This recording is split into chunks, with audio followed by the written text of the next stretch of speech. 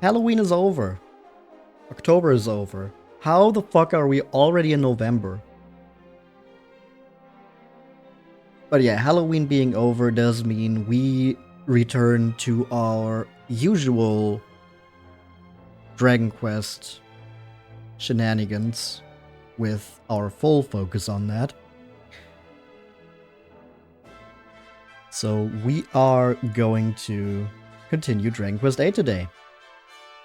Last time, we did a bunch of stuff. We explored the snowy region of Irkutsk. We got to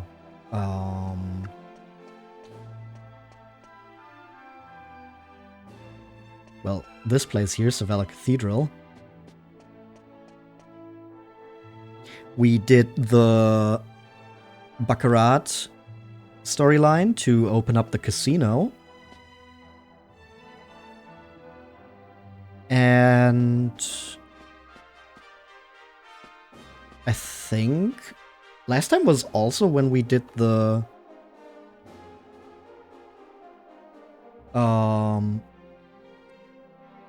what do you call it? The Monster Arena rank B, right?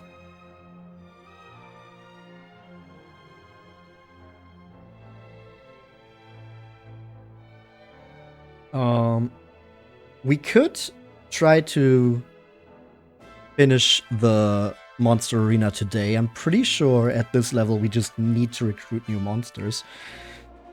However, I do intend to focus more on the story in the stream. So, yeah, what we heard about in Savala Cathedral was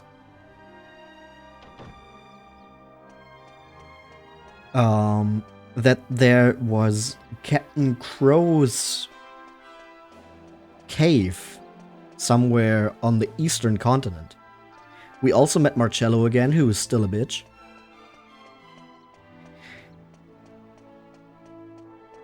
Yeah, we are currently trying to find a way to get the Godbird Empyrea to help us, who is not easily reachable, but she would enable us to fly. And we need to fly to get to the Lord High Priest's place in Savala Cathedral. So, what's the fastest way to get to where we need to go? It's definitely zooming over somewhere.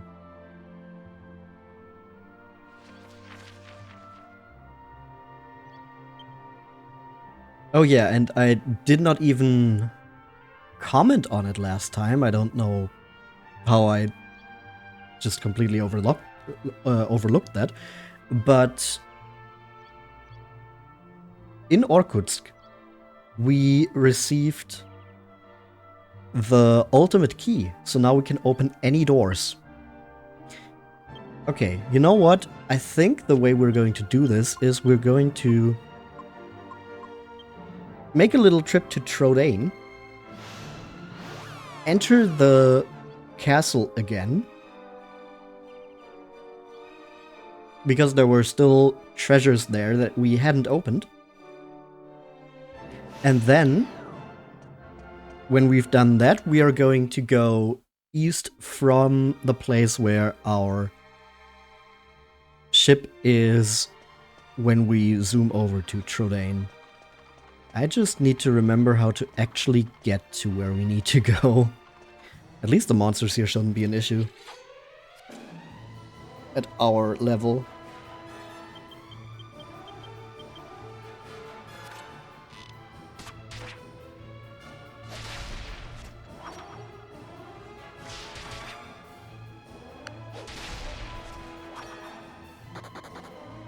The Garuda is even fleeing from us.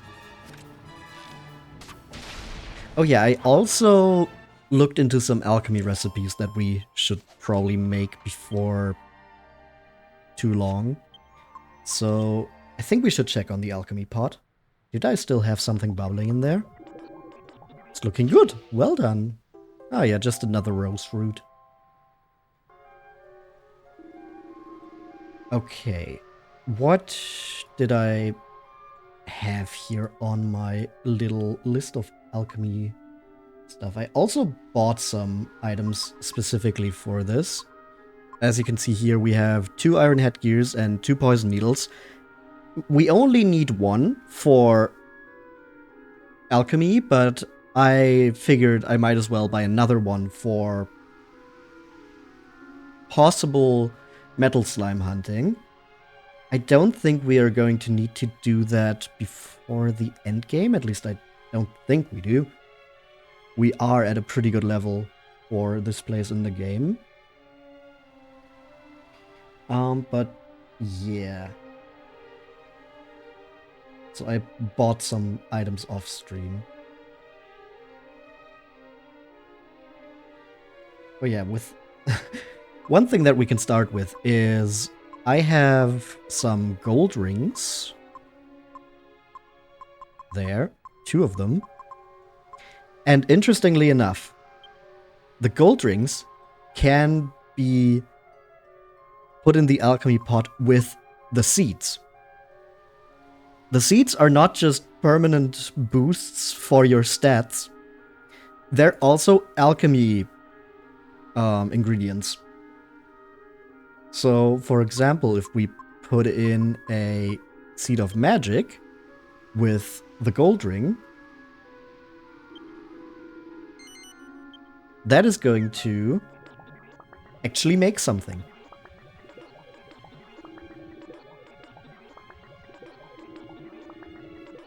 I do believe you're onto something here.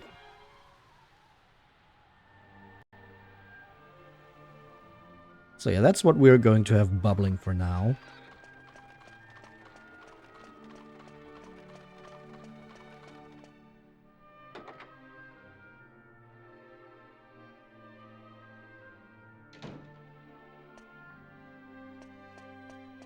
And then here, did we just have to go up? No. First we have to go into the main hall and then upstairs?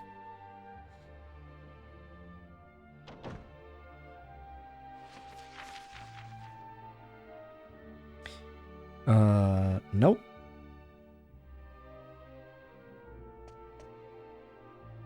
I remember passing by the room where we needed to go a whole bunch of times when we were first exploring Castle Trollane. Was it actually just up here? Was not this one.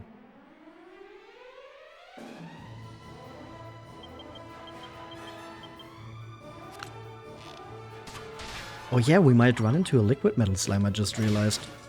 That would be nice, because I still haven't killed one of those. I got a metal king slime, but not a liquid metal slime.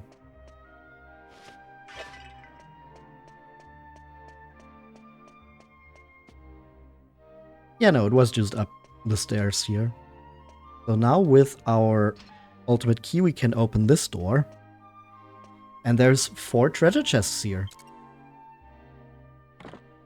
What we can get here is another seed of magic to replace the one we just used.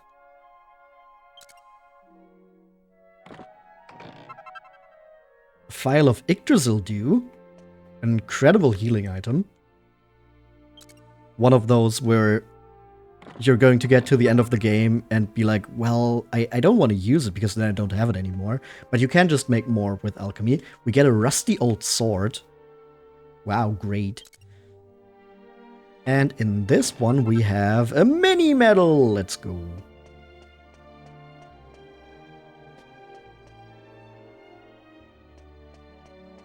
And that is what I wanted to do here. We can check with Yangis's nose for treasure if I still missed anything. Which I honestly might have.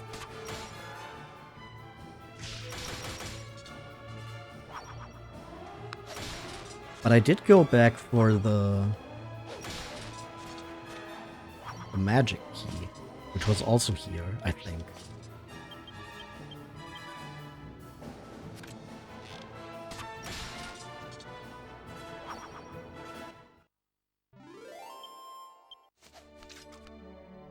Let's see.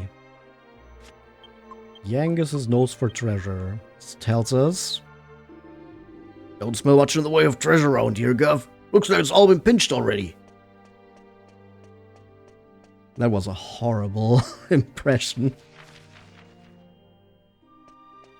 Yeah, that means we are done here and we can proceed.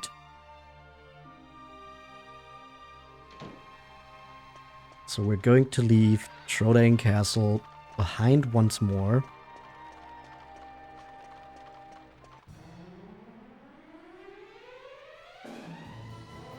Once we've defeated these dragon thorns here.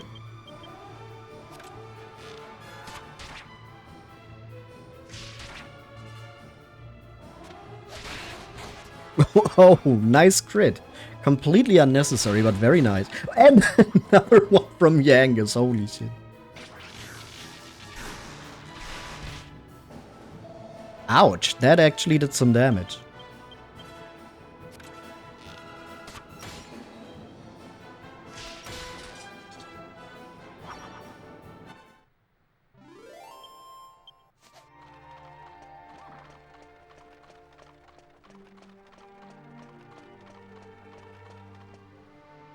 Alright, time to leave our home behind again. Then we need to go west to get to our ship. Oh hey! You're back here, huh?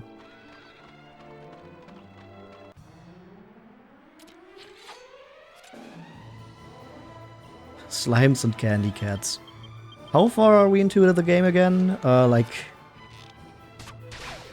Story-wise, like 40 hours?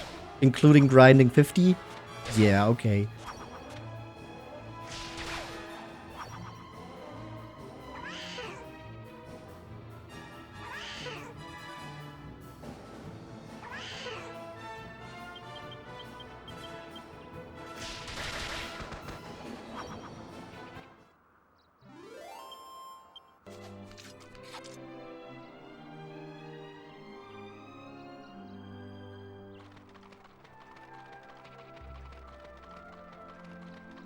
Okay, now we need to find a way down there.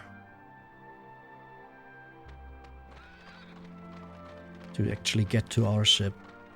It's a little annoying that the way to get to the ship in this area is this winding, but hey, what can you do? At least we won't have to spend much time on the open seas. And we find some Terror Tabbies. Did we defeat Terror Tabbies before? I don't remember. We defeated jail cats, definitely. Maybe we did, but it was at nighttime, so they looked a little different. I don't remember beating up I don't remember beating up Garfield.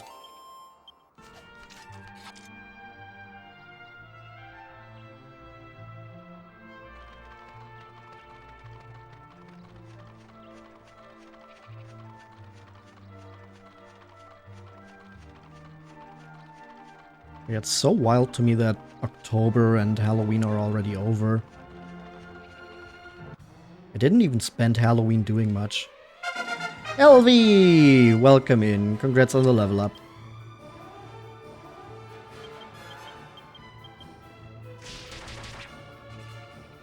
Level 40! Hell yeah. That's late game levels.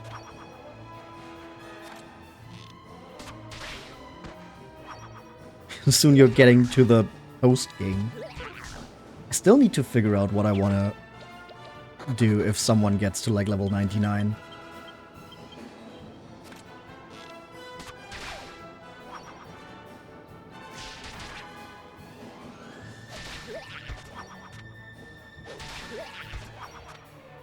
Maybe they can like change their vocation or something. I just have to think about how to set that up, but that would be funny. Maybe I just manually set it when someone gets to that level.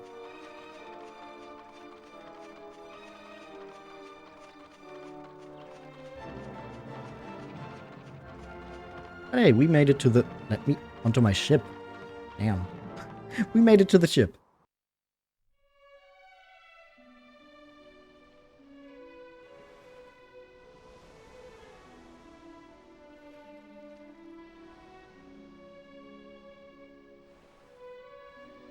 from here, we enter the river of the eastern continent, since that one pirate guy told us that he found a cave there. Sirens. Probably shouldn't be too bad.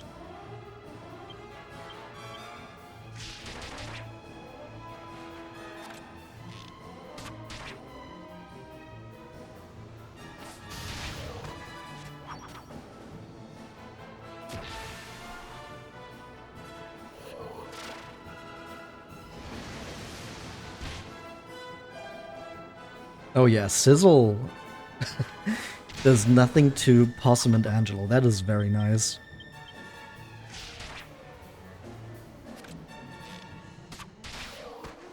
There we go, Sirens defeated.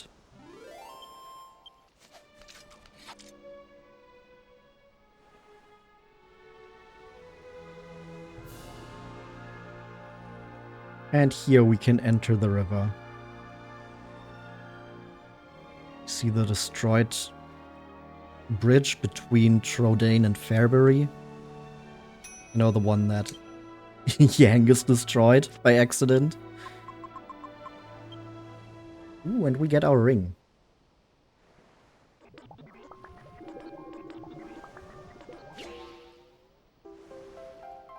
By combining a gold ring and a seed of magic, we get a prayer ring. And we can move this even further along by putting the prayer ring back in and using a seed of life. If I have one, there. If we combine these two, we also get something.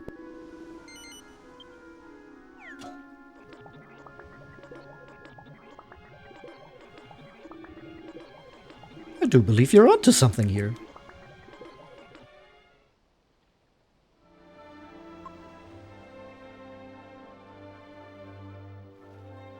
We just follow the river some more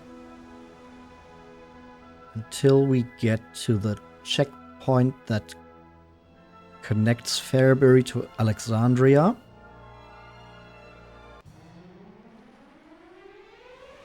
Calamari kids. Hello.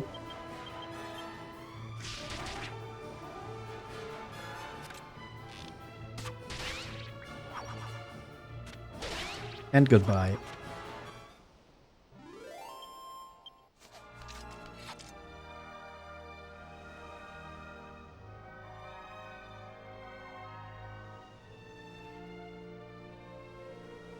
Should be somewhere over here. Ah, there it is. There's the bridge. And right over there is where we want to go.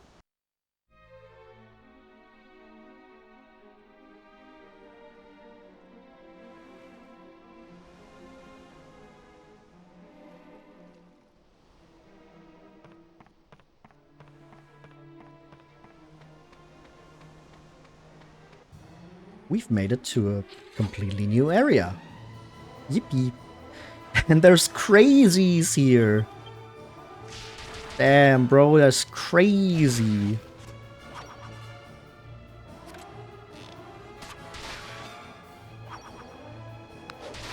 They're somehow easier than a lot of enemies on the open seas. Weird balancing decision.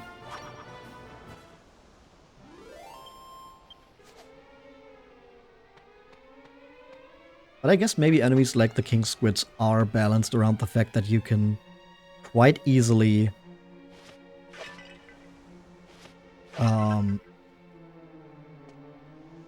kill them with instant kill spells like Thwack. Mini medal, let's go. We have already opened treasure chests here. Green, welcome in, and whoa. Immediate hydrate and stretch, okay.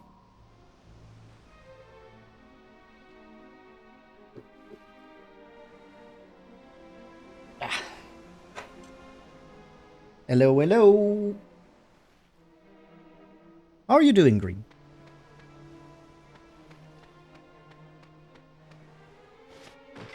Hope I had a good Sunday. It was decent. It was better than the last 2 days because I did not have any issues.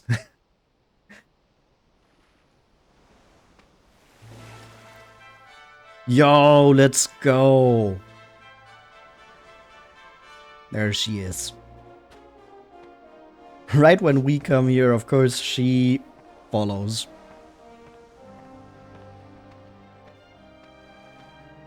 I thought I recognised ya. You're that lot who got the Venus tear for me, ain't ya? Fancy seeing you again in a place like this. Red, what on earth are you doing here? Well, I heard a rumour that there's treasure here. Belonged to that old pirate, Captain Crow. Mentioned treasure to me, and I'm unstoppable. I can't get enough of it. So I got myself this boat and came on down to see what I could find. By the looks of ya, you're here for the same reason, eh? Oh, this could be a bit of a laugh then. First one to find it, keeps it. In which case I'd better get a wiggle on. Sure you won't mind giving me a bit of an head start?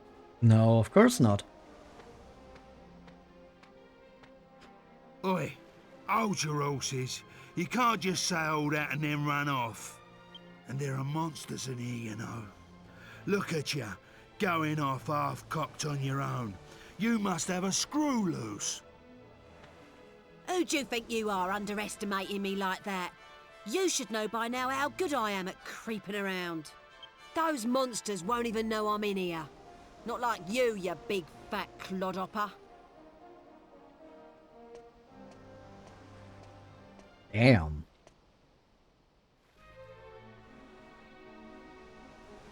But hey, she said we should give her a head start, right? So, we can't just zoom back to the Pirate's Cove.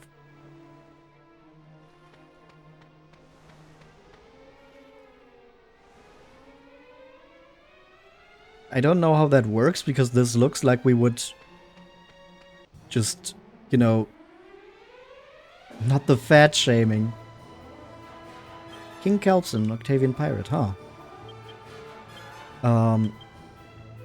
Not sure how we can zoom in here, because it looks like a place where we would not be able to zoom out.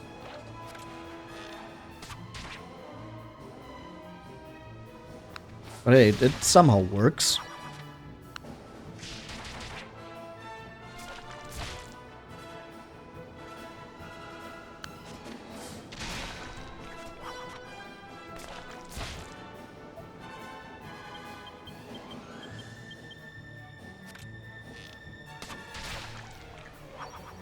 I think there's one thing I might want to do before we actually start exploring this place. Because, you know, Medea has told us twice now that we should please bring her back to the magic water spring. So, you know, maybe we should do that. Let's see if we can zoom out of here. And if not, I wonder how we can zoom in here. We cannot. Isn't that interesting?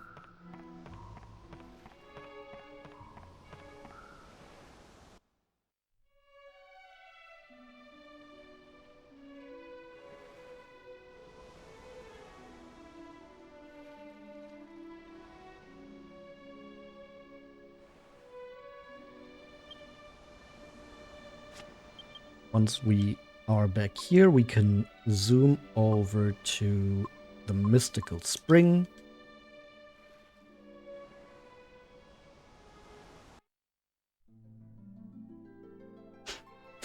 And there's no zoom animation if you do it on the ship. Very, very sad.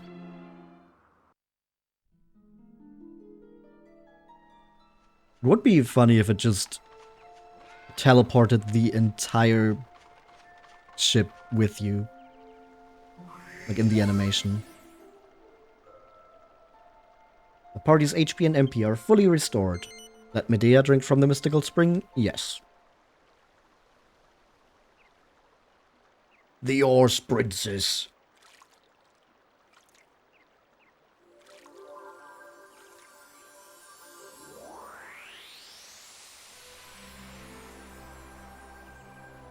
Oh, I'm sorry. I'm a bit preoccupied. I was thinking about Marta. Yeah, very sad about the nice babushka. I had a grandmother when I was little. She died a very lonely woman. She was never able to marry her true love. Oh yeah, that's the whole reason why that Trodain-Argonia pact exists, right? It's a little We heard ironic, about really, that. when you consider my current circumstances. Fate is such a mysterious thing. I wonder if I'll really be able to go through with this marriage.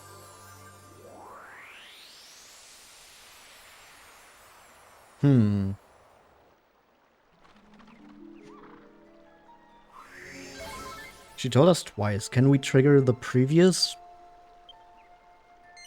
message as well, or do we just get the same thing again? She can't drink anymore at the moment. Okay. Ruby! Welcome in. Congrats on the level up. Hello, hello. Good to see you.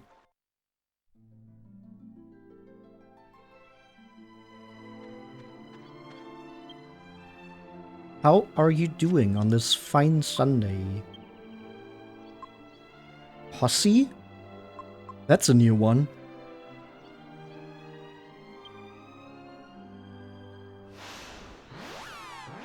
Still a bit high.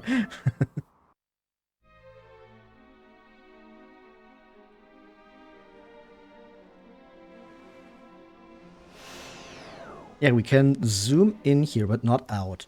Interesting decision.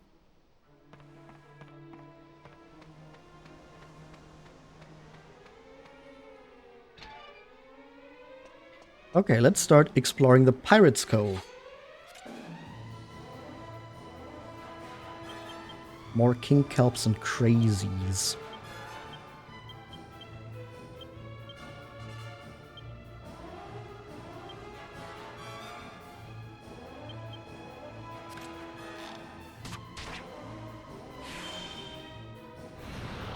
King kelp. King kelps.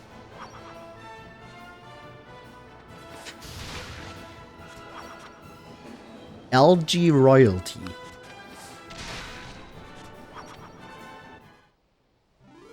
Seaweed rulers. Has nothing to do with kink.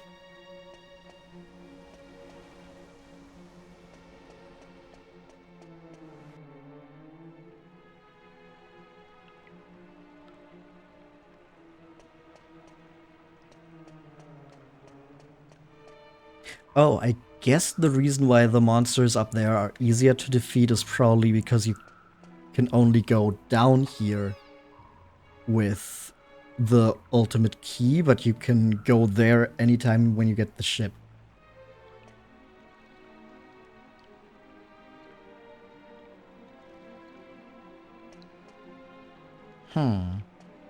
Oh, there's just a cannon here. Neat. Squid bun. Oh no, it's the same monsters.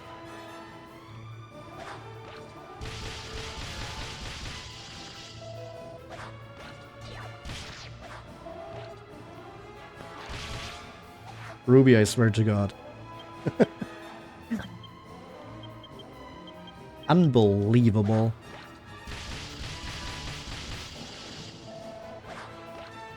It's called fashion.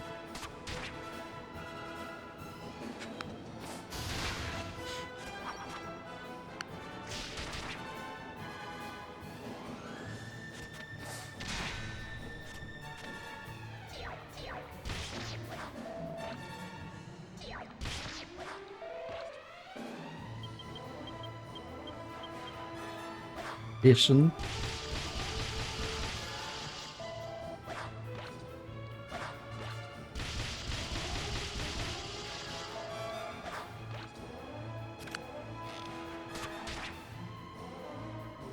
Zeka has possessed you. Oh god. I did not know Zeka had that power.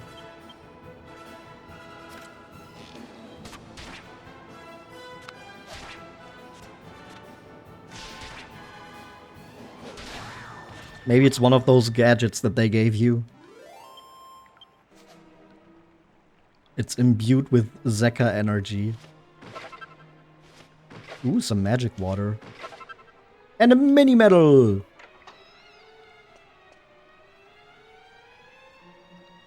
There's a chest here.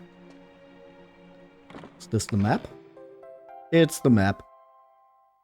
Yippee.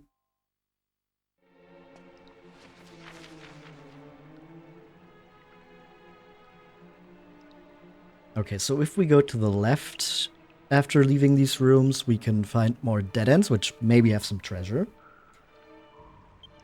And then we can continue down to level 3. It says Possum. Knows mine. Ruby. I entered that name at the beginning of the game.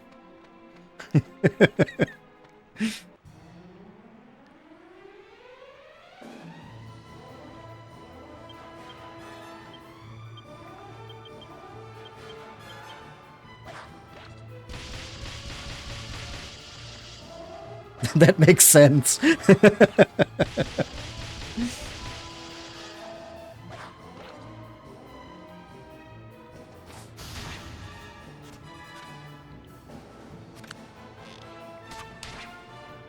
Yeah, the heroes in Dragon Quest usually don't have canonical names.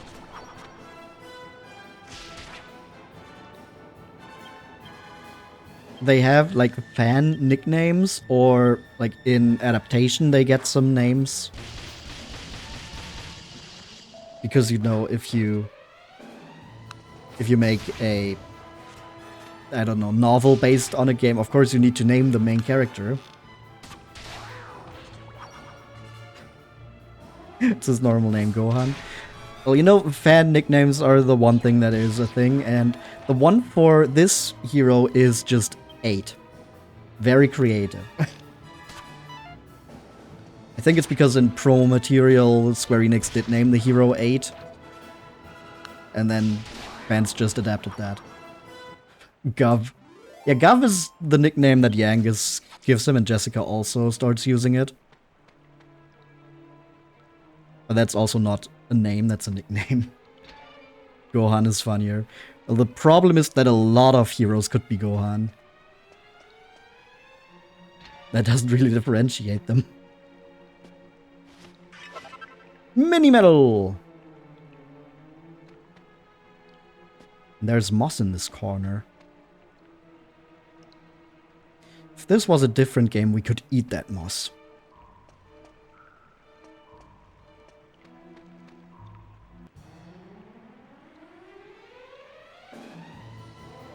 Demon Thunderers.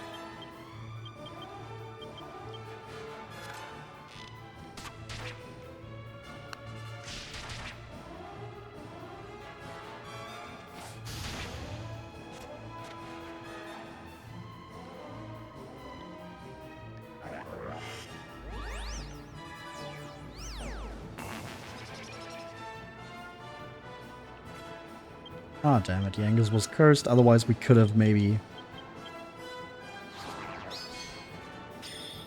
dealt with this faster. But I guess we're out of luck. We got Gohan, Trunks, and Pan.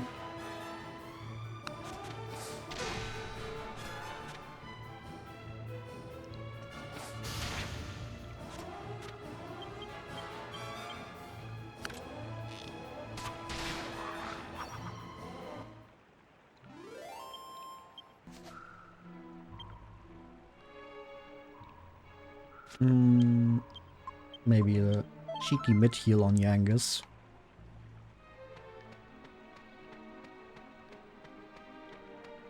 Now we can continue on in this direction.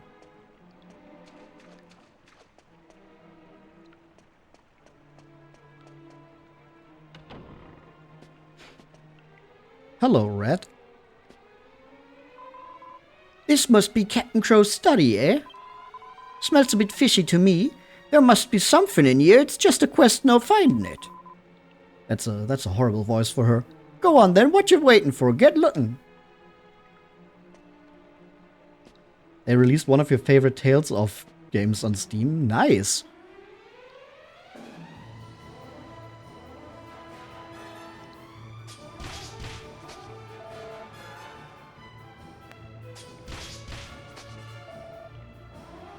I gotta say, when it comes to Tales of, I don't know a lot about them.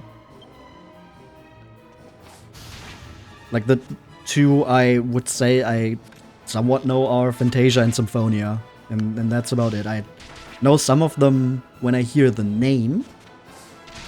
Like, I know that Celia exists, I know that Tales of Graces exists, but... You what? You what? But, yeah, I'm not too familiar with the actual games.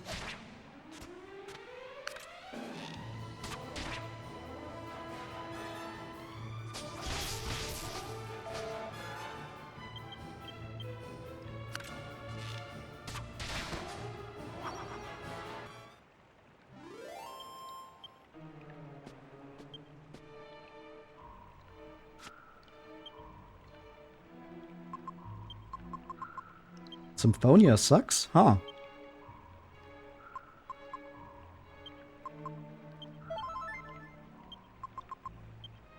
Oh, no, not on... that was a waste of MP. Wanted to use that on Jessica, not on Possum.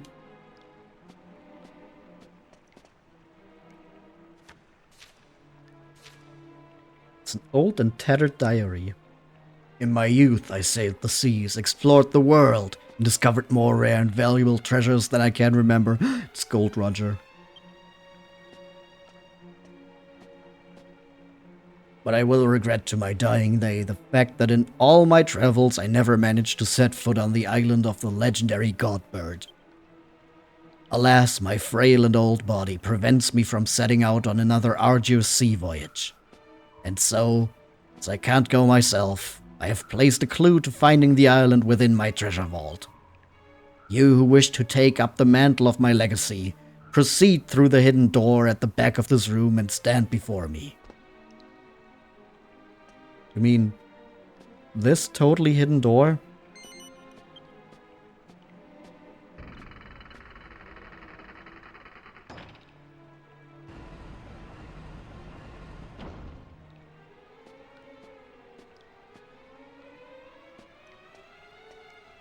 I knew there'd be some kind of secret passage in here.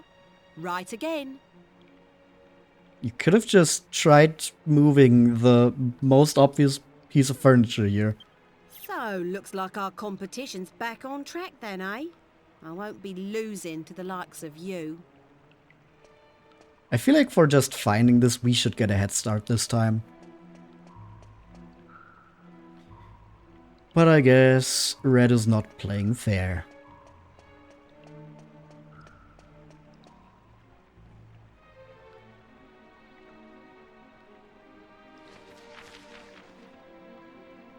Okay, we're going in this direction first. Always gotta check the dead ends.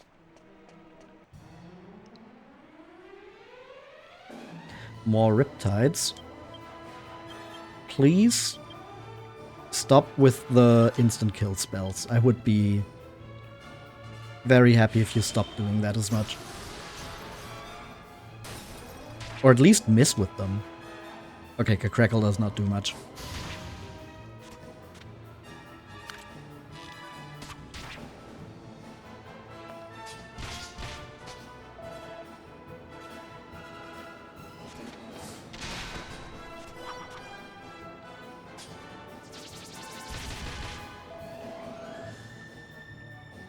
These guys are very heavy hitters, especially in comparison to the other enemies here, huh?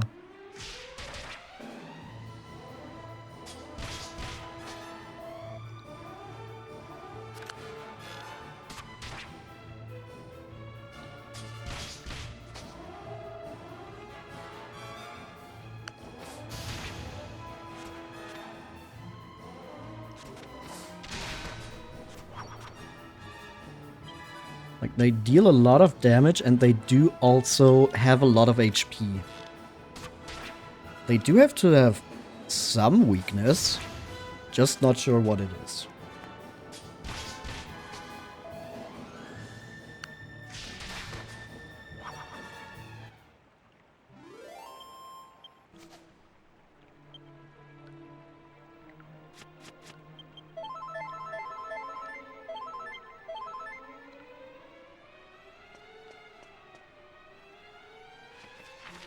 That's where this stuff... Yeah. Okay, that's just a dead end with nothing. But if we go here, we have some barrels to break. Ooh, that's always nice. Man! That is so rude. Whoa! Hello. Maybe we call the team.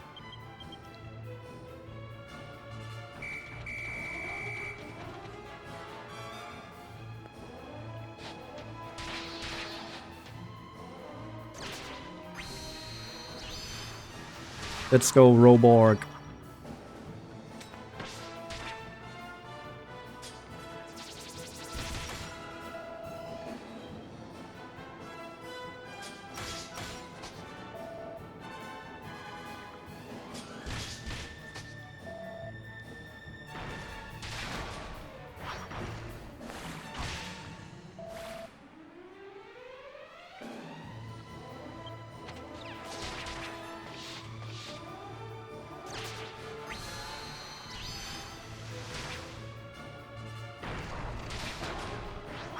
That does help against those guys, huh?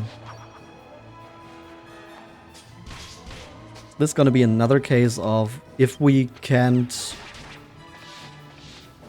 or don't want to deal with the enemies, we just call the team. Probably. Probably.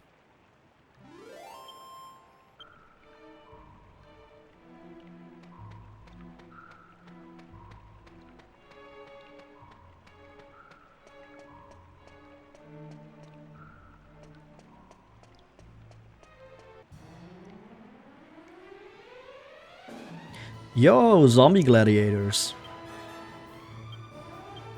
I completely forgot that these were here. Surely I can frizzle you.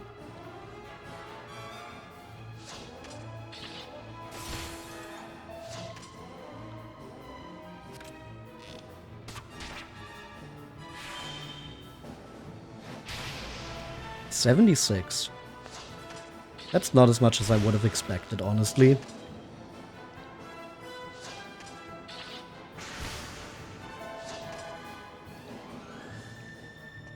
But I am also once again trying to... Oh, 133 from the Flame Slash, though.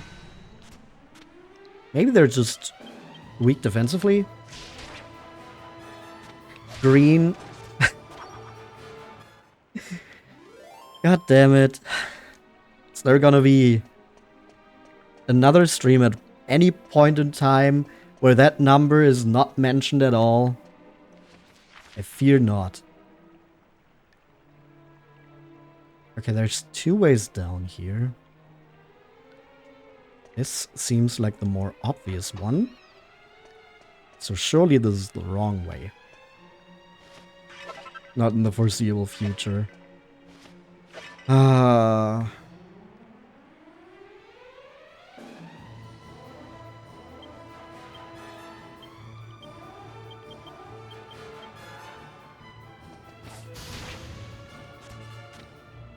Like, it's not even funny, it only references itself.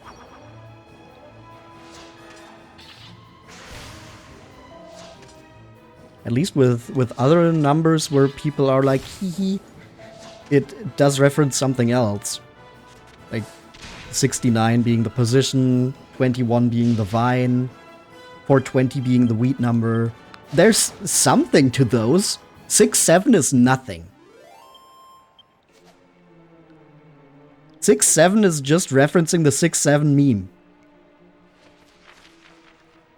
Which consists of saying the number 6-7. There's nothing to it.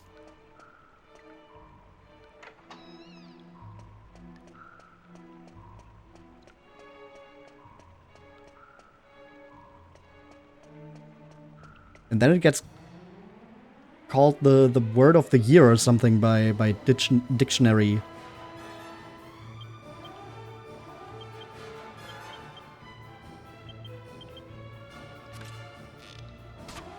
Like, I watched some stupid shit as a kid. I won't deny that, but at least fucking swouse or other YouTube poop words did not become word of the year.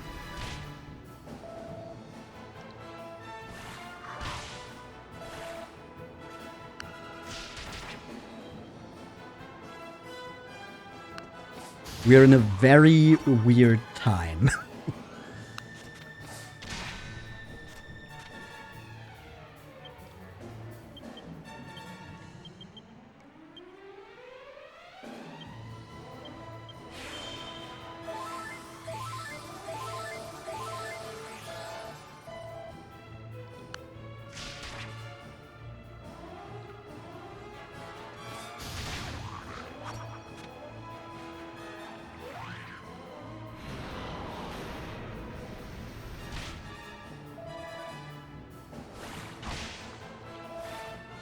We're just getting regularly sizzled now, huh?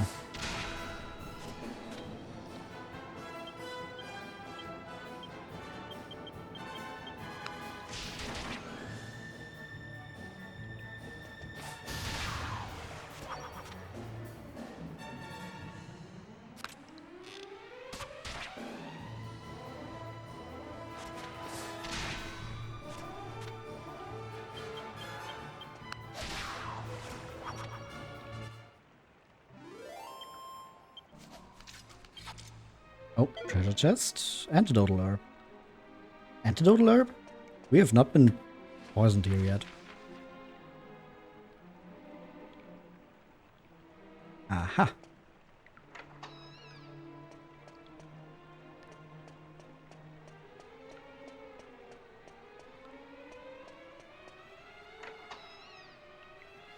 I do like that the place where we actually need to go on the map is this smudged out blob here. Really gives it the feeling of being an old map.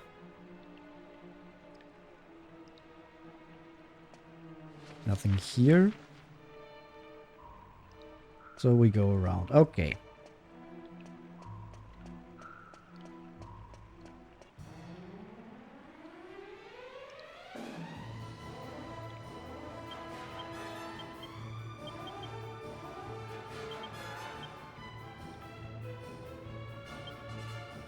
How much does Crackle do against these guys? Oh, not the terrible lightning, no! Ouch. Jessica needs some healing. Okay, Crackle is good against the demons.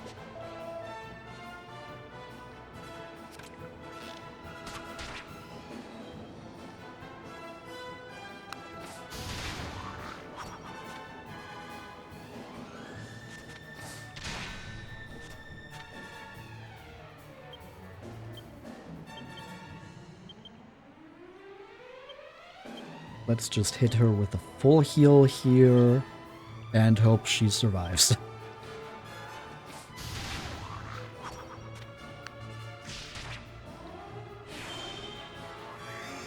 Okay, perfect.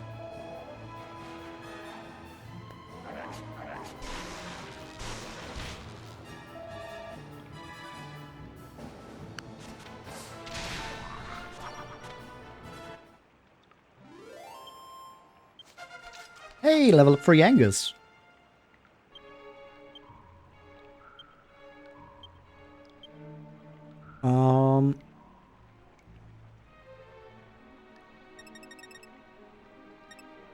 Let's get this to 80 and this to 89.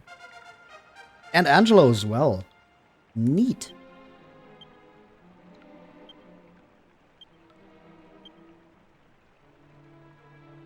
Let's get the charisma to 60 and the bows to 37.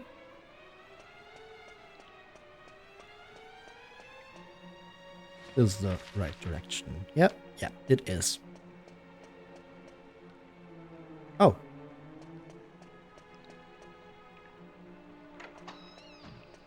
Hi, Red. So, we meet again. Just so as you know, there's nothing to see here. I will check Up that to for you myself. whether you believe me or not.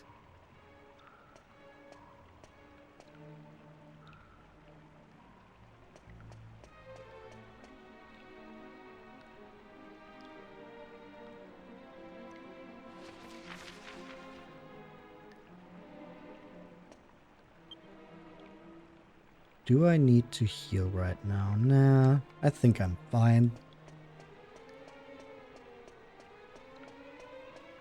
We go through here to get to the other side of that room we were in before.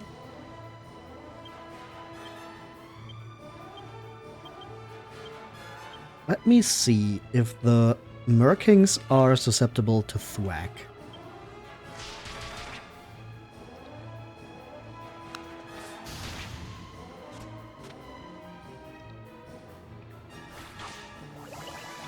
Oh, they can poison, okay.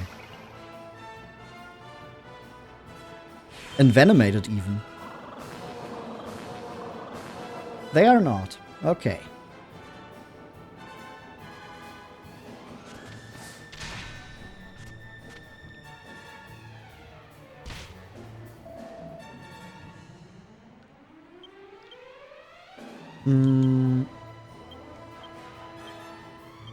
Maybe they are weak to Kaswoosh? Or we can blow them up. Okay, Kaswoosh does very good damage. More venom is missed. Stop.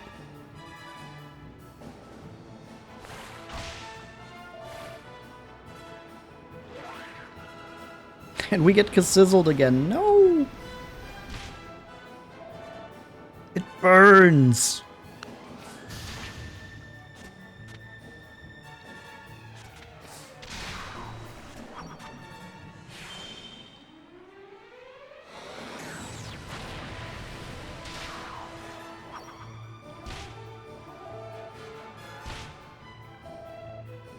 Okay, Kaboom does okay damage, but I don't think it's worth the MP.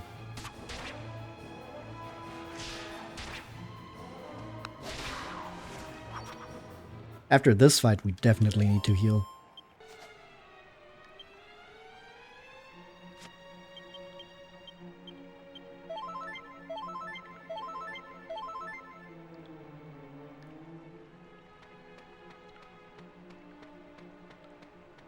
Okay, so the Merkings can poison us. Or even envenomate us.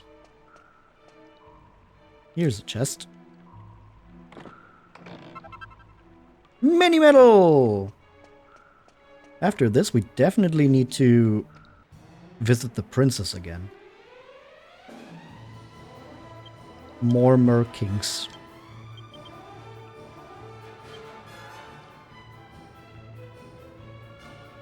Angelo's low on MP already. I should not spam Kaswoosh. Even though it does good damage against them, I don't think I should do that.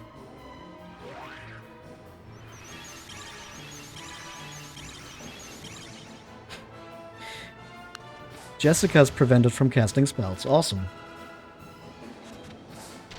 The one person where I would maybe use spells in this fight. And she's the one who gets fizzled. We love to see it.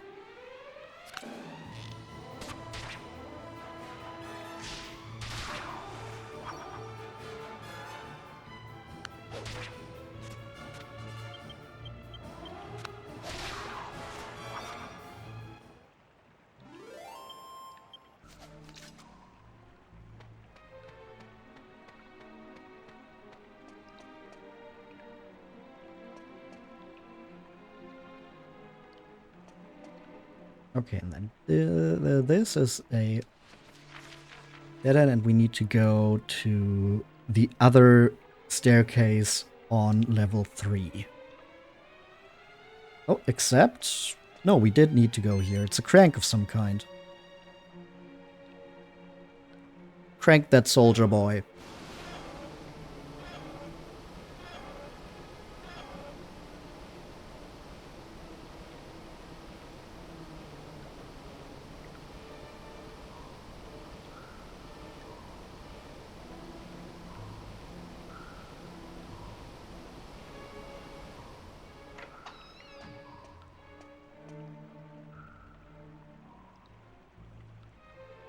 So moving the handle makes the water go down, eh?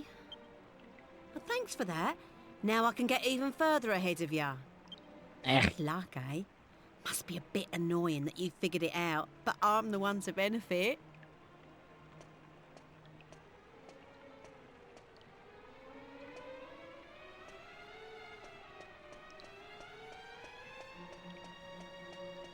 I think they're trying to make you dislike her a little here, but after the other characters we've run into in this game so far, a little bit of banter is nothing. Like,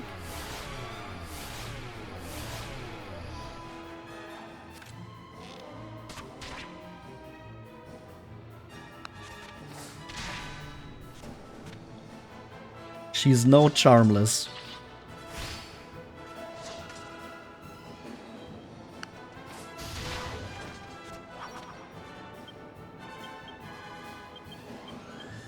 The banter is the good part, though. Yeah, like I think it's meant to kind of be this thing like, oh, she's always ahead of us. No,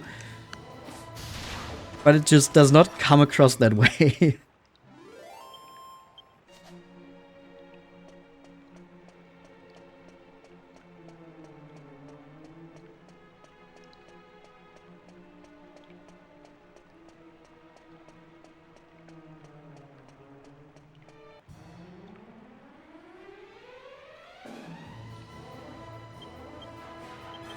Okay, 3 zombie gladiators I don't want to deal with. Let's call in the team.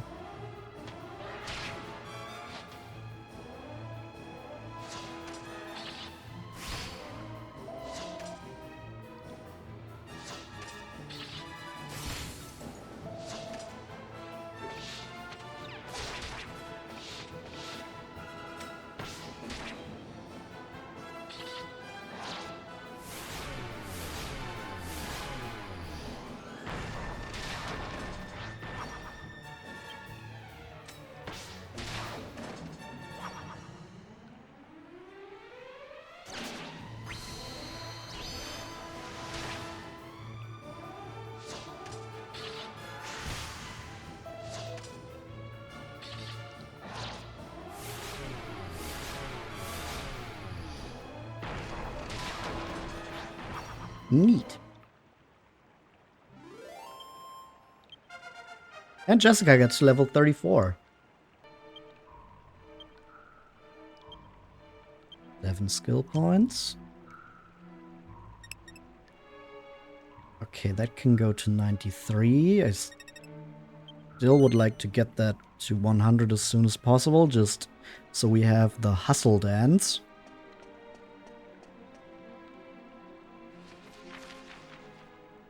But we are at the point where we can only put a few points in there every level. Because the game tells us, nah.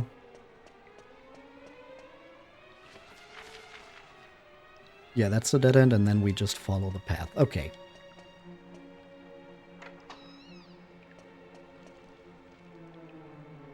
Okay, surely one of those is a mimic of some kind.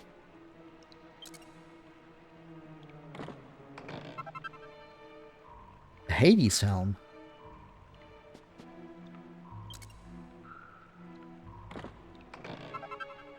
And a bone shield. Okay, no, they're just both cursed.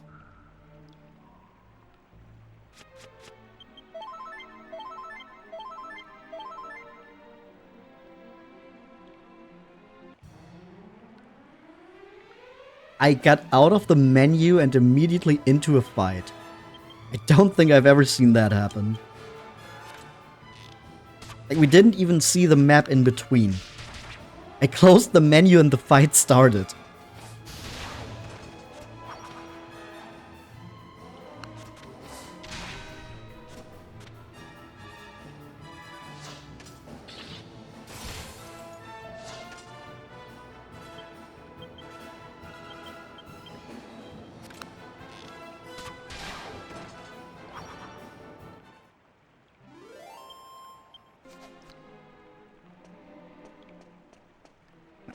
Let me through.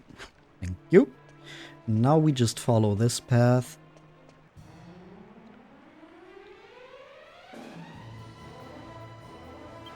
Three zombie gladiators again, huh? Sounds like a job for the team.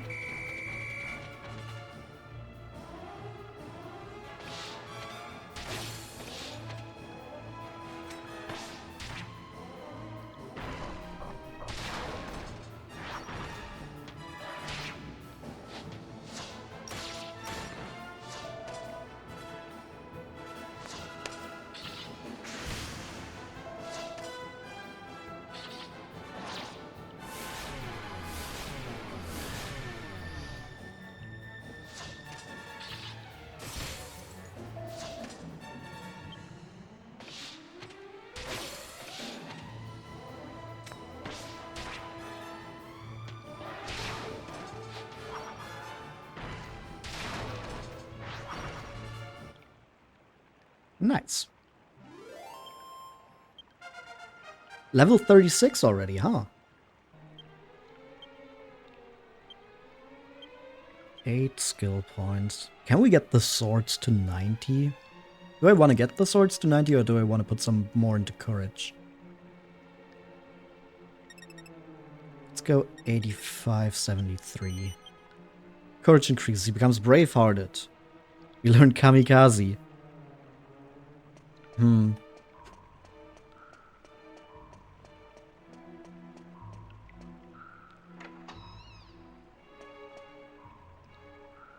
I don't think I ever consciously used that spell.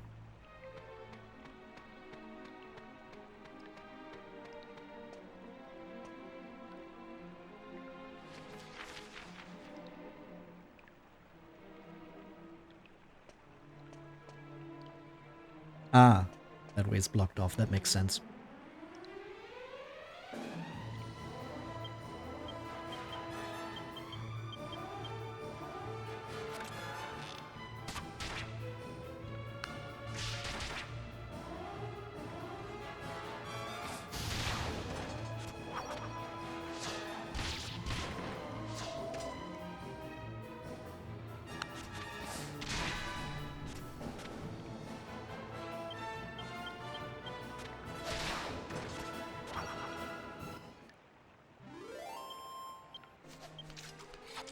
Ooh, what do they drop?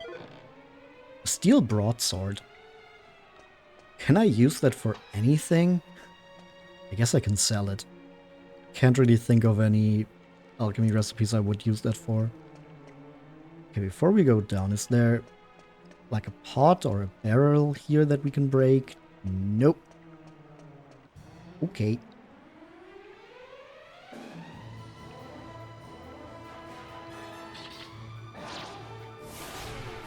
This is like the third time that we get suddenly attacked today. And I don't think we surprised the enemy once. Not a good day for luck when it comes to that regard, but this is also the third crit we've had today, so we are lucky in other ways. Damn. Okay.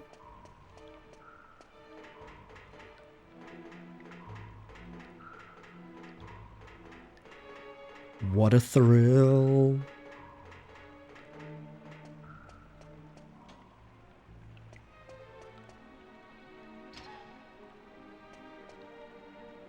Here we just go through this door. There's not much else here.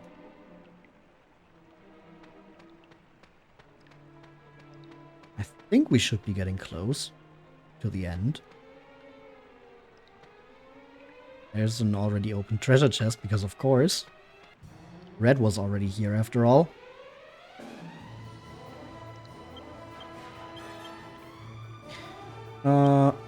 Let's call the team. 8 MP, that's worth it.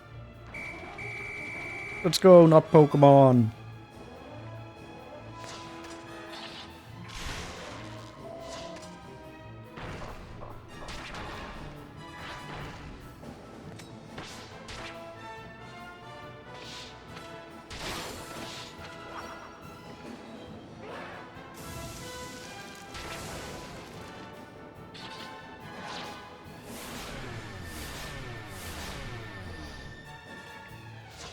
Roborg isn't even affected. Roborg is still trying to show off why they're the GOAT.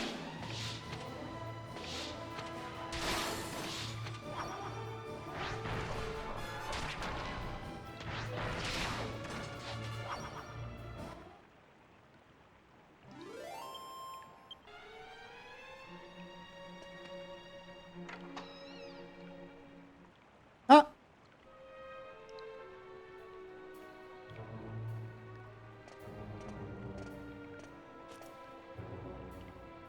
What took you so long? Looks like the goodies are mine, eh? We did say it was first come, first served.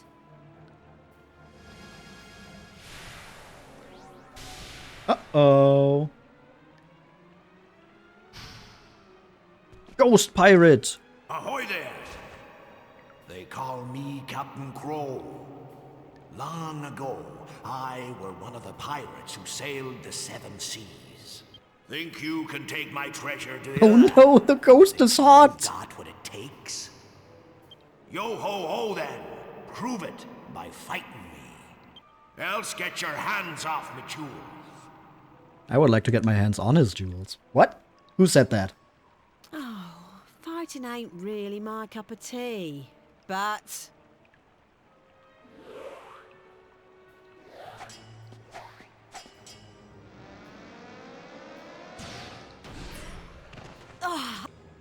Red, what are you doing getting yourself into this? Red, what are you doing getting your ass handed to you?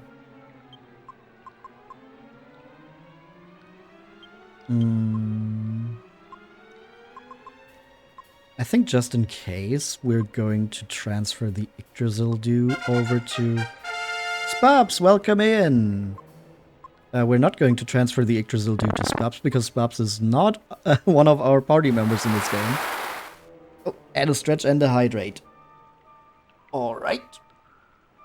We're stretching.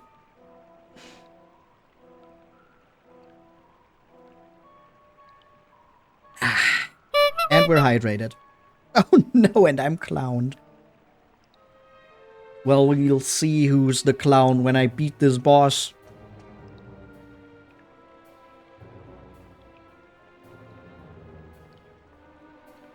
So, you're after me treasure, are ya?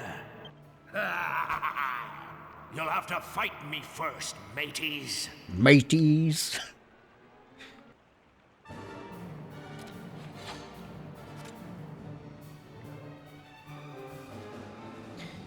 So, Captain Crow is an interesting fight because he can act twice per turn, and he will usually try to psych up himself and then attack everyone in the party. So, first of all, I think it's important that we kabuff here.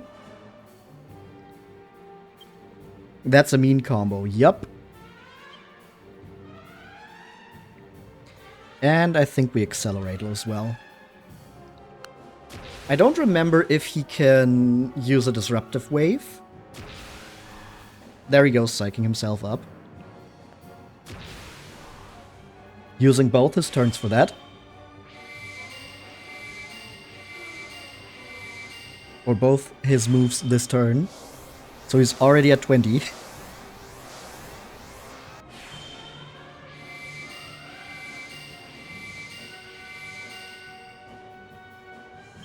But what we can do here to counteract that is Angelo has an ability called the Chilling Chuckle, which reduces the tension of enemies. So we can kind of slow him down in that way.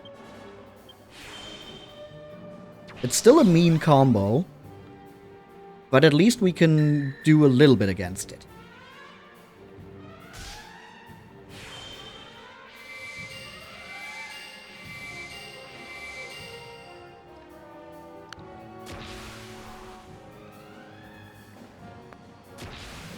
Psychs himself up, goes back to 20.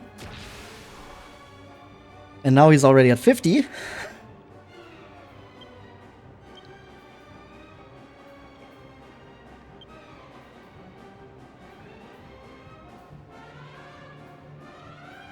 Maybe we can try to war cry with Yangus. Also going to Chilling Chuckle again.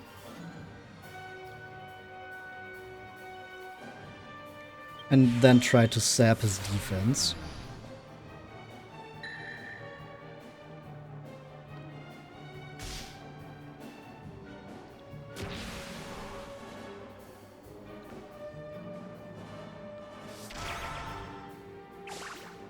He is shocked. Perfect. But only once. And then he starts pushing his tension up again. Awesome. I think we're fine to use the Helm Splitter with the Angus here, though. Did we oomph? Yeah, we did oomph Possum. Should we also oomph Yangus? Don't know if that's gonna be necessary. We can sap. Lower his defense even more.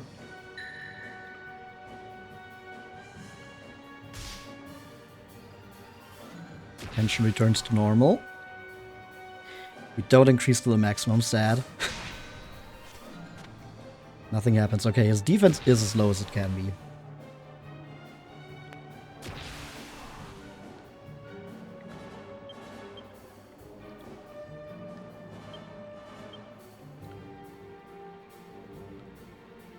Maybe we do just keep using the war cry with Yangus. It did work.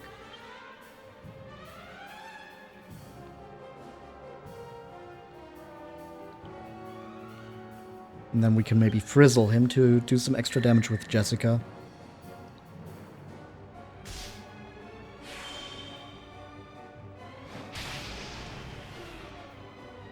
Yeah, so Angelo's Chilling Chuckle does slow him down a lot here. And we get Possum to 100.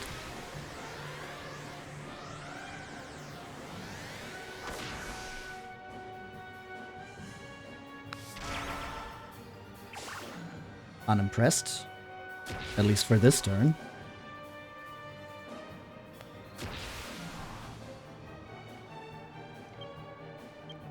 And then we use... Which one do we use? Maybe just the Flame Slash this time. Try the War Cry again. Chilling Chuckle.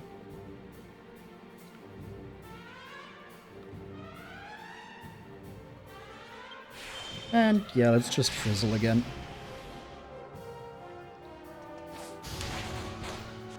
$3,329 damage.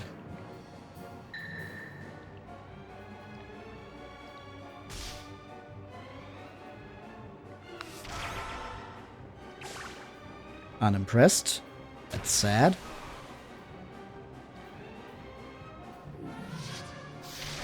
And he launches Thin Air. While at 50, not at 100, but you can see how much that already does to us. Now imagine if he did actually get to 100. But him using that means we can do some attacking this turn without having to worry. Angelo goes for a multi-heal.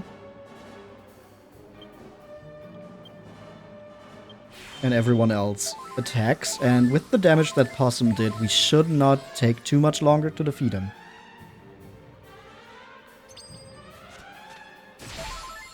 Yep, there we go. I can stun him, I did it once. It contains a pirate set. Yar har har mateys.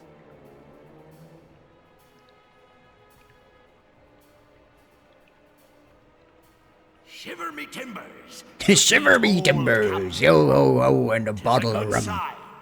My treasure be yours. Ha ha, me old hearties. Take my treasure and fulfill the dream I never could. Ha ha. Good job, thank you. This is still not the boss that I was thinking of when I said there's one more boss in this game where I'm worrying about if I can beat them first try. But we're getting closer and closer. Get the Illuminated Sea Chart.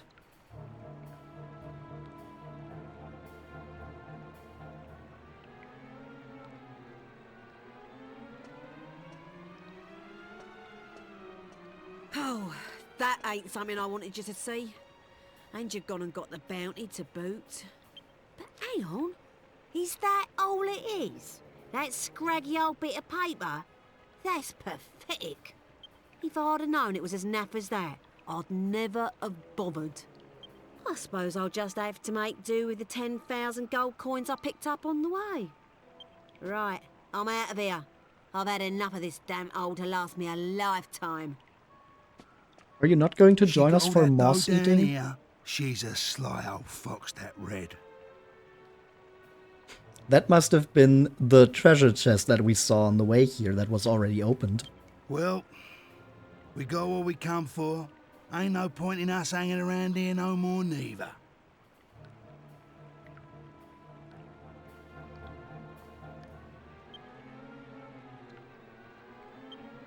Well, that did go perfectly. We have a pirate set. Worthy of a pirate captain. Which we can equip. It does boost our defense a bit. But the one we have is the Mercury's bandana, which also increases our agility. So I think we're going to stick with that.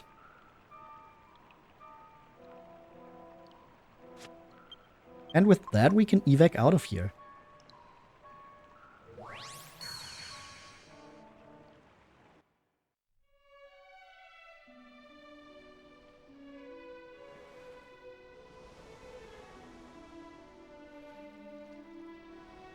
Got the illuminated sea chart. Don't think... yeah. Probably need to look at that. Or use it. Ah, come on. There. Shows the secret path to the Godbird Island. Sea route glows brightly on the map. As we can see right there.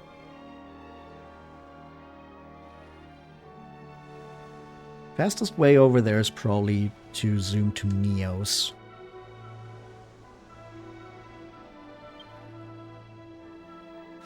But first,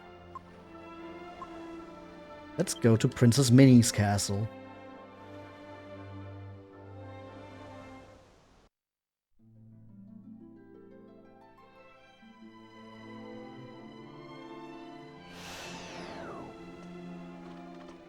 Come on. There we go. And while we're here, we can also do something else real quick.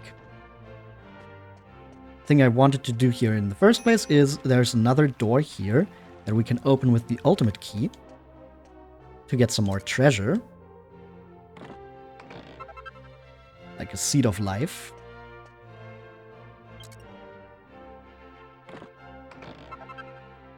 A mini medal in her own castle that we're going to give to her. Seed of strength.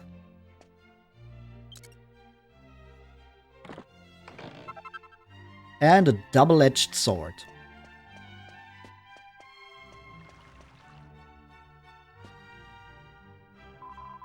Well, hello, I'm Minnie, Princess of Medals, you know. I collect mini medals from all over the world. Oh, how simply delightful. You've brought one some mini medals already. Let one have a look then. This brings the total number you've brought one to 60.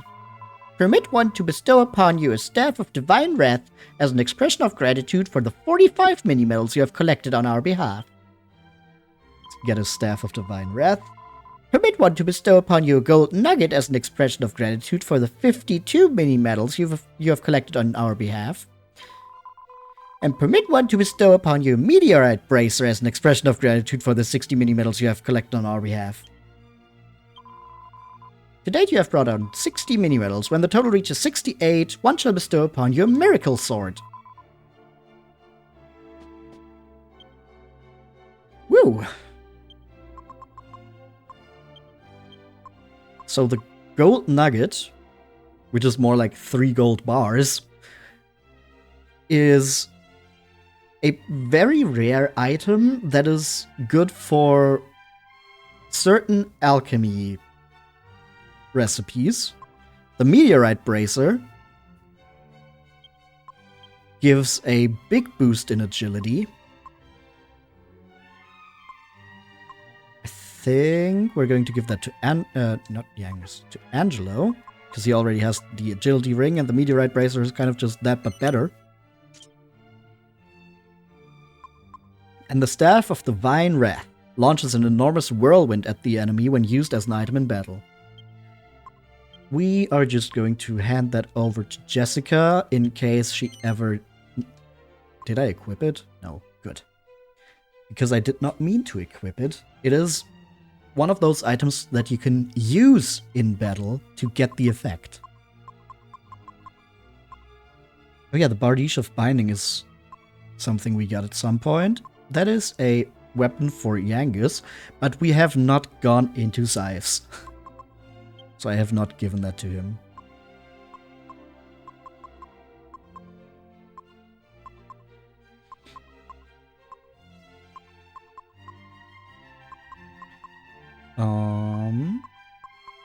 Was there anything else at the moment? I don't think so. I think while I was talking, I might have heard the alchemy pot, but I'm not sure. The moment of truth. We get a recovery ring.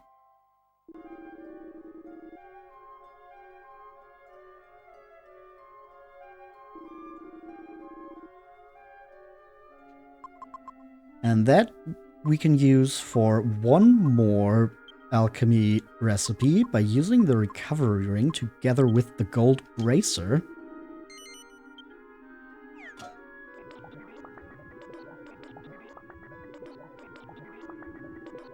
I do believe you're onto something here.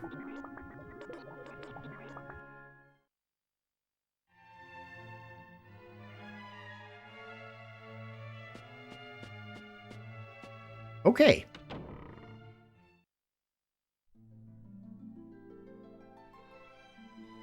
And then, like I said, we can do something else here on this island while we're already here, because if we go over to the west of the island, we run into some tap devils, but that's not what I'm looking for.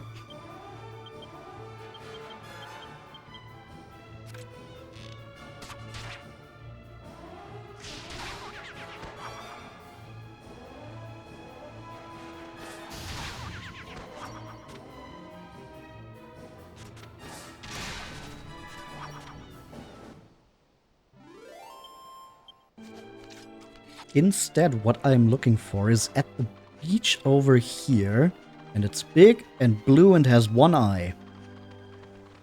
Hello there. This is the Gigantes Gangster, or Gigantes Gangster. I'm actually not sure how to say that. But yeah, this is another recruitable monster, but it's only unlocked after beating rank B. Which, of course, Roborg helped us achieve.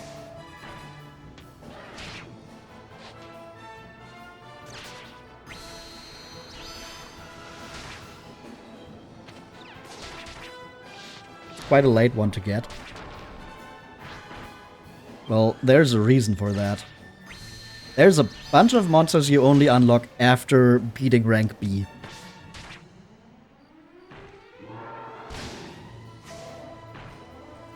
And the reason for that is they are a lot stronger than the earlier ones.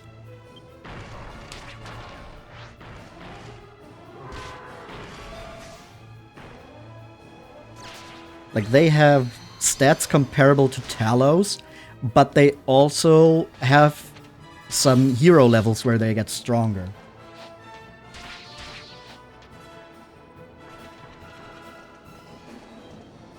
And not Pokemon did not even take him out. So we can call praise Roborg.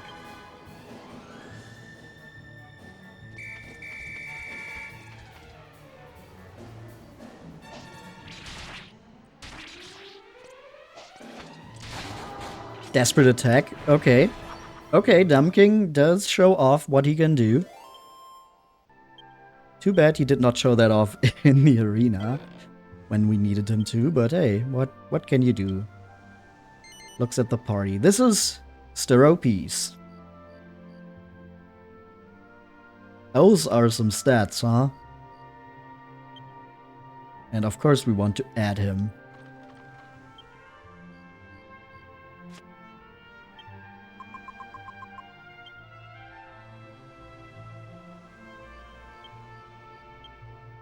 And I think we're going to move Steropes into Team 1 and then... Oh. That was the wrong button. And then we're going to replace Potbelly with Hexzilla in Team 2.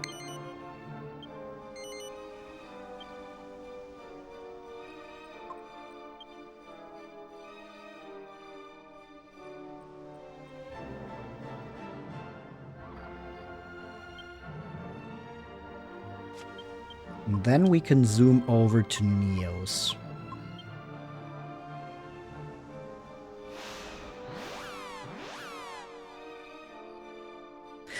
Actually, I think we should rest up. For which Neos is not a great choice. Because Neos is very expensive for the inn. But I don't feel like zooming to a cheaper inn now.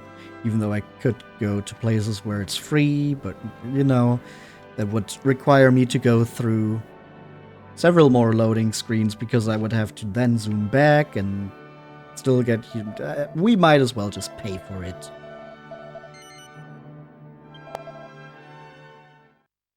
It's a bit annoying that inns get so expensive. It's not even a linear thing. I think the reason why Neos is more expensive than other inns is because it is a world-building tool. Because people, especially religious people, take a pilgrimage to the Holy Isle of Neos to look at the giant goddess statue. So the inn is pricier because a lot of people come by. It's actually cool in that regard, but of course it makes you just not want to stay here. Then it should be free. No! You see, it's more commentary on how corrupt the church in this game is. People are making money from the whole pilgrimage thing.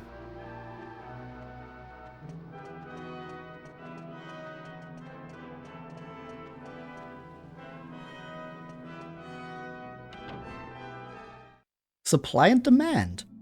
There's a lot of demand here for places to stay. The supply is low, so they can ask for more money.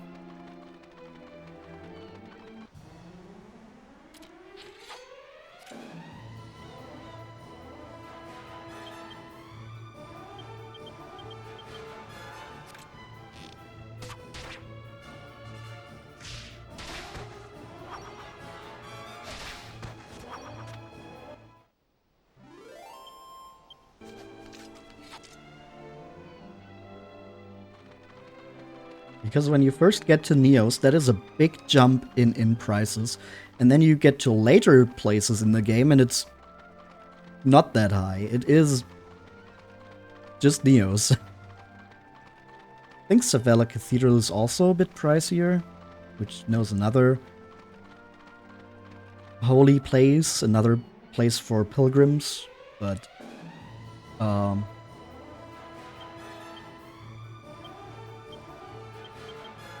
yeah, it's not just a linear thing where places get pricier throughout the game. That's also a thing, but there's special cases like Neos.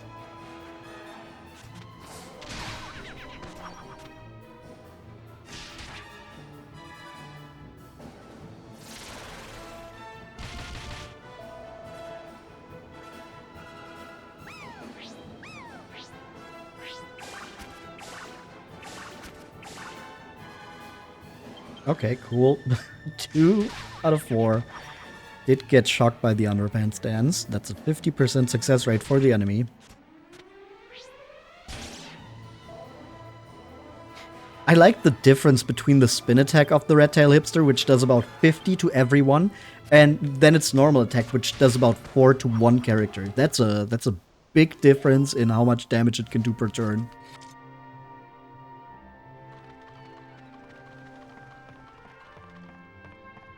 Okay, but we did get to our ship. So as we saw on the map from the glowing sea chart,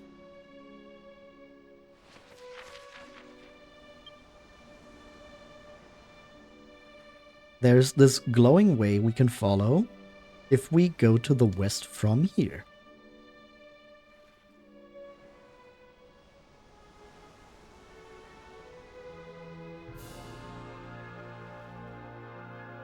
And of course, the X marks the spot.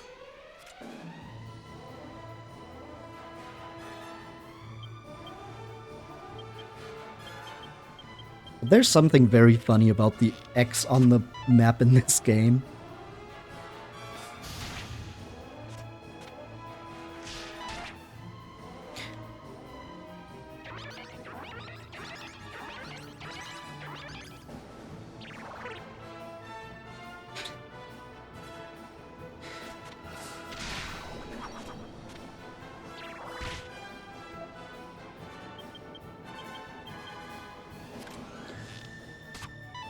If these sea angels would stop dodging.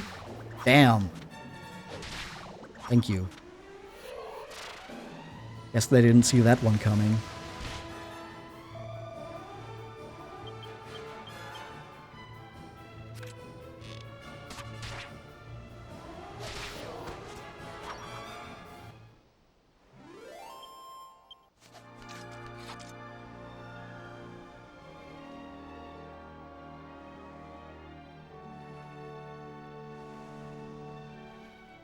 Yeah, so you know the X on that map?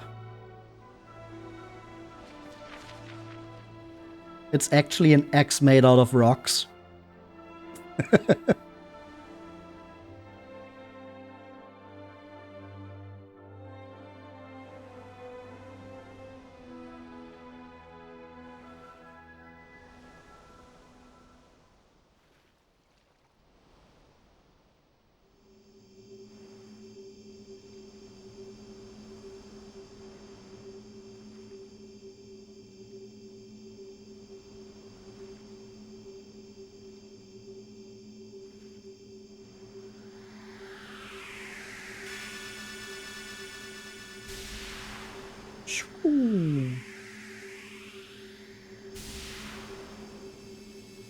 The glowing route also appears on the actual ocean, not just on the map.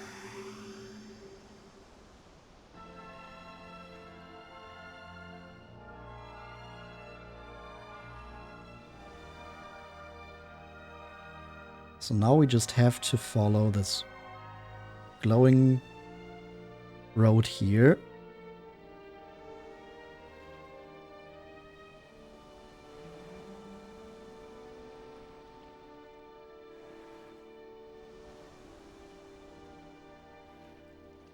Which does feel a little silly.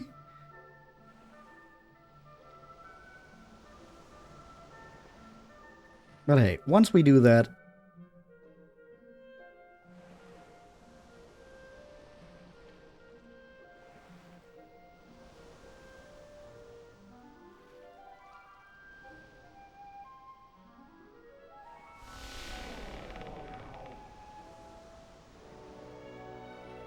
we're going to crash and then we die and that's it.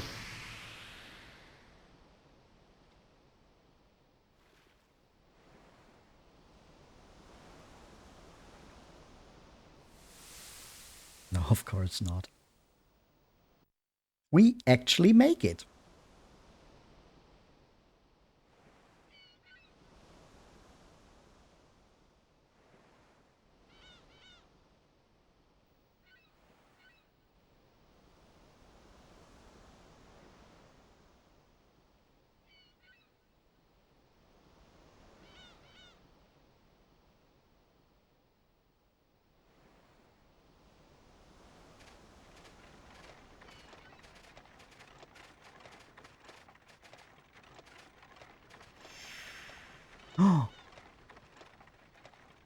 But there's nothing above. What was that shadow?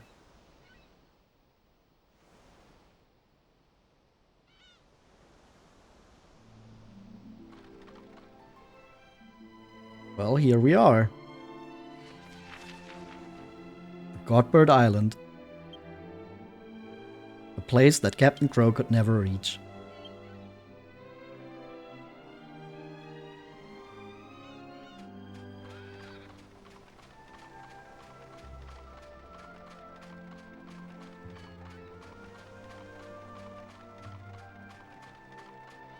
Now we just have to actually find a way to contact the Godbird.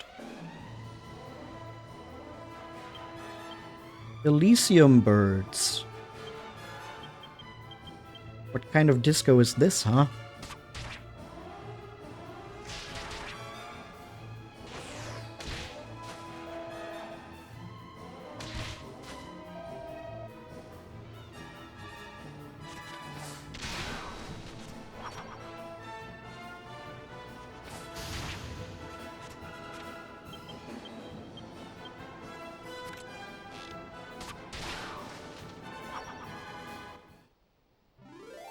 At least they're easy to deal with.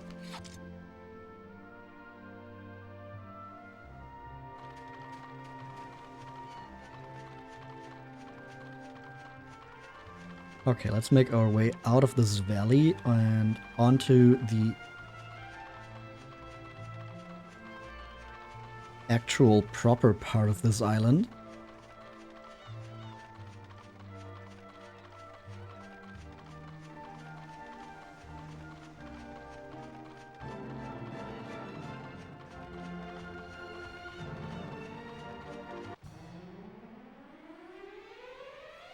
More Elysium birds.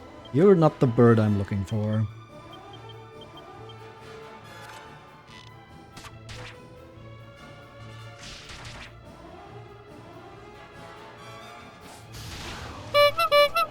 Ah, no more clowning.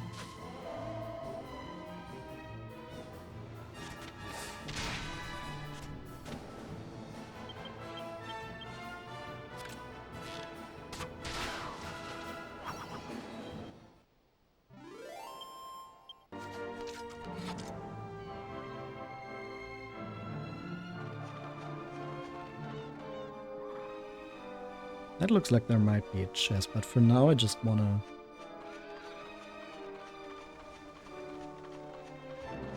get to a place to zoom back to.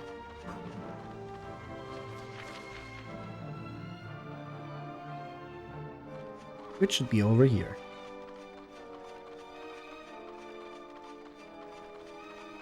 Always gotta look for the zoom spots.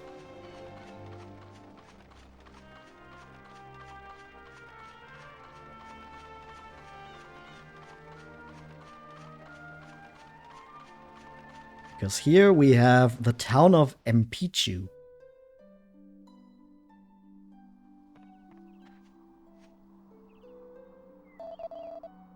You're not from this island, are you? You see, we surround by steep cliffs. I'm shocked to see outsiders here.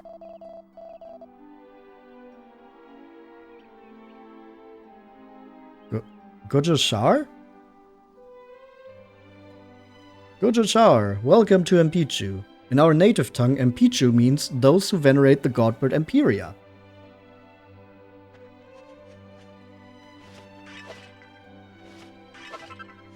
And a seed of strength, nice. That guy's wearing the weakest arm. You mean the plain clothes? Kind of. A little bit. But not really. I can see why you would think that, but I think it's a little different still.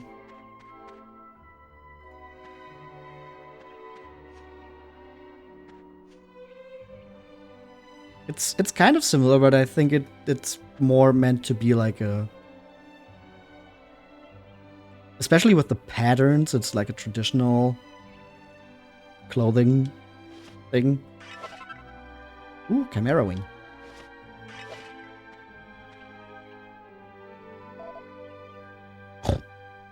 That's not what that sound makes. Bluish undertone with the light yellow. I think I still have some plain clothes.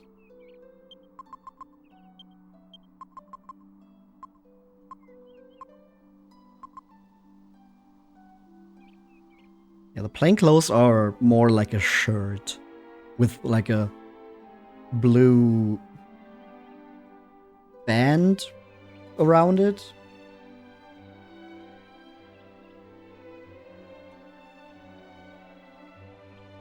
With these guys, it goes all the way to the legs. It's longer. It's opened up in the middle. I think it's a little different.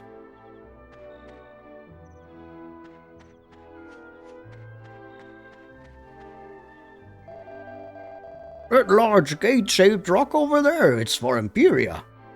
It's roost for her, if she ever comes to Empycchu again. If you leave village and walk left, there's Grassfield, large rock with same shape as there. Empycchu people say it is original roost of the Godbird. People often see Empyrea's shadow near it. That is why we think of it as her roost. You saw a shadow of large bird? It's Empyrea, the Godbird. Empyrea is a very mysterious bird. She only show us her shadow. It was so rare to see her shadow, so rare for us, but recently we see her shadow more and more often.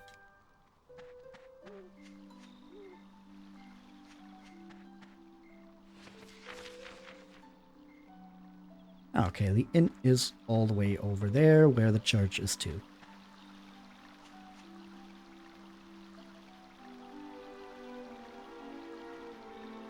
I'm sorry, I do not speak that language.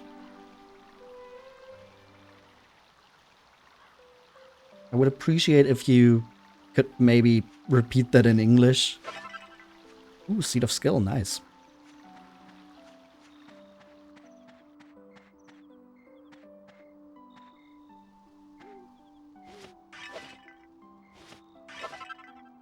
Mini medal!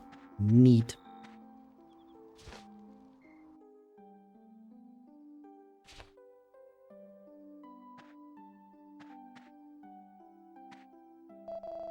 Because of Empyrea, all the monsters are very angry. It is very hard to hunt for food now. I am angry too at the Godbird. No way. I know she is our holy Godbird, but I cannot eat my tongue. I would tell her myself, but she shows nothing to us, nothing but her shadow. I'm even more angry. Bro is losing his faith. He's losing his religion. For Poncho.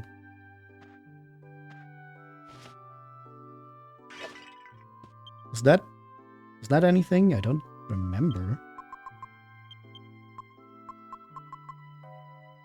Sturdy fur garment capable of reducing damage from fire and ice-based attacks by 20 points. Who can equip that? Yeah, Angus, but it's a lot weaker than his current armor in normal defense, so yeah, not going to equip that. How did you get here? Makes you want to take out your PlayStation 2 again. Ah, nice. Yeah, understandable. I do love the PS2 a lot. By the goddess, visitors? Spiffing! I'm the priest of this little settlement. I found my way here when my ship was wrecked on the shoals of this island, many years ago. Of course, it was all the will of the goddess. Ever since then, I have devoted my life to teaching the natives here about her truth. You, a missionary. I must admit, it hasn't always been easy. No, I shall not bemoan this great responsibility with which the goddess has bestowed upon me. She has entrusted her wayward sheep to my care. It is a sacred mission, pardon me. At least we can save here, if we want.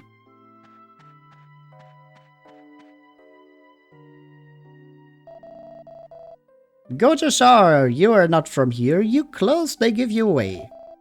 You must be very tired from your long journey. Please, why don't you stay a night here? It's okay, I won't expect anything in return. Make yourselves at home.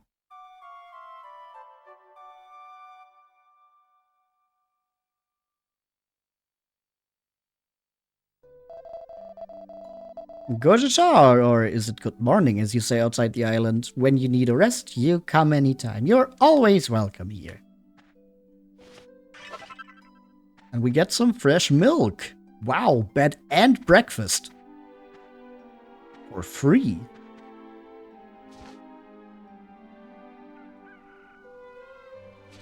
gotta say, the people venerating the Godbird are a lot nicer than the people in the Church of the Goddess.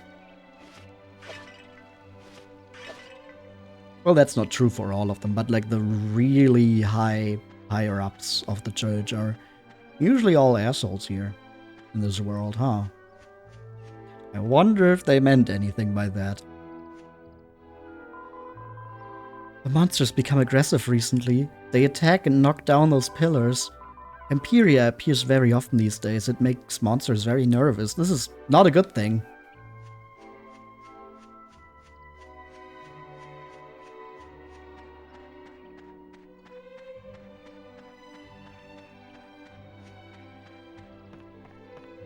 Well, we did hear... You feel like the goddess people are a bit more occupied with making money from pilgrims. Yeah. Yeah, and these guys are really completely devoted because nobody ever comes here.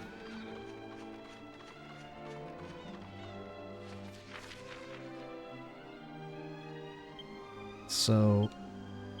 There's supposed to be... another... one of those stone gates.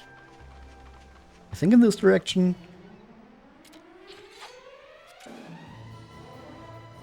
A alligator. My favorite thing about the alligator design is that it has a little dog nose. Almost makes it look a little cute. Almost.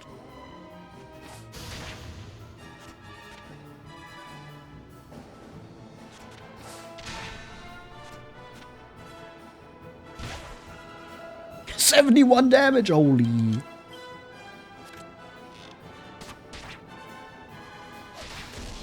You remember having made one of the Monsters Joker games for a year? How huge it was. It is big. There's a reason why it needs all four of us to defeat it, while others like the Elysium birds are a lot easier to handle. Ah, there's the gate. Aha!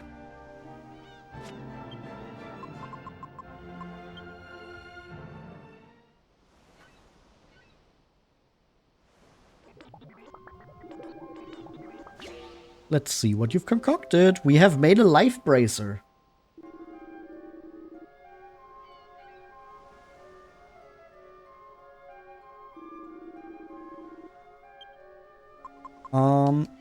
That is going to stay in our bag for now.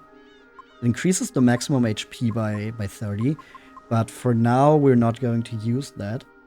That's going to be another alchemy ingredient later on. Instead, what we're going to make now is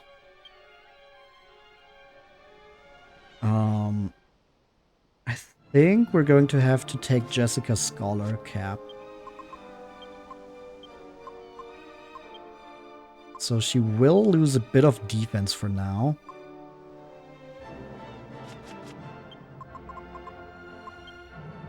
I think we should have everything for that.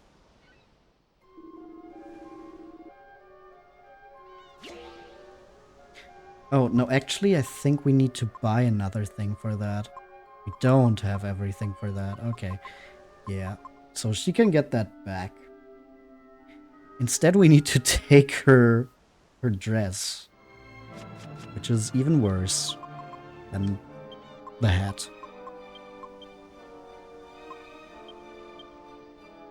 Let's just hope that gets ready before we get into any dangerous fights. Because we can improve the spangled dress with items we already have.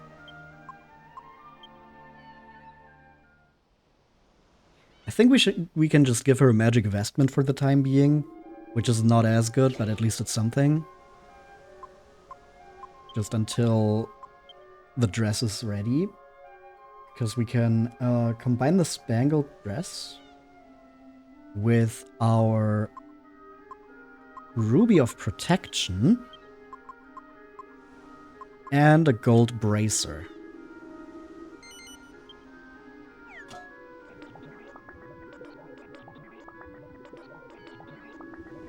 I do believe you're onto something here.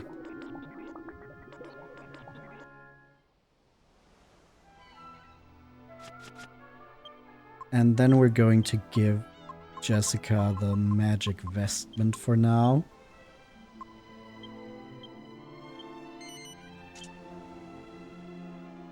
Because with the damage reduction from spells, I think that's our next best option right now.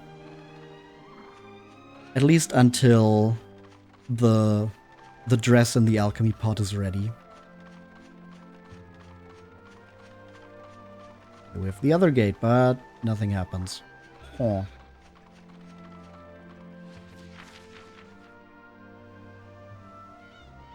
Well, I guess we can explore the island a bit more.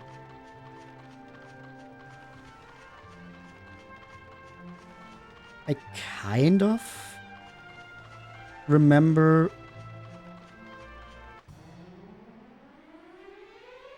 what's next, but I don't entirely remember how we actually get to that point.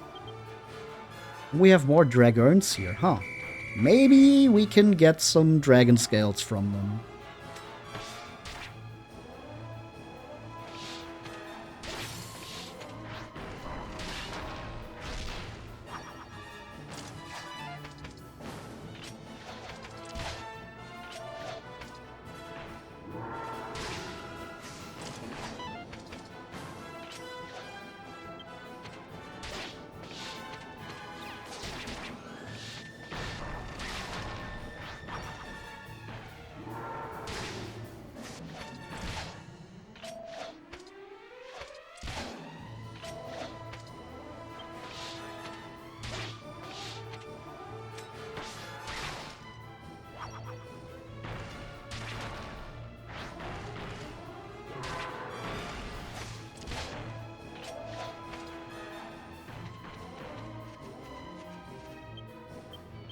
Monsters leave the fight. There's only one Mucho Macho left, and then we shoot it to death.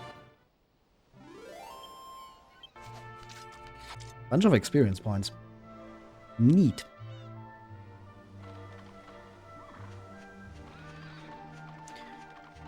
As we can see here, there's another Gigantes.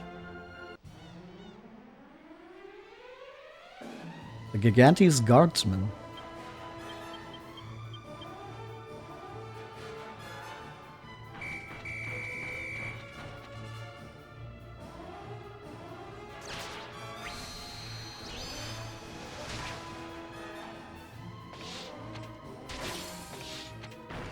So of course we're going to beat that up as well.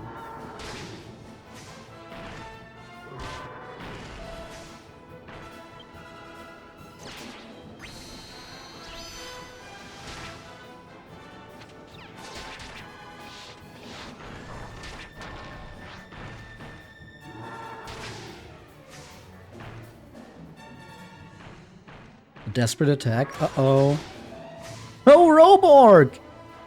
Okay, but he's still fine. Roborg is not that easy to beat. Roborg just does not want to die, as we saw last time. And we get the Gigantes Guardsman.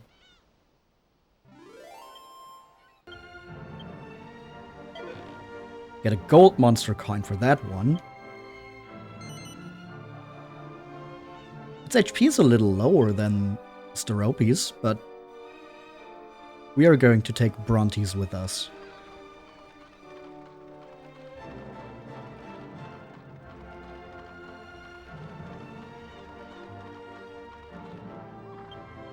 There's a treasure chest in the middle of that. Do I? Oh, that's just causes weaker monsters to not.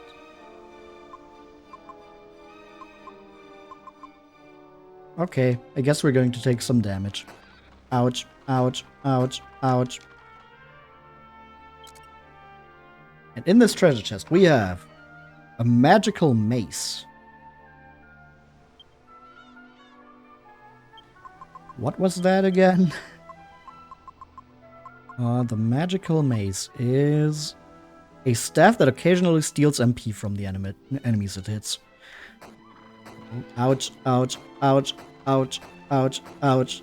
Well, with the staff, you usually don't want to hit the enemy. That's kind of the whole thing, right?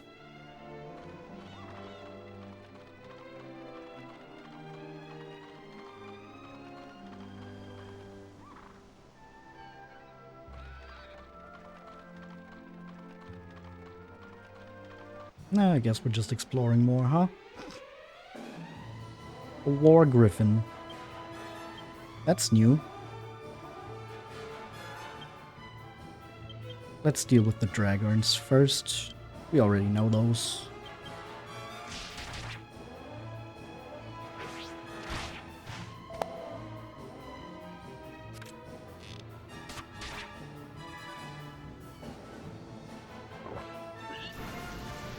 Oh, not the blazing fire. 78 on Angelo. What the fuck?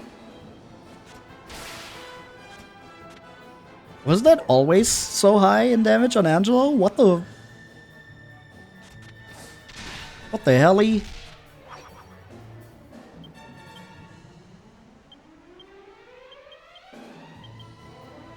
Maybe we should try to put it to sleep. No. Didn't work. Dang it. Oh, and the War Griffin can also do that. 75 on Angelo and Jessica. Are you kidding me? That's a lot of damage.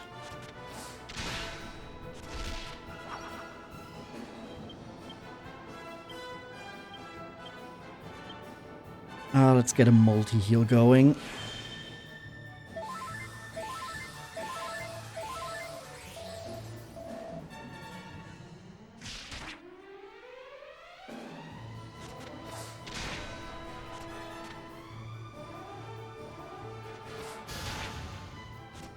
A War Griffin has a pretty high defense, I was gonna say. And then it also has Kabuff. Okay, there it goes, though.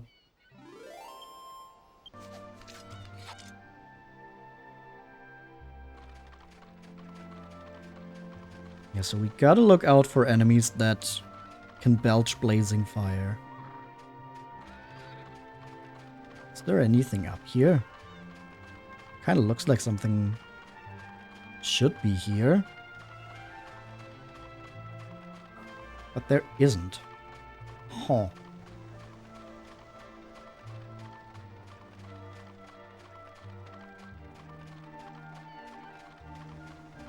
Did I maybe have to interact with the thing back in town first? Or do I have to go over there? Let's just go back to town first. That's the easier thing to check. We just zoom back to Empycchu and see if we can interact with the gate in the middle of town.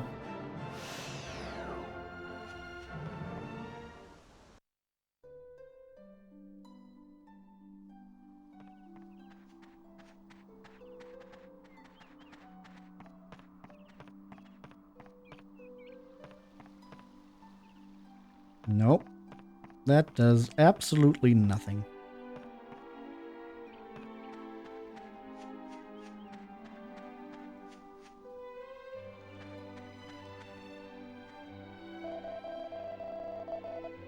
For Empyrea, it's roost for her. If you leave village and walk left, there's a grass field, large rock with the same shape as there.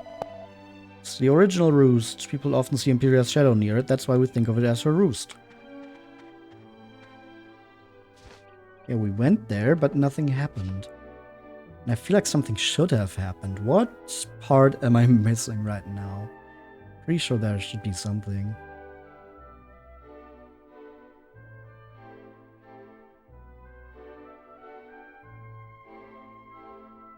But hey, we found a treasure chest.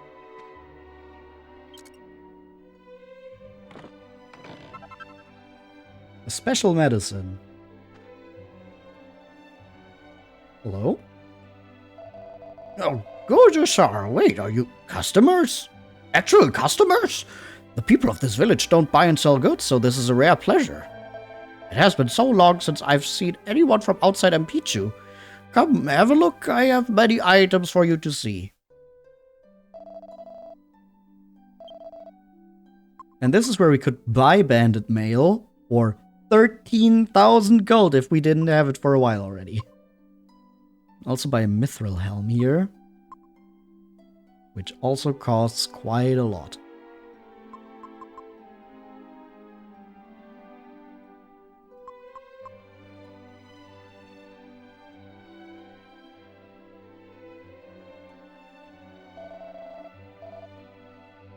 Come again. Oh.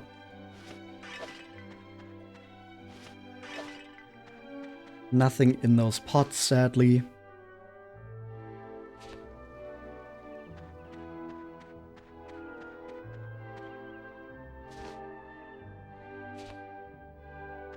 I'm just going to talk to a bunch more people in case I needed to talk to another NPC first, before something happens at the gate.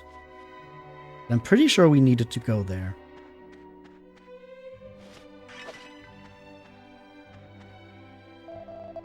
The monsters, they are very aggressive lately. This is why I care for my bow, so I can use it in a time of need.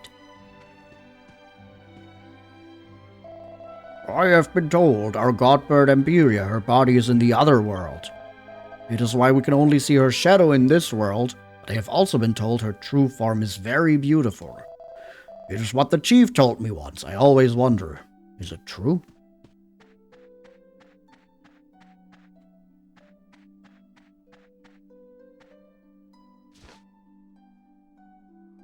Well, only one way to find out, huh?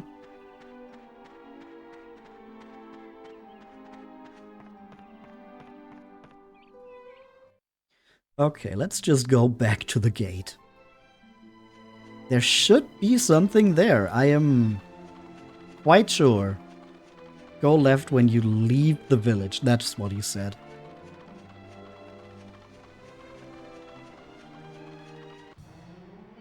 And that's where we were already. But nothing happened. Oh, a alligator. What the alligator? Are you a dragon? I don't think you're a dragon. But I mean, might as well. I think you're probably a beast or something.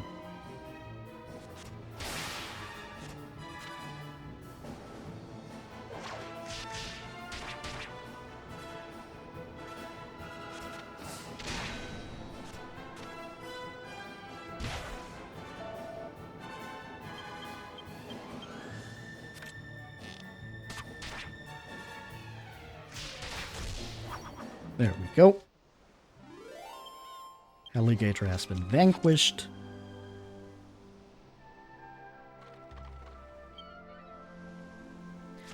Going to really quickly just get a full heal on Possum and Angelo.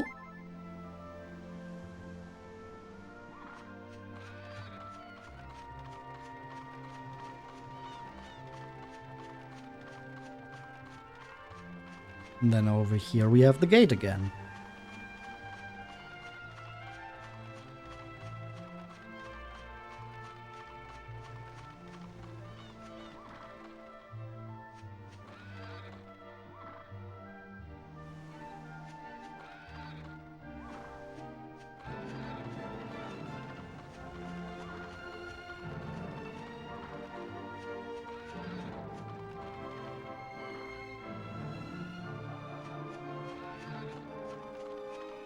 What's not working right now?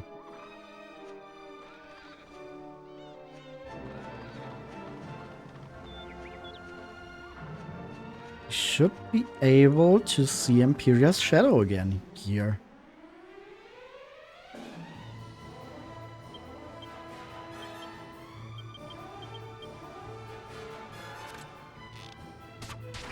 There must be something I'm missing, but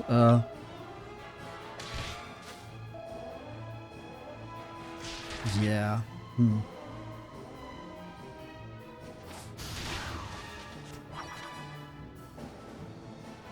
Maybe I'm still missing an NPC in town.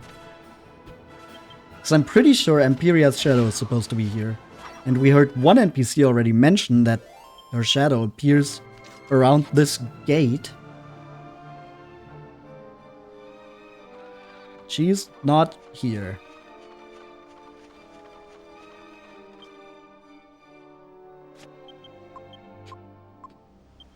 Back to town for the third time.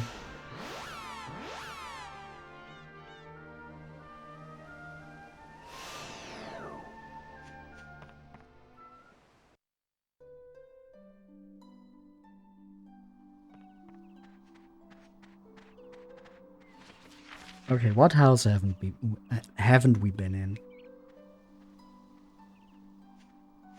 Guess maybe somewhere to the right? I think we were to the left.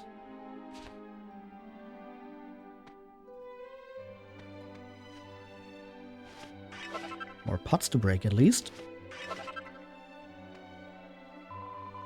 Did you see man in the chief's hut? Wearing very uncomfortable clothes. He's outsider like you. He's kind, but also very, very strange. The things he said, they are so strange. The goddess doing this, the goddess doing that, always. He even built a strange altar inside his room. Is that how you people speak? It is very strange to me. Okay, so the chief's hut is that place with the mini medal, with the church and the inn. But I guess we just didn't talk to the chief, maybe? I heard there is shield that can be only equipped by woman. I remember that shield is called Saintess Shield. It's made by combining 2 kinds of shields and a vial of holy water or something like that. Saintess Shield, a shield, and holy water.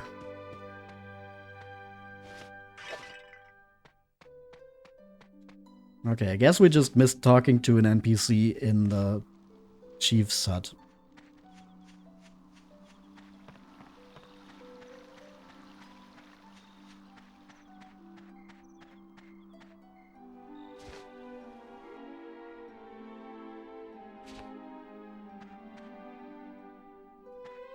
Yeah, I don't think I ever talked to these two. Oh no, I talked to the angry guy, right, and I didn't talk to the other one. Oops. Guess you're the one I need to talk to, huh? Who are you? Oh, Gojashar! You do not seem to be of this village. I see, so you want to learn about the Godbird Empyrea. I praise your inquisitive attitude. According to legend, Empyrea once could travel freely between 2 worlds. The first world is called the World of Light, and it is the world we inhabit. The other is called the World of Darkness. You know, with like vampires and masquerades and all that. This ability to travel freely was a very special one. It was only granted to Empyrea. One day, the evil ruler of the World of Darkness built a huge gate between the 2 worlds. He was unsatisfied, you see. He wanted to conquer not just the World of Darkness, but the World of Light as well. To prevent a catastrophe, Empyrea flew to the World of Darkness and used all her power to close the gate herself. It is said in the legends that her efforts worked. The gate was successfully closed. Unfortunately, she had no energy left to return to the World of Light. All that remains to this day is her shadow. It is also said that her shadow occasionally creates a doorway, an entrance to the World of Darkness called the Dark Eye. To be honest, I do not exactly know what it is, but it is said that if you walk through the Dark Eye, your next step will be into the World of Darkness. So I strongly advise you not to casually follow the shadow of Empyrea, for you may fall into the Dark Eye without even noticing it. Sounds like we need to follow the shadow of Empyrea to get into the Dark Eye. But I think that's something we're going to do after a little break.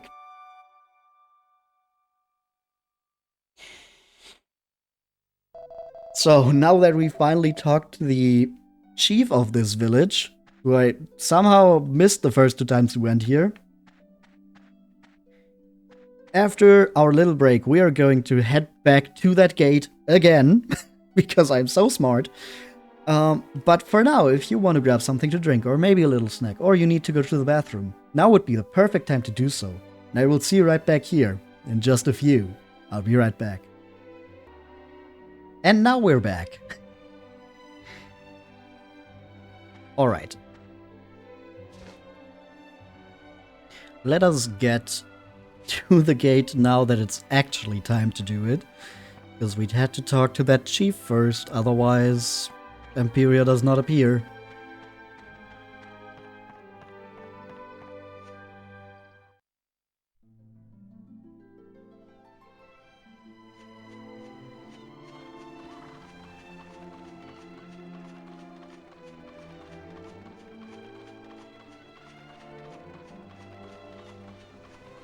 I guess technically that should be an NPC you talk to when you just get to that town, but I don't know, I kinda just missed him.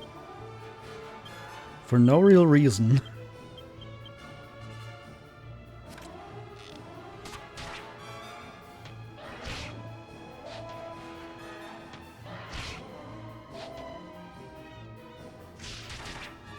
Also, yeah, we have the dragons and the Tyrannosauruses here, which we already knew from the dragon graveyard. So I guess technically this would also be a good time to do that story part. Because theoretically the dragon graveyard thing with the siblings is actually optional.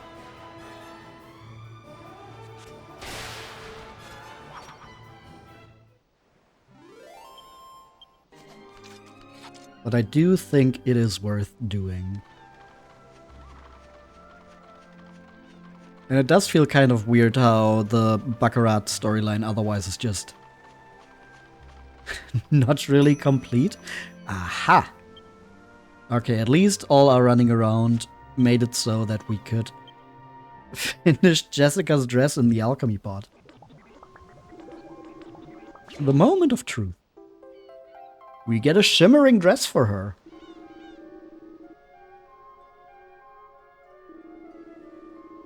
Form an image in your mind. Yeah, what is the next image going to be?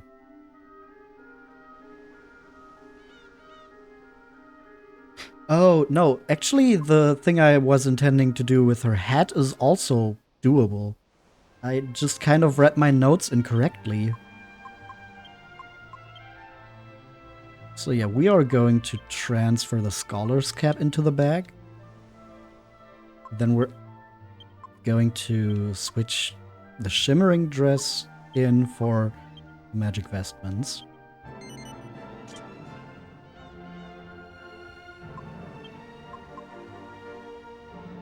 A mysterious dress that occasionally reflects a spell cast on the wearer back at the caster. This is, of course, as usual, a little risky, because it also includes healing. So we do need to be a little careful if we're trying to heal Jessica in battle, because she might just reflect that back onto her, onto the caster, who is then going to be healed twice. But the extra protection from spells, from enemies, I think is worth it. So, anyway, the next thing we're going to make here is with the scholar's cap and the iron headgear that I bought. We should be able to make something. I do believe you're onto something here.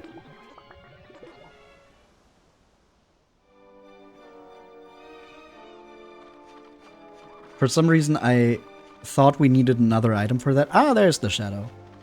For some reason, I thought we needed another item for that, but we did not, in fact.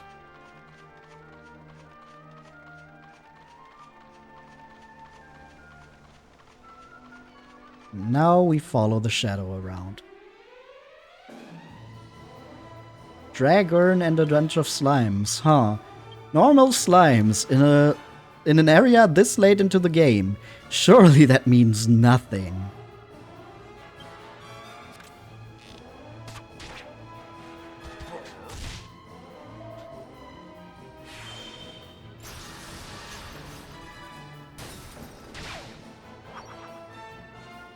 I mean, we can kind of just kill them.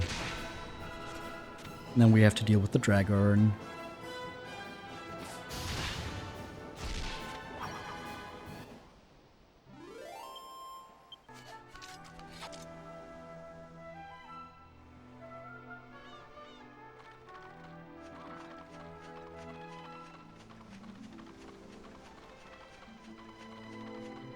Yeah, now we just follow the Godbird's shadow around till we get to the dark eye that the chief warned us about. Oh, we're back in town. But not quite. You know, Empyrea, I think this could have been a little shorter of a trek.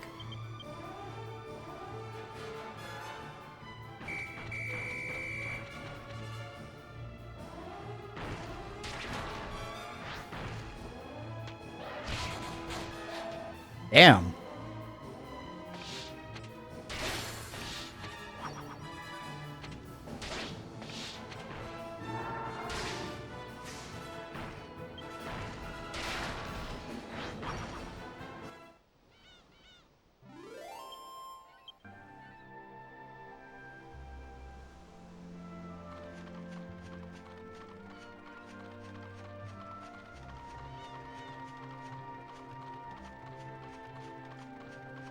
Yeah. Still following the shadow.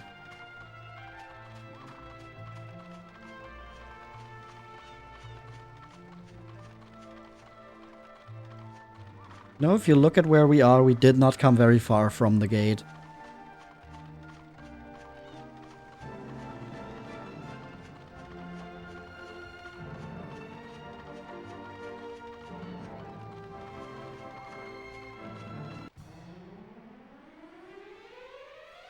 Another what the alligator. Let's just do a miracle slash with Possum here to get some healing.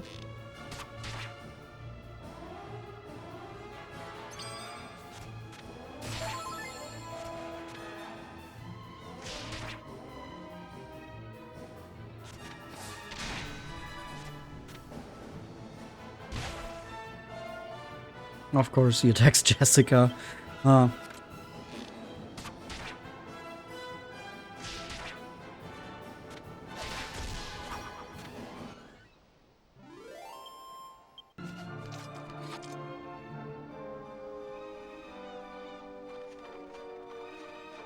There we go.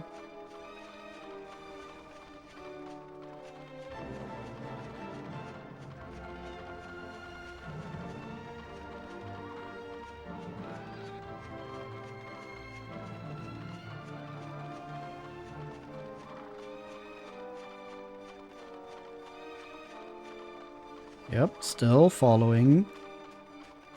I think she's going to lead us through that poison swamp. Yep, she is. Ouch, ouch, ouch, ouch, ouch, ouch, ouch. You know, I feel this is very unnecessary.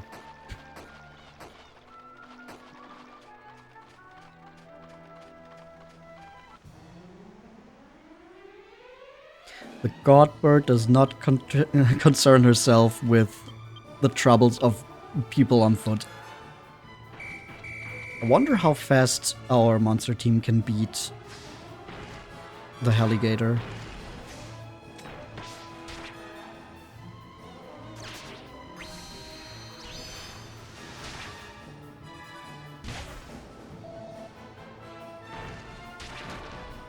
Still not in one turn. But just barely, okay.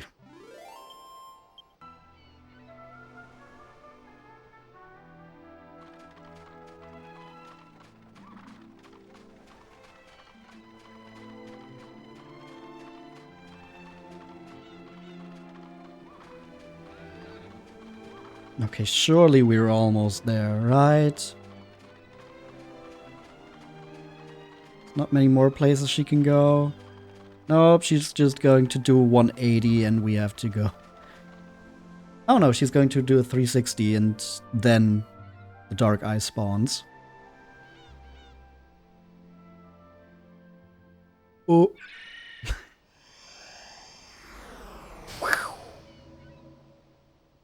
There it is.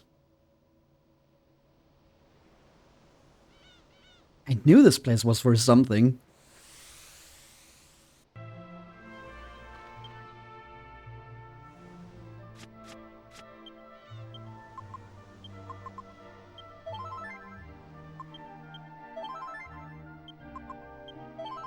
Okay, let's heal everyone up.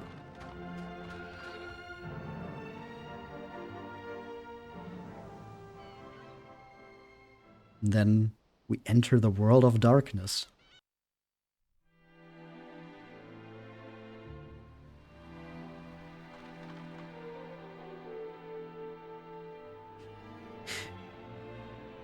Well, more like the world of grayscale. Not even entirely, the water is still blue.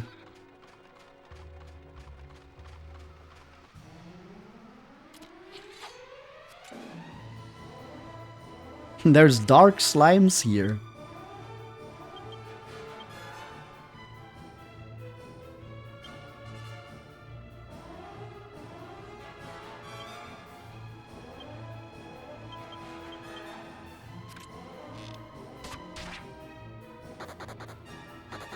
Oh no, they flee. Come on, I need you for my bestiary.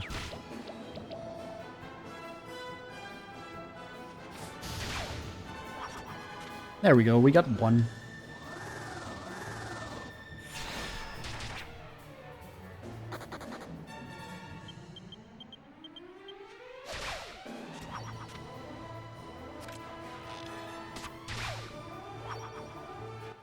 That's 3 of them things.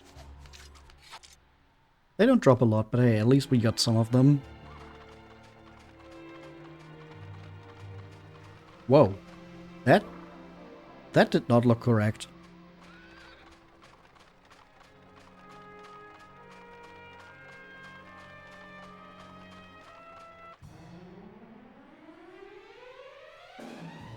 And there's dark skeletons here.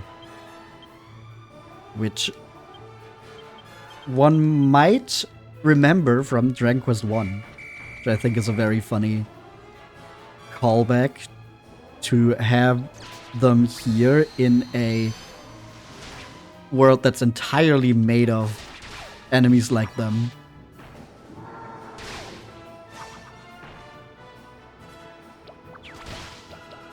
A slime spank, excuse me?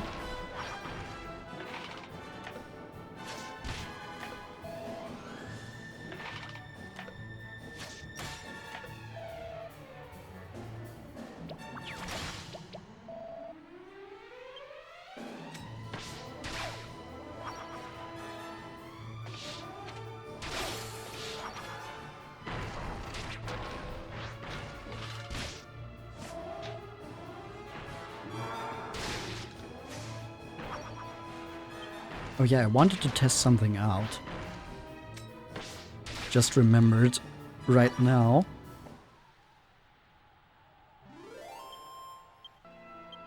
Because I'm pretty sure I've never done that in this game.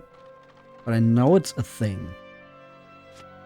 So if we change our monster team now that we have Steropes and Brontes, we can put them together to Gigantes.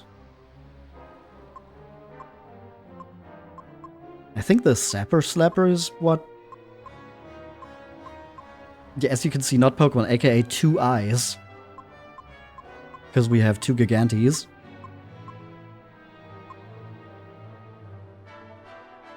And they should have like a special move they do when you have them in a team together.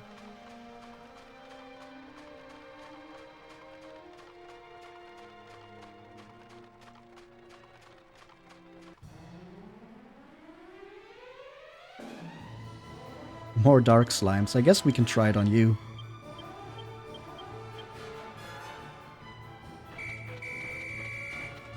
There are 2 eyes.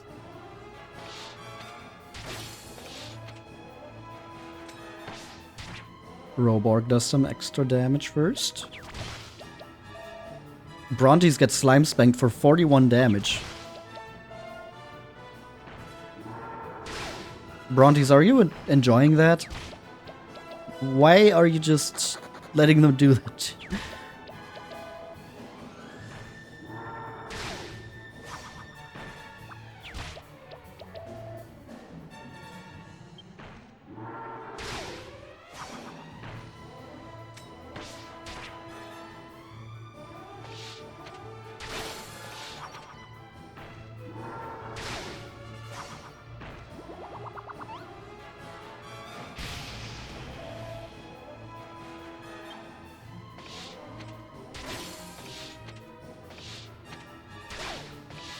Okay, that was kind of unspectacular.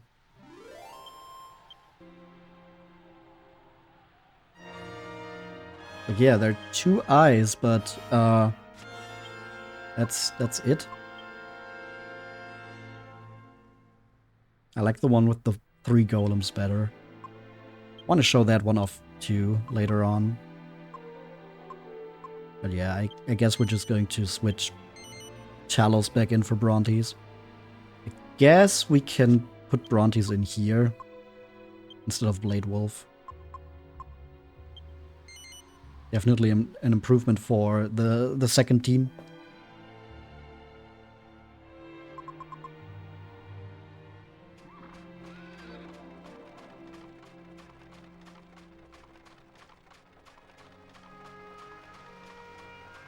Yeah, I guess for now we're just going to return to the gate where we first saw Empyrea's shadow.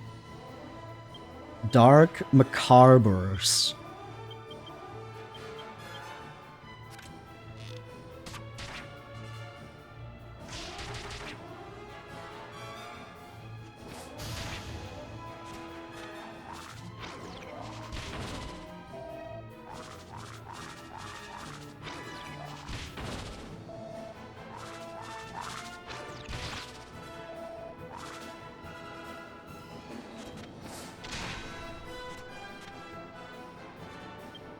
Damn, even with a helm splitter, you're still standing, huh?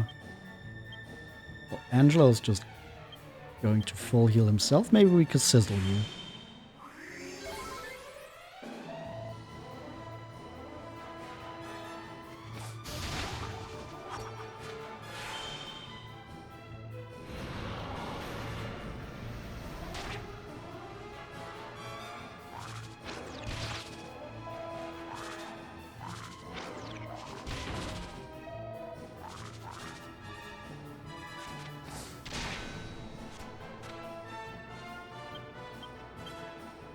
Not Dragon Slash. Flame Slash was correct already. I did not want to switch that up.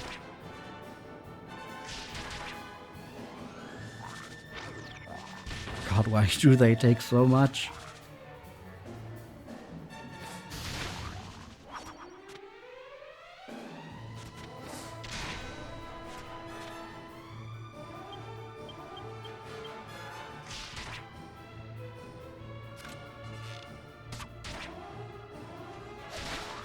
There we go. That took a little. Exactly 999 experience points.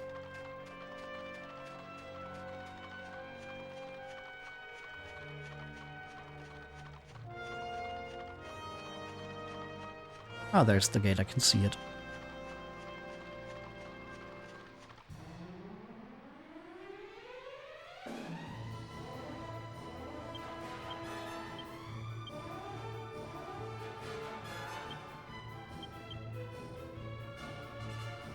Maybe we can swoosh them?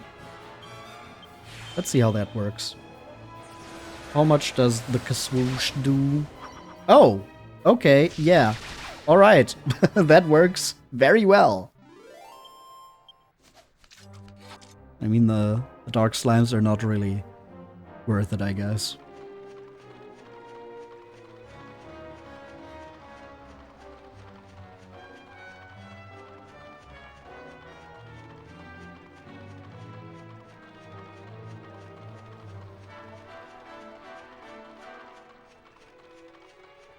Back at the gate here, there's nothing. But Empycchu is still there. Even in this dark world. So let's see what that's like, huh?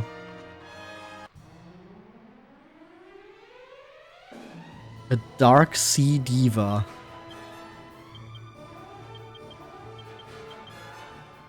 Sure. Sure, alright.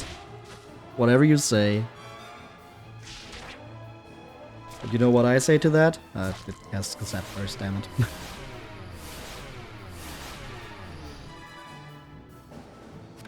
But you know what I say to that? It's still living, damn it! Just let me make my joke. Now I wasn't ready. I wanted to say diva down.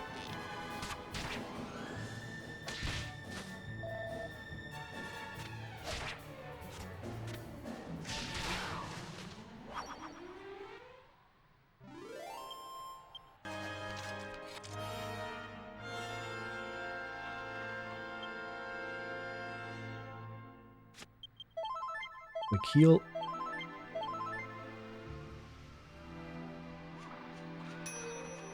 Aha!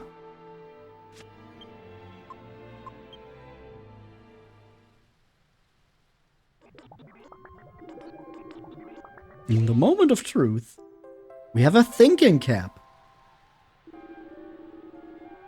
Another exceedingly rare item you've made.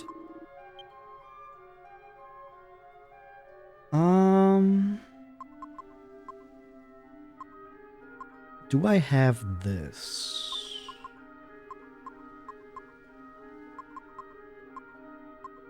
Cloak of Evasion. Yes, I do. Okay, so if we put the Cloak of Evasion together with the... where are they? Devil's Tail and Wing of Bat.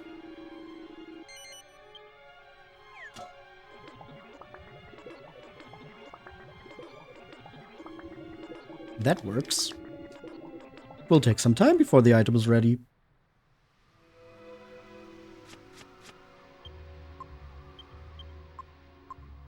And then the thinking cap increases the wearer's wisdom. We put that back on Jessica. For now, we can still improve that more, but not right now because I'm missing one item, I'm pretty sure. I think that might have been what I was misreading earlier in my notes. Maybe I was also just mixing something up. When I should have been mixing it in the alchemy pot.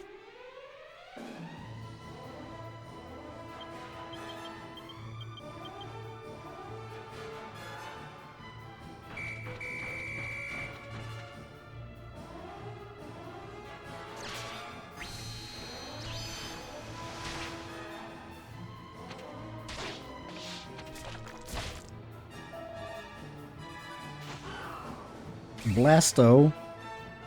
No! No! How dare you! My monster team was just blown away. Yeah, that's what you fucking deserve. Another crit, by the way, for anyone keeping count for today. Surprisingly common to see crits today. But only against normal enemies that we wouldn't have an issue with otherwise anyway. Diva down.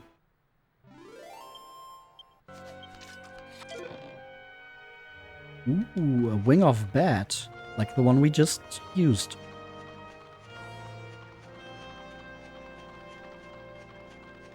Oh, I think I went too late? No, I took the turn too late. Should have already been in town. More divas.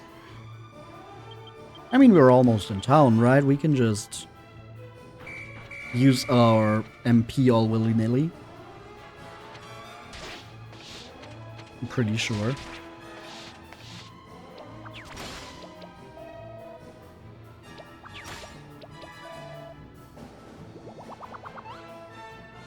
Who are you frizzling?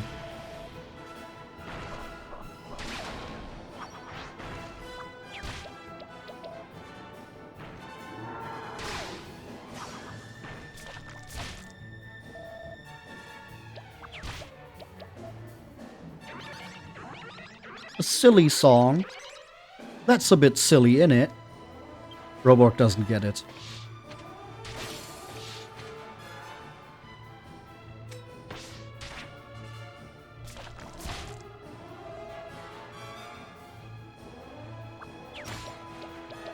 Talos doubles over laughing.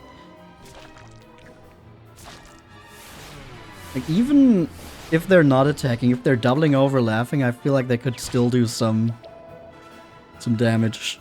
If not to the enemies, at least to the environment. Our two big boys.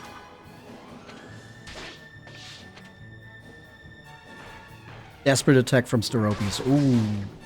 Damn.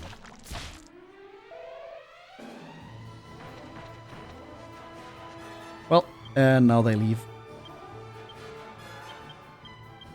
Big bonk.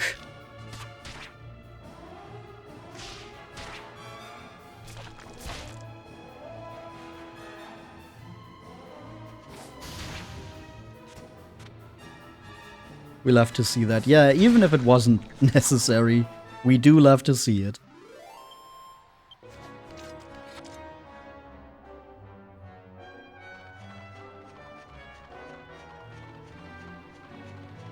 There's the town entrance.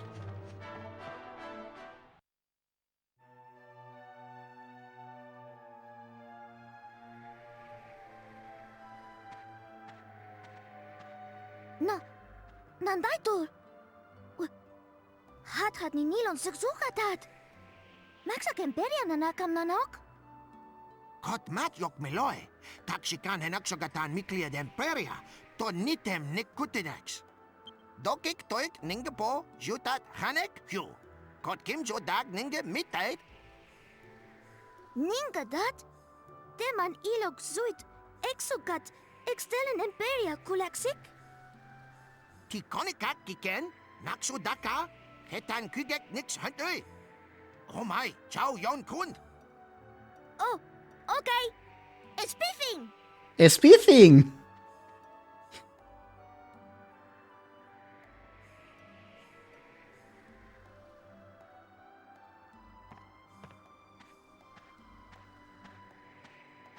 Ah, so this is what all the fuss was about. If I'm not mistaken, you must have come through the dark eye. You are dwellers from the world of light, no? Yes, very much Just so. as I thought. Then it must be the will of the goddess that brings you to us. Well, there is something I wish to discuss with you. Perhaps you would visit me in my home later. We can do that. If you'll just promise me that you can take your time and look around the village as much as you like. I will be waiting then. My home is the largest dwelling here, so you'll know where to find me. Damn, I kinda wish the other chief would have told us that. Then we could have saved a bit of time. Flock of Empycchu. Let us go back to our work and carry on as normal. Do not forget to be kind to strangers.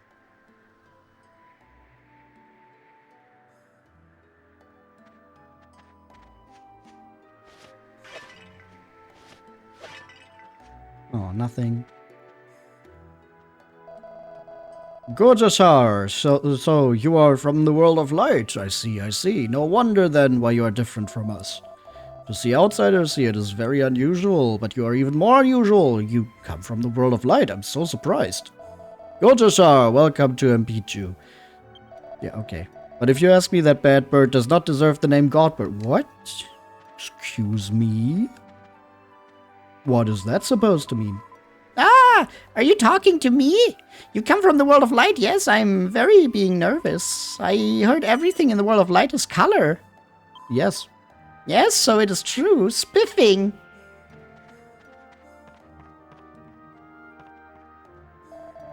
Hey, you people of the world of light, I have got something to tell. I'm so angry at Empyrea. Break that roost. She no need it. She's not welcome here. Stupid bird hurt my horses. Who does she think she is?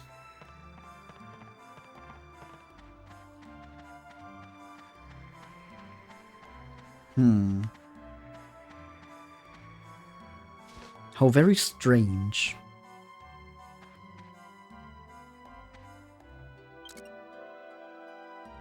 And here we have a special antidote. Same, but different. Customers, actual customers, so I don't have much to offer. The same things as the other guy. Oh, I don't have much to offer. Come again.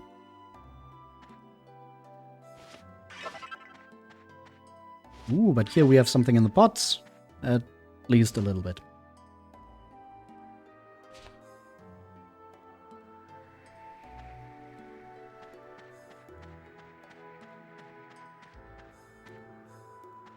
Oh, there's more pots to break over there. Piece of premium mold. Ooh. This is how we would have gotten one. Or where we would have first gotten one if I didn't make one through alchemy earlier. Mini metal!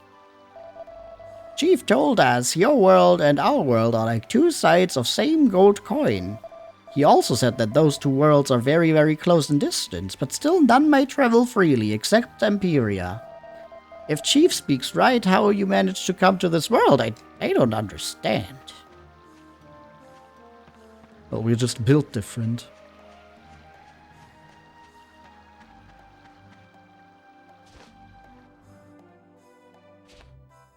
Hello?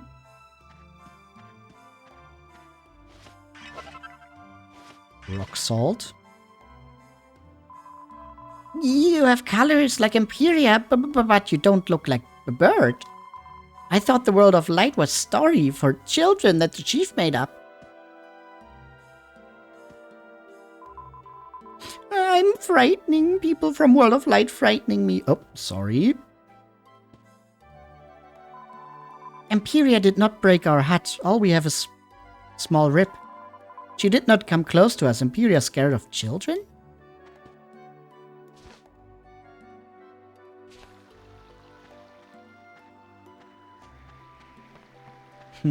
Very strange. The relationship that the people here have with Empyrea, apparently. Maybe the chief can tell us something about that.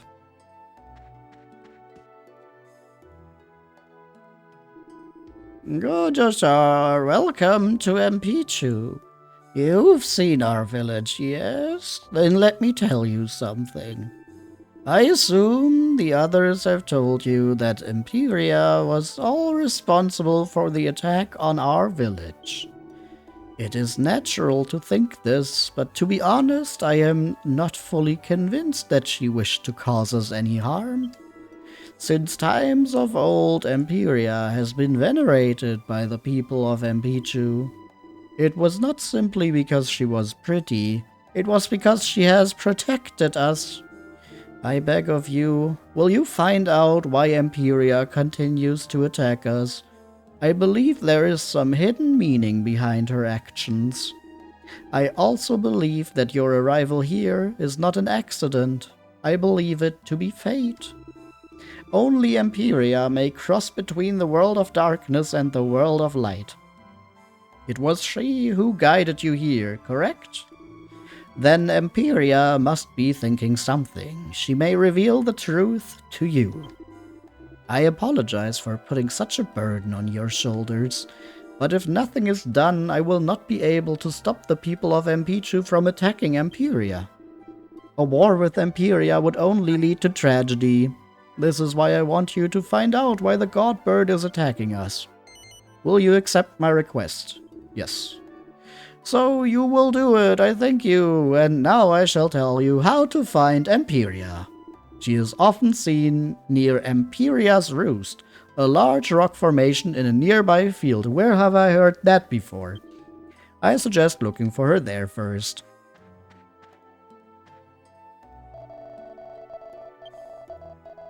Must be very tired. There's a hole in the roof, but please, why don't you stay a night?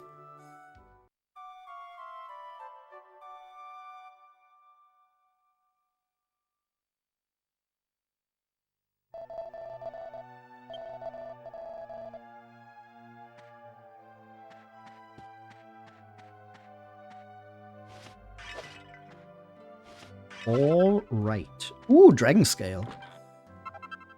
And a mini medal! How did you come here? You must be the visitors, the ones they say come from the world of light. Spiffing! Light or dark, color or no color, the goddess smiles down upon all of us equally.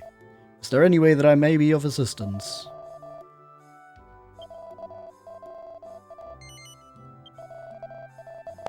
So did that also just happen in both worlds, that some priest came here because his ship crashed or got destroyed at sea, and he washed ashore and started to... Oh, no, I did want to continue. Damn it, I pressed the wrong thing. Come on. At least that's the first time that happened.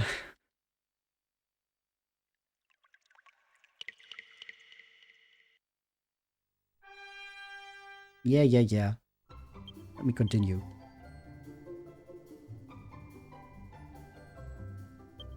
I was mashing too fast. Oopsies.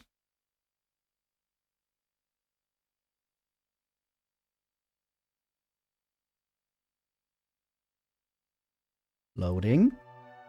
Ah. There we go. A long rest. Yeah, right.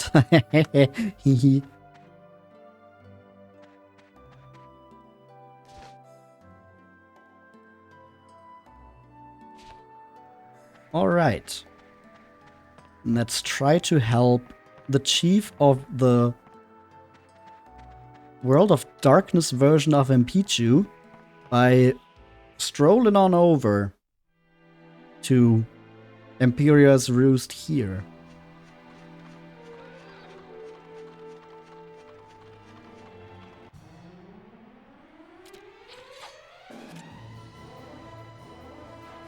Some dark condors.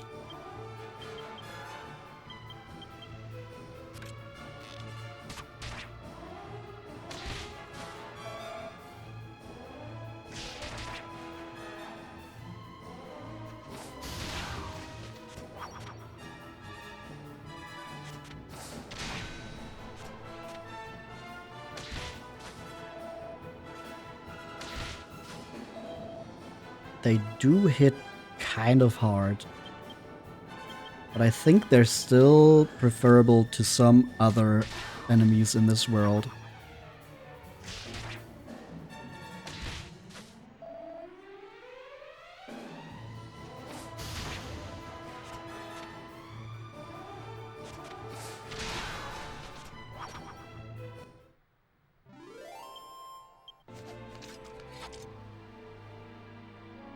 Though they don't give good experience points, sadly.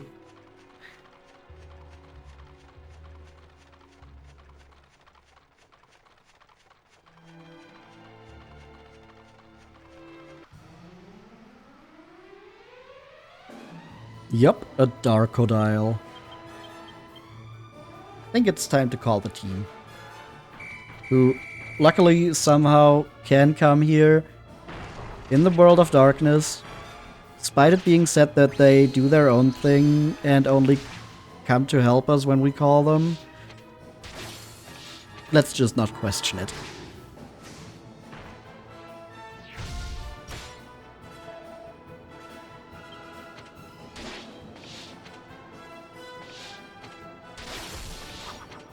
And there it goes. Darkodile defeated.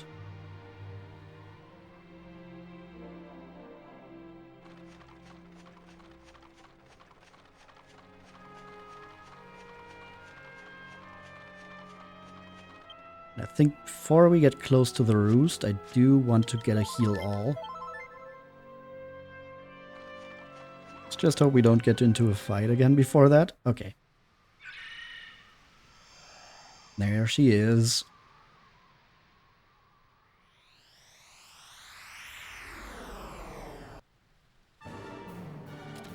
And we have to fight her.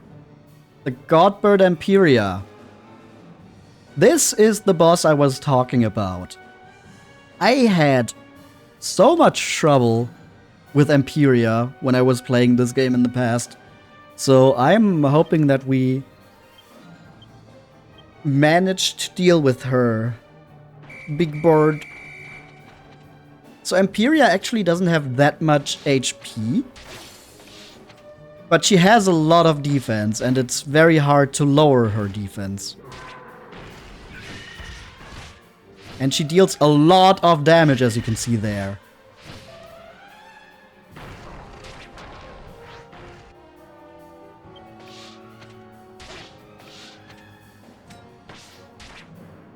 What about magic?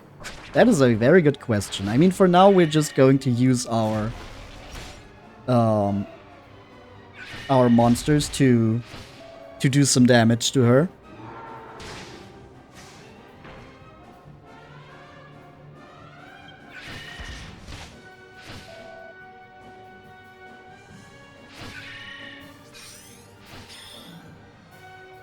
She can also blind us, so that's fun, you know?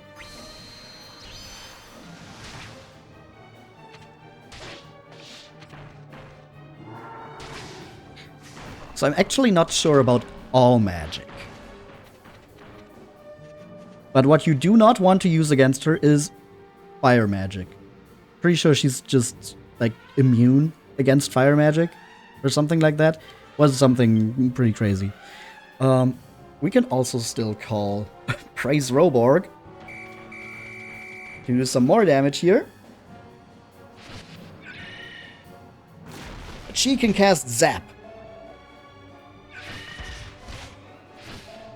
And of course she can act twice per turn. And with how much physical damage she does, you'd think the answer is just to kabuff and kabuff and kabuff. But she also has the disruptive wave. So she can just reset our defense if we try that. And she can do that and then attack.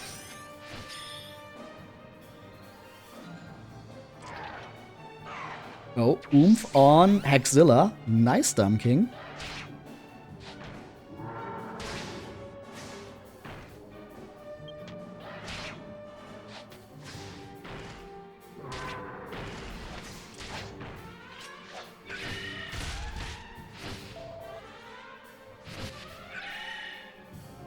And another zap.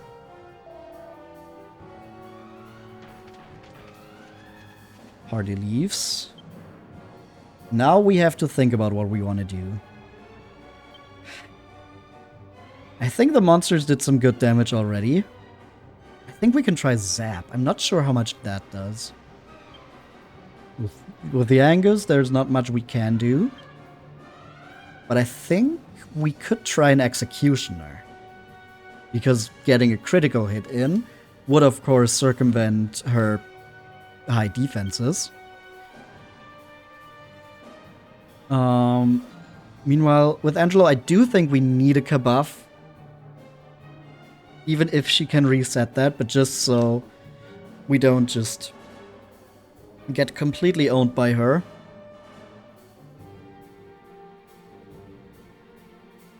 I think we're going to Oomph Yangus.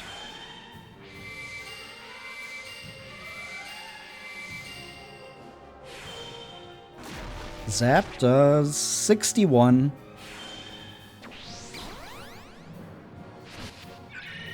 Empyrea also zaps us. Grabs hold of Possum. And like one more attack and Possum is dead. You see what the problem here is, right? Okay, 200 damage with a crit from Yangus. That's good. I think we might full heal Possum here. And just keep going with this. I think we still need to multi-heal, because otherwise one attack is just going to kill Jessica.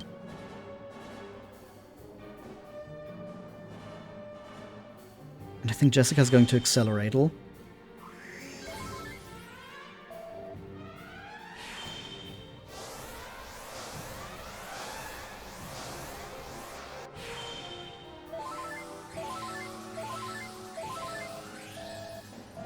We need everyone to be as healthy as possible, because... Oh, nice dodge.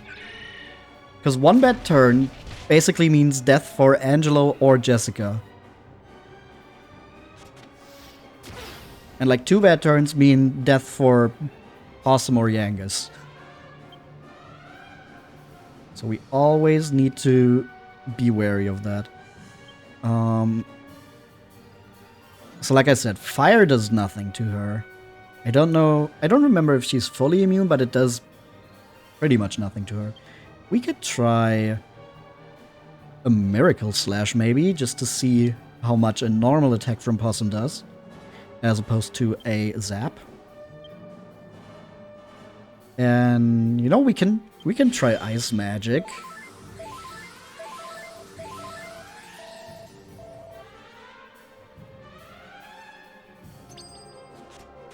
Miracle Slash does 32.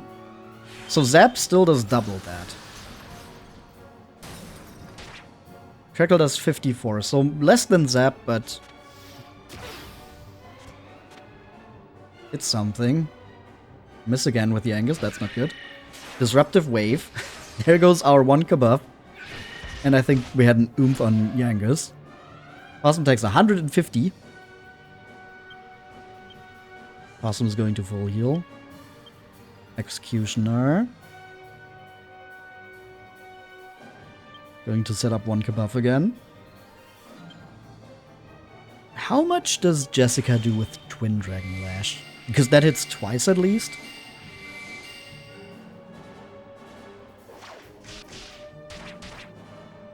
Two damage. Two damage. And our Kabuff is immediately gone again. Cool. Oh, Jessica reflects it. Perfect. That's some extra damage.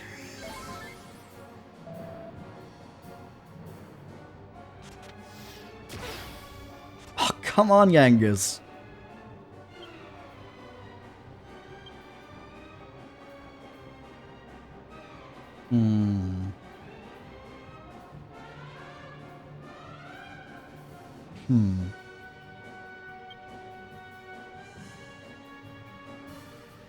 Maybe Falcon Slash.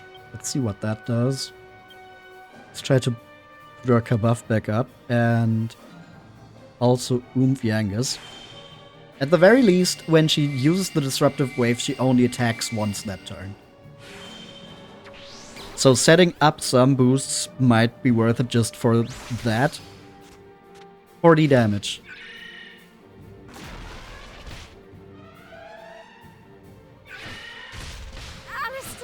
Ah, fuck. That's not good. Ah, but another hit from Yangus and Empyrea is defeated.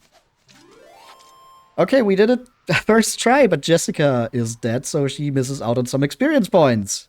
A lot of them, actually. Hey, Yangus gets a level up.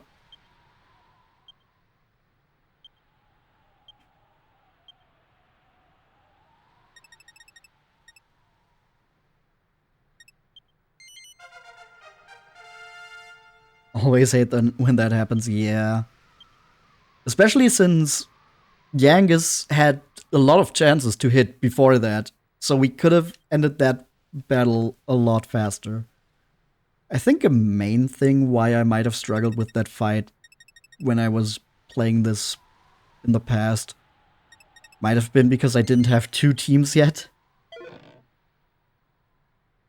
That definitely helped out a lot. That I got some free damage from 2 sources in the beginning, basically.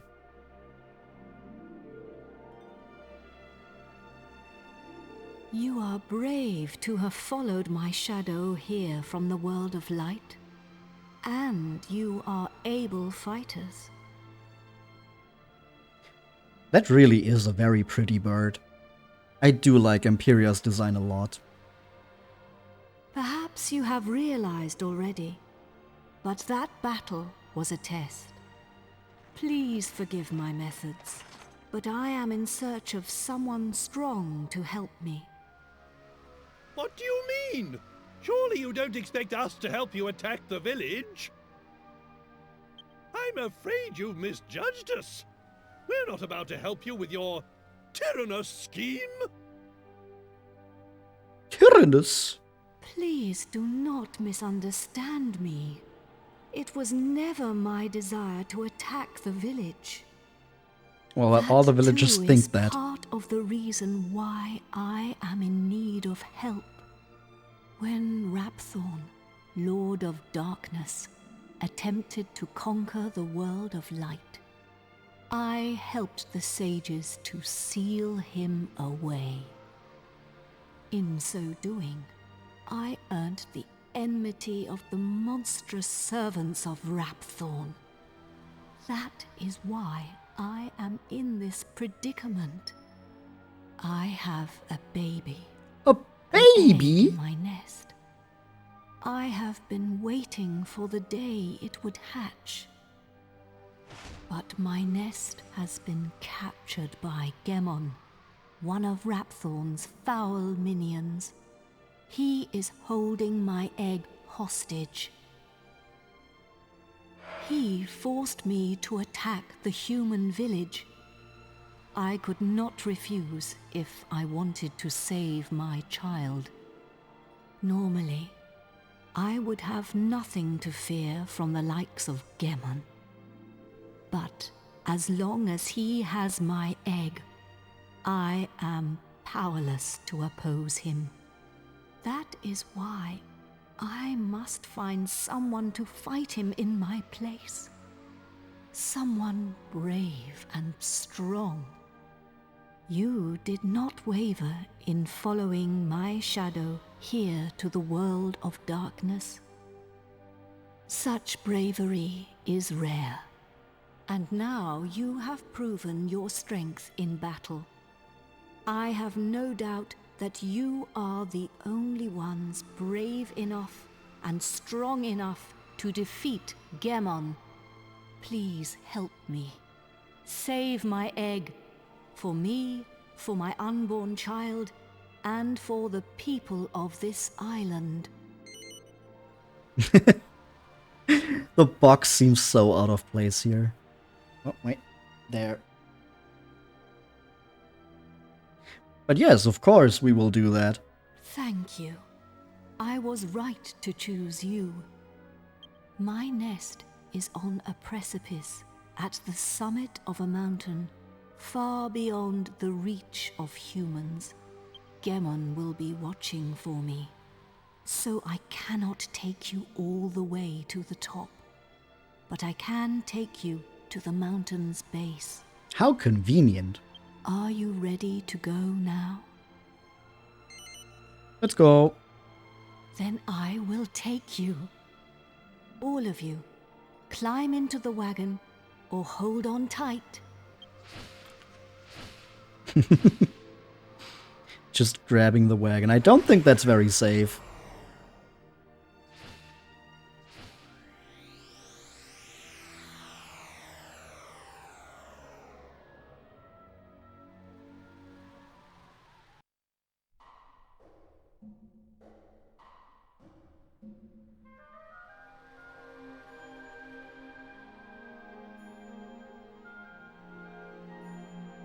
This is as far as I can take you. I dare not approach any closer, lest Gemon see me. Yeah, you do kind of stick out like a sore thumb. But the mountain is riddled with caves. It should be possible for you humans to ascend to its summit on foot. When you wish to return to the hill, call for me and I will take you back. Farewell for now. Please save my egg. You are my only hope.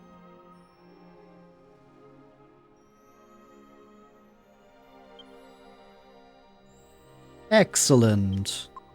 We do kind of need to revive Jessica still. There we go.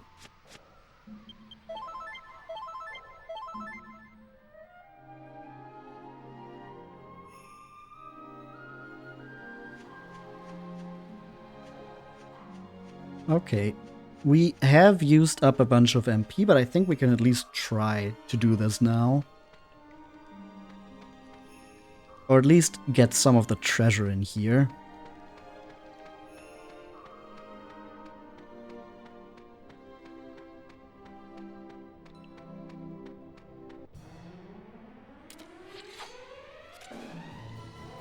Dark Ministers. Kind of wish all the enemies in this world just looked like this. Just completely and utterly just a shade. Them just being grayscale kind of takes away from the effect.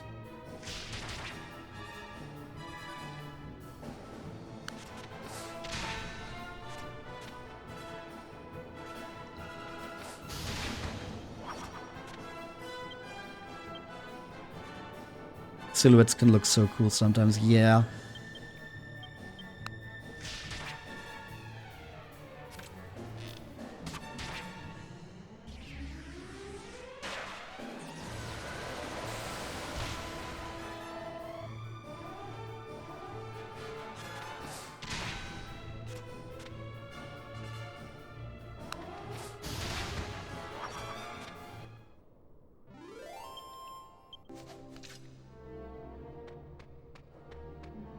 I saw this chest. Oh, I'm on the back. Yeah.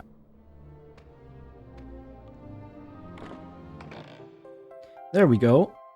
There's the map of the Godbird's Eyrie. Eyrie?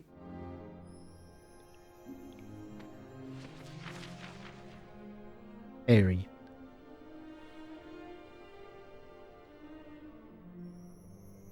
So as we can see, it's, at least on this level, pretty much just a circle with a bunch of platforms that are a bit higher up. Not much of a puzzle here, just a lot of room to run around in.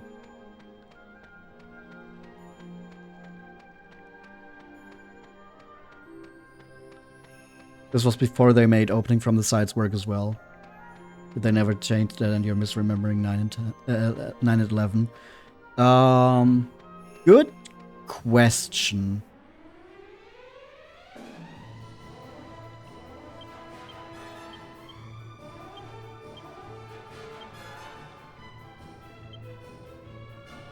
Because now you've got me questioning that as well. I'm unsure.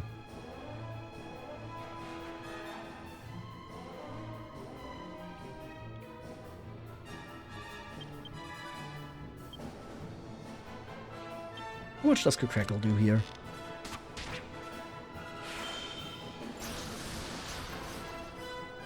But yeah, I'm pretty sure in 9 at least you can open them from every side.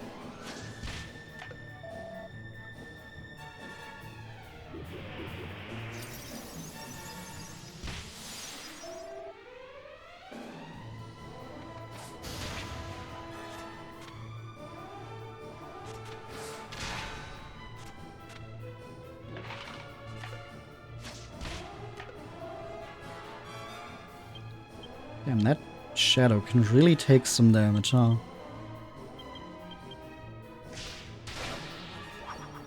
Oh, didn't say anything.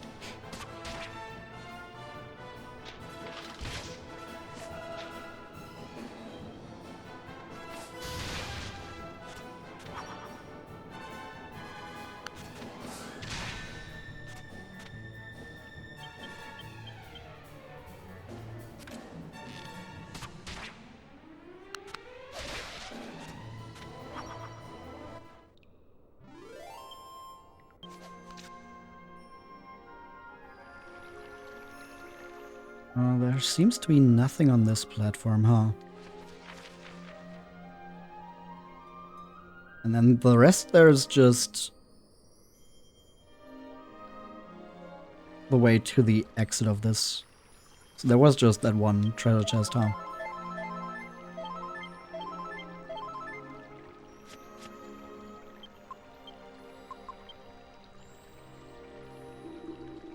There's 4 treasures somewhere around here, Gov. So I guess none on this floor anymore.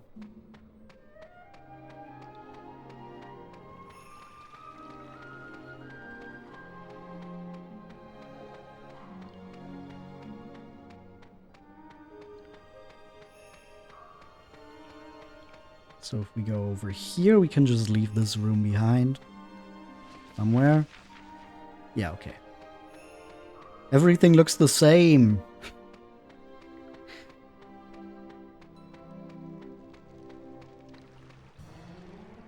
Aw, dang it. More Dark Sea Divas. There's two stunned to move, finally.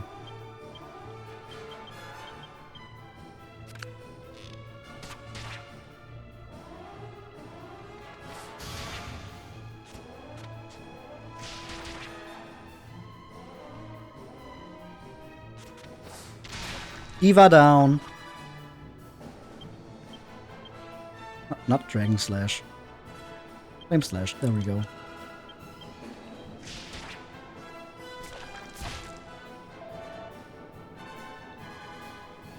Not Slay Queen.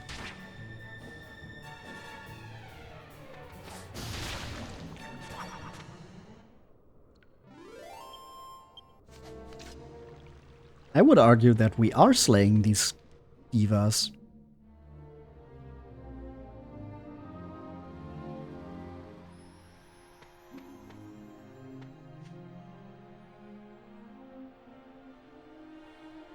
Okay, here we can only go up on this side.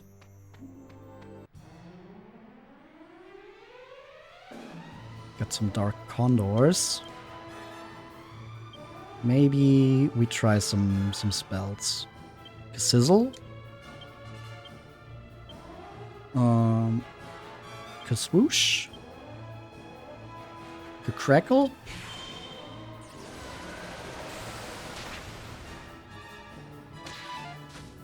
Okay, a lot of variants in the Kaswoosh, huh? Crackle is middling damage.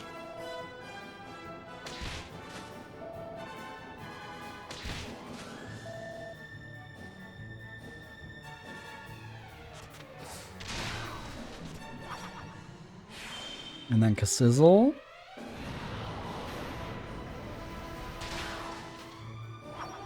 Also not much better than Crackle. So Kaswoosh was doing the most. That kind of sucks because Angelo needs to heal more, probably.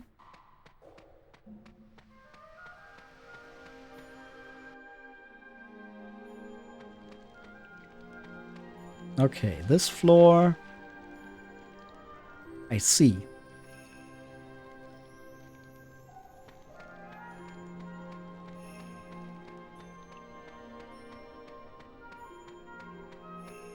I wonder...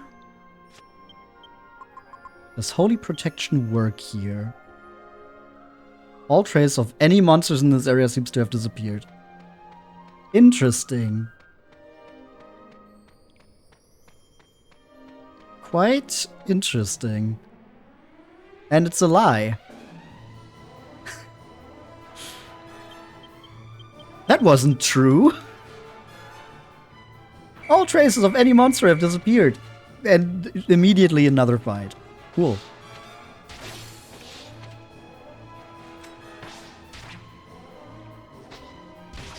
I guess it just always says that, maybe? Kinda wish it did tell you if the monsters in the area were too strong for you to avoid them with Holy Protection.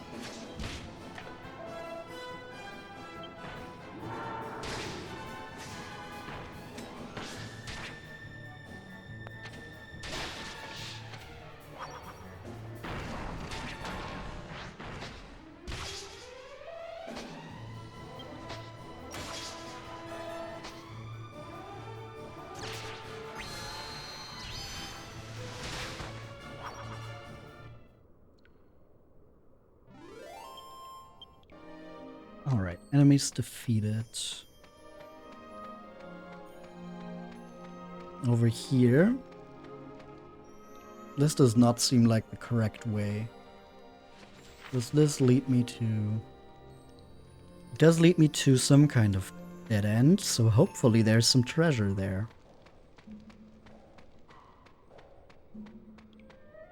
Aha!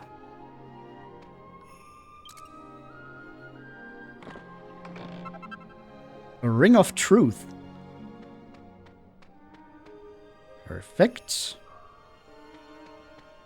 That is something you can make with alchemy, but it's very annoying how you do that. A Dark Dullahan. Okay, good thing we ran into you because we have not defeated you yet.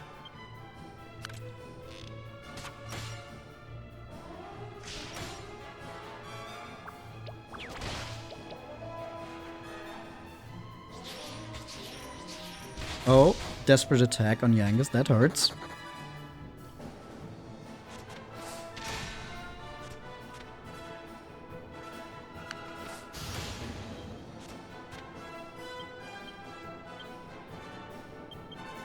I keep pressing up when trying to select the Flame Slash because I need to do that for each new fight. But then it's so ingrained when I'm already in the battle, even though after I use it once, the game remembers where the cursor was in the menu.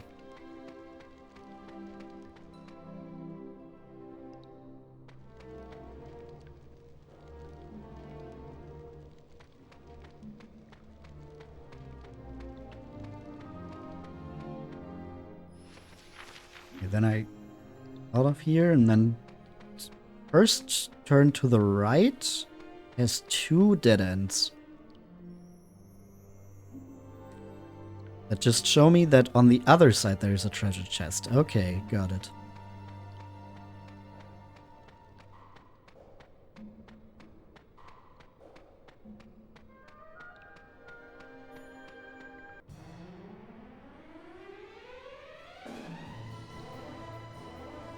The dark skeleton appears. Ba, ba, ba, ba, ba, ba, ba, ba, ba, ba.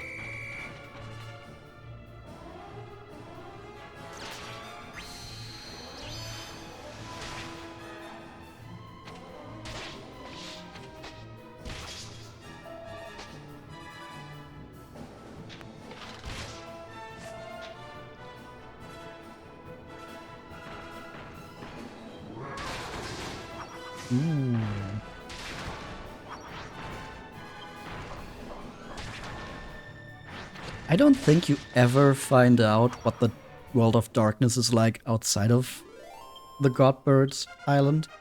Ooh, level 37 already, huh? 7 skill points. Let's get Courage to 80, so we have both of them in the 80s. And then next level up, we can put some in swords again.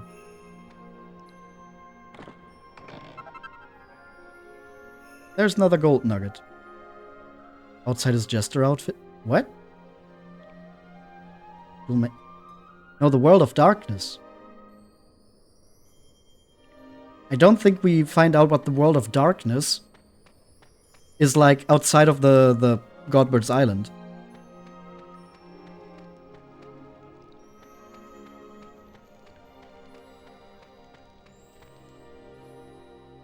Did I say Dual Magus? Or did you just misunderstand?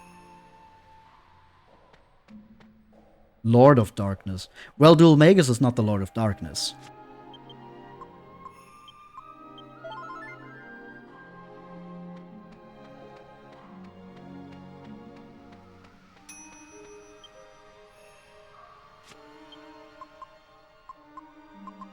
Alchemy pot. Oh, come on. Can't use it from here. Why does it ping? Why does it taunt me like that?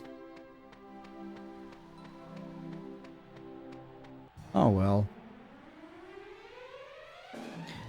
A Darkodile. No, the first strike. Okay. Jessica just dodges. Perfect.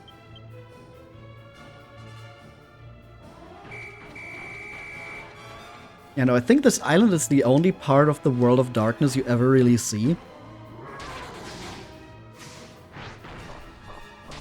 I mean, you kind of get the idea of what this world is like, but still, I would be interested to know, was World of Darkness Trodain also cursed? Is there a World of Darkness possum? Ooh, a hairband. Why does a Darkodile need that?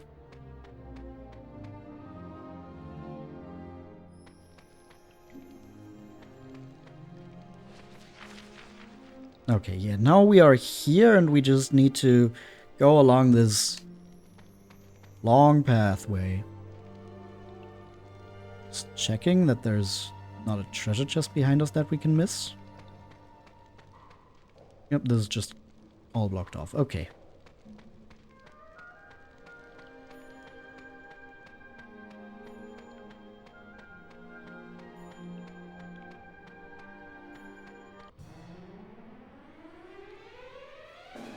A singular dark Dullahan.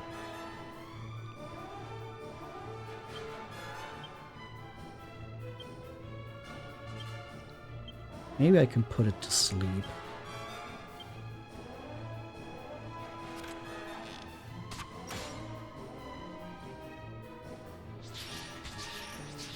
Oh, of course it's a desperate attack. Are you joking? Okay, the Twin Dragon Lashes do nothing against the Dark Dullahan. Good to know.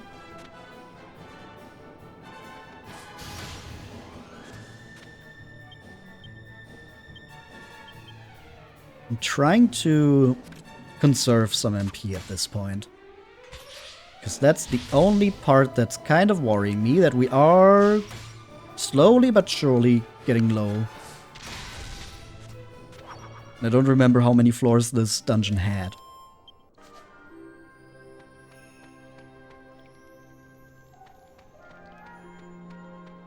Holy Protection wears off. I forgot that that was on because we were still just fighting.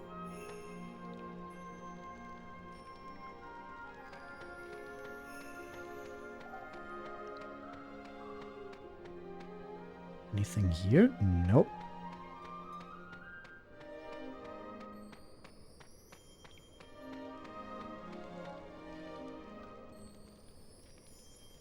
Also not over there. So we move forward.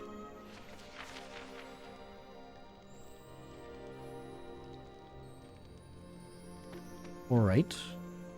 This seems like a place where there could be some treasure. There should be like 2 more, I think. Or 3 even. 2 treasures, yeah.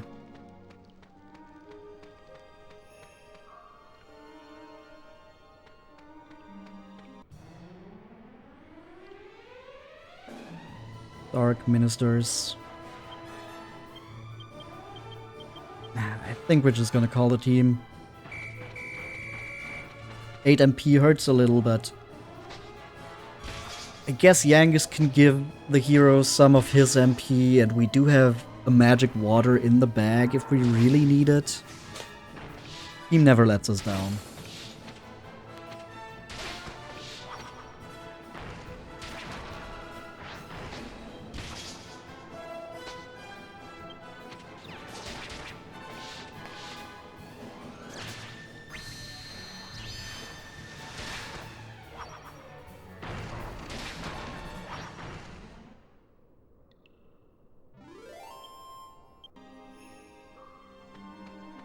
I mean, it is only 8 MP to basically end the battle, which is nice. But if we do that for every battle, we run out of MP very fast. Okay, that's just the end of this. Up here.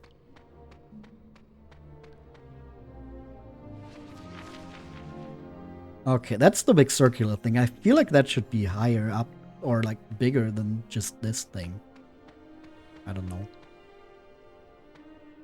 And now there's 2 ways to go.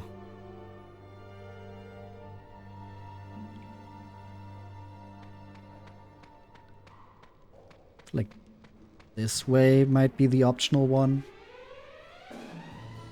Okay, 2 Dark Ministers.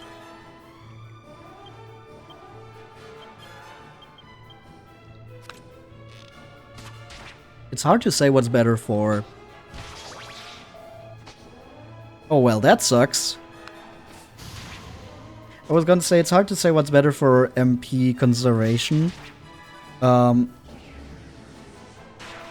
Constantly calling the team, or taking the damage in a fight like this, and then using heal all at a later point. Because the thing with the team is, that's only the hero's MP that you can use for that. With heal all, you can at least use other characters' MP, but running out of all of them also sucks.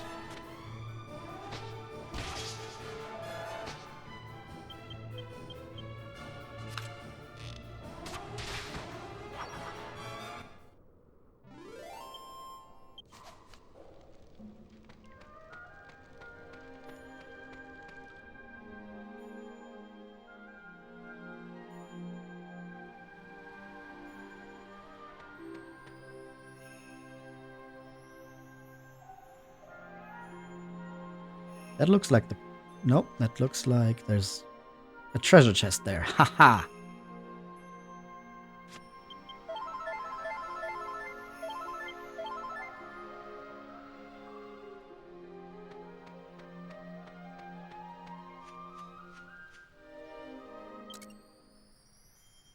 What do we have here? A demon whip.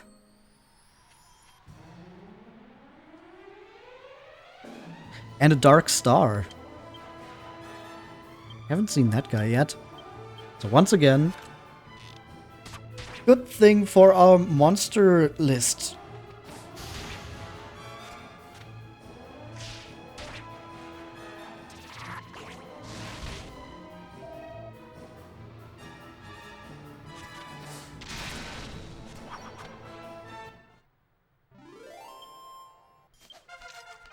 And Jessica gets to level 35. Finally, since she missed out on the previous XP from the Empyrea fight.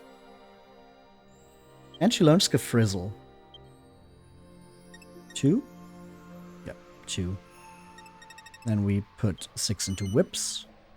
Jessica improves her whiplash technique and masters lashings of love. They were really doing too much with all of that.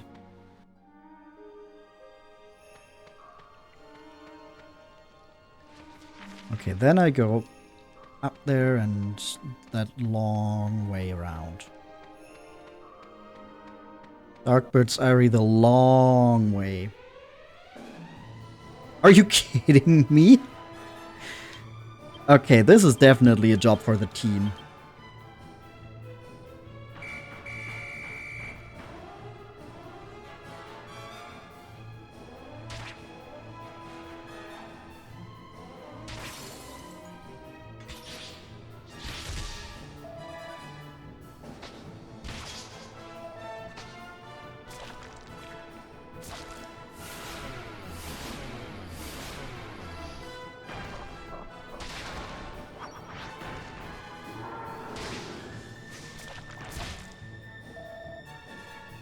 I think we might even need to put some work in ourselves after the team is done here.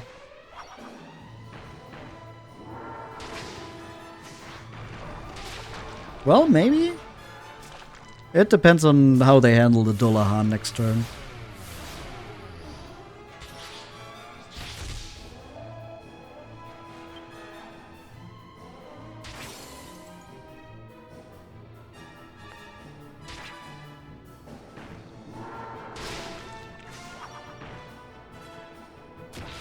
Yeah, I'm pretty sure we have to deal... Oh, cool, we have to deal with the psyched up Dullahan, even. Neat.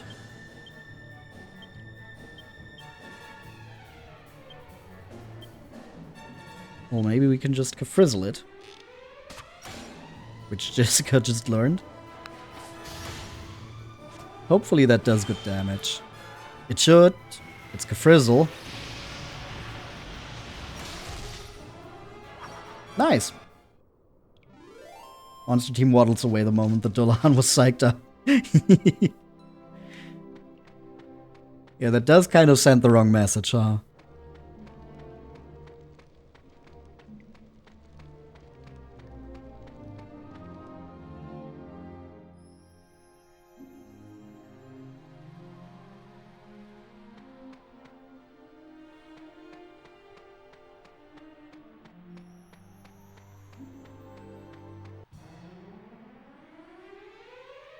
Oh, another dark star.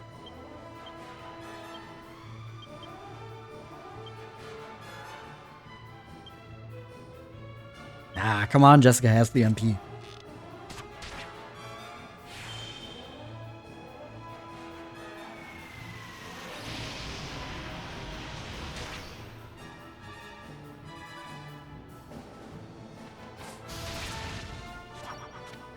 Neat.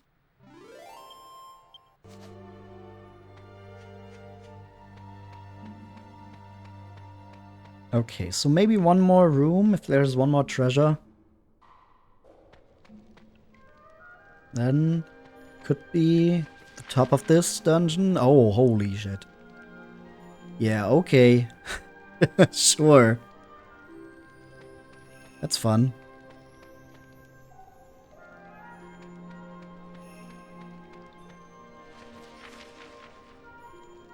I think I want to go down first.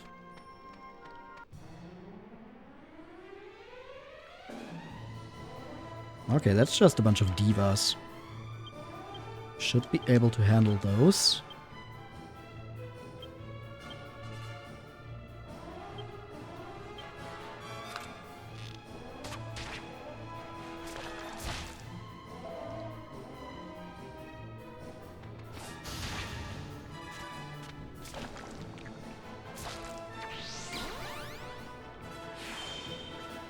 Okay, if they oomph themselves, I'm pretty sure that's just wasting their turn because we can defeat them before they do something. Unless that silly song does too much. Okay, it's just Angelo.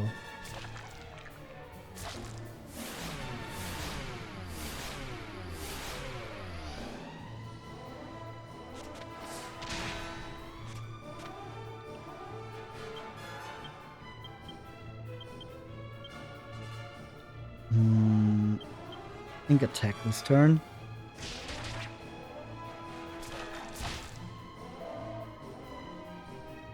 Let's hope we're faster.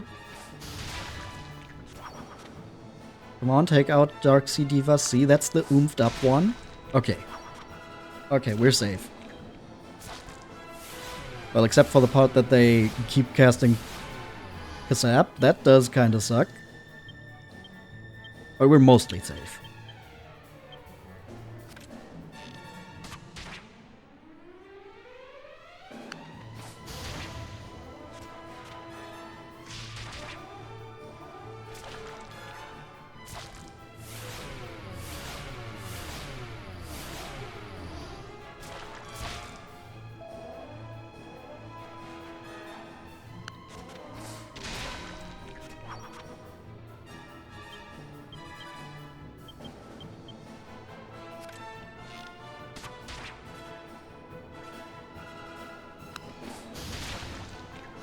All right.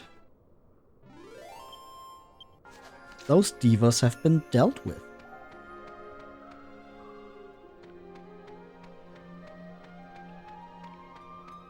Here we go like this. Then around here. Totally not confusing.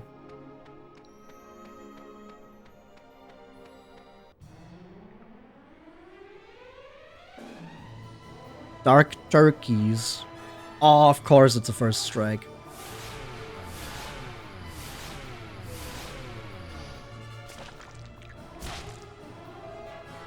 The immediate Kasap into 60. Into 110 damage.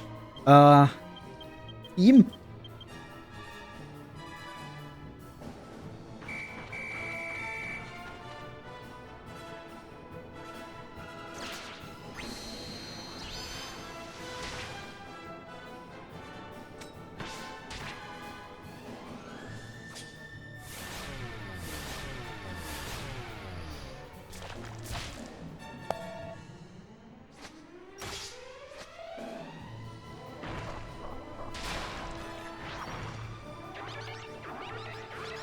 Oh, not the silly song, no!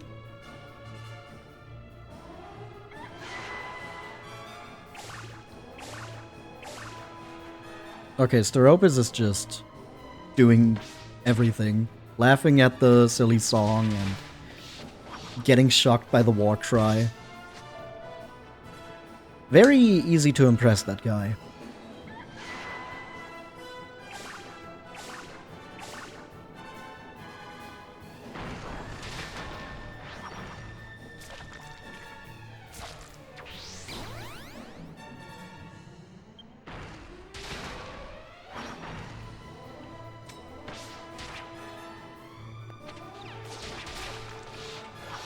Okay.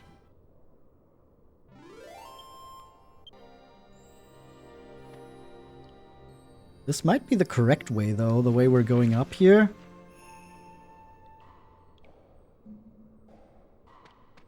Let's hope it's not, and this is actually for a treasure chest.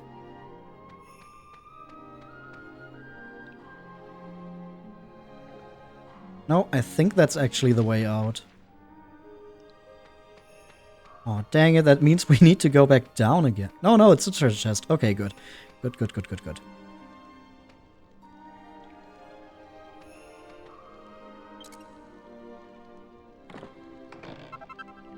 An urn of saint's ashes. Very, very important alchemy item. I would have hated to miss out on that.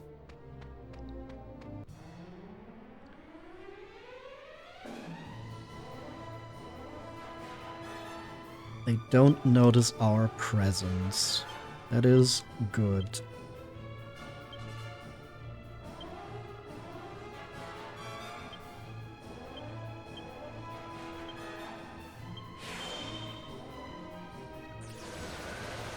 Let's use some magic with Angelo and Jessica here.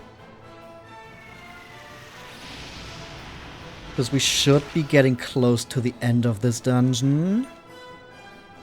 I do want to conserve more MP with the hero, but Angelo and Jessica, I think, are free to use some more magic.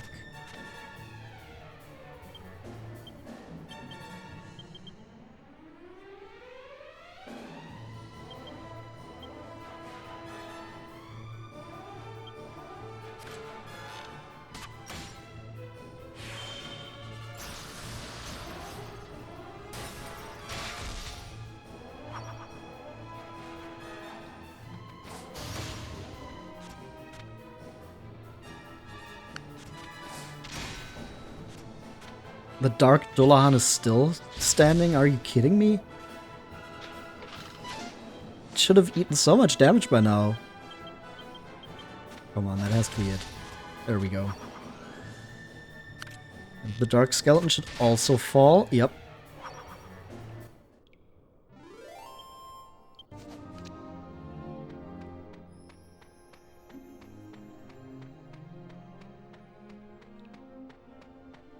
Still a long way to actually get to that other part of the room, though.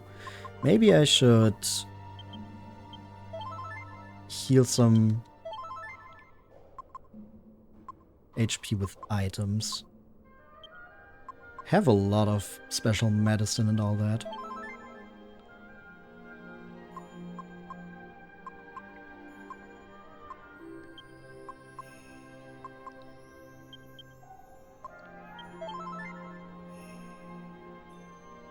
Definitely don't want to just use the Yggdrasil for that, but hey.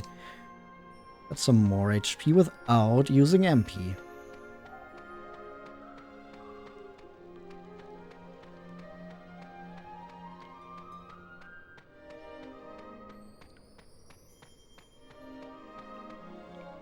Okay, how do we... Right, on that little stone there. More divas and a Dullahan.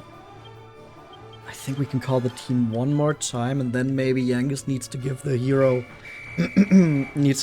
some MP.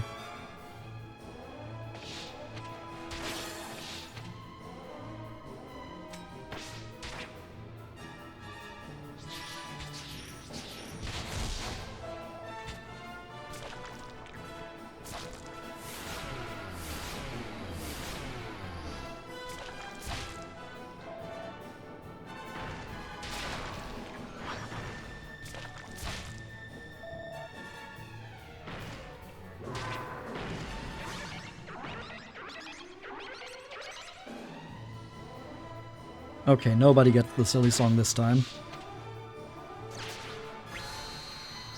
You need to have a very high IQ to understand the Dark Sea Diva's silly song.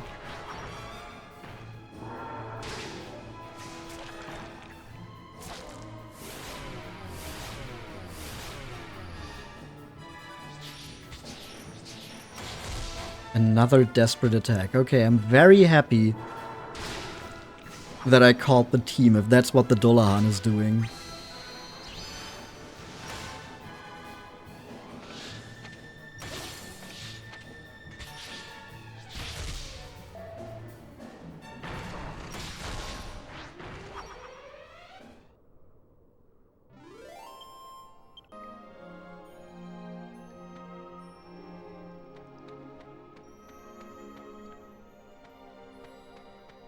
Oh yeah, I don't think I've ever tried. Can I?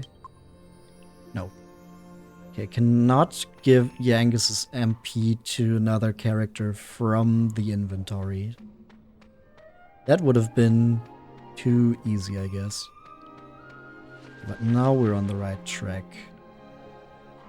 Yup. Still a winding road up there, but we're on the right track.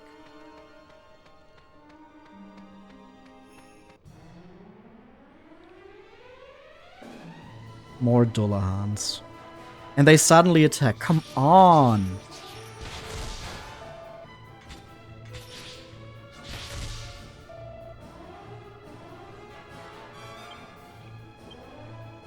Call the team. I don't want to deal with these guys. Dullahans are like the worst ones we could run into here. And it's 3 of them.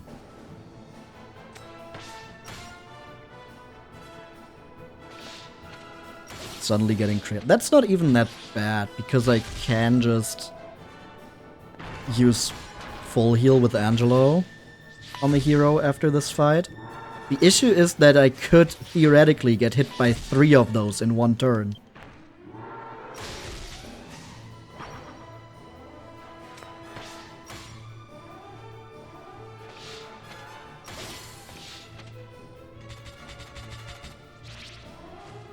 Oh, fun, they can call for backup. Good thing they didn't do that before. That could have really screwed me over.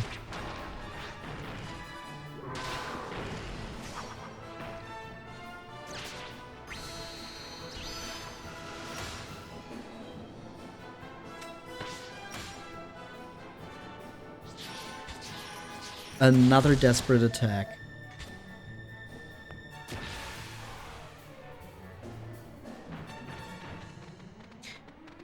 Still 2 Dullahans to deal with.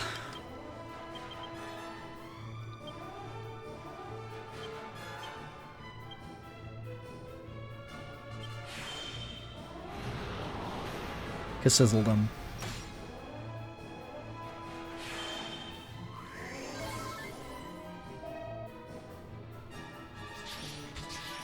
Oh, come on! That's so mean! And then the one with heightened tension also attacks me. Yep, sure.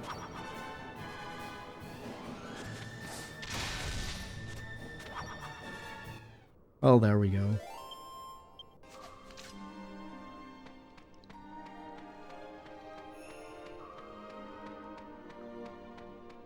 This close to the end of this dungeon. I don't want to go through all of this again.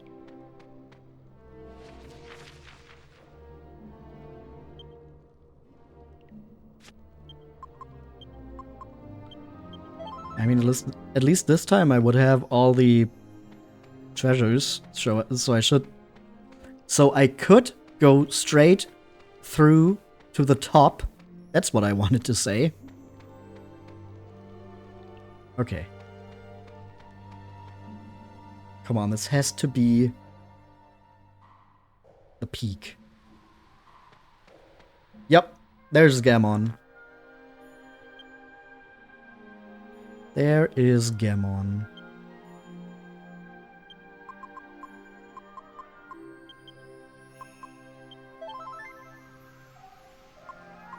The evil big board. It's not as big. Let's just use some medicinal herbs to get everyone up. 30 MP. Is 30 MP enough? Is 30 MP enough? It should be, honestly.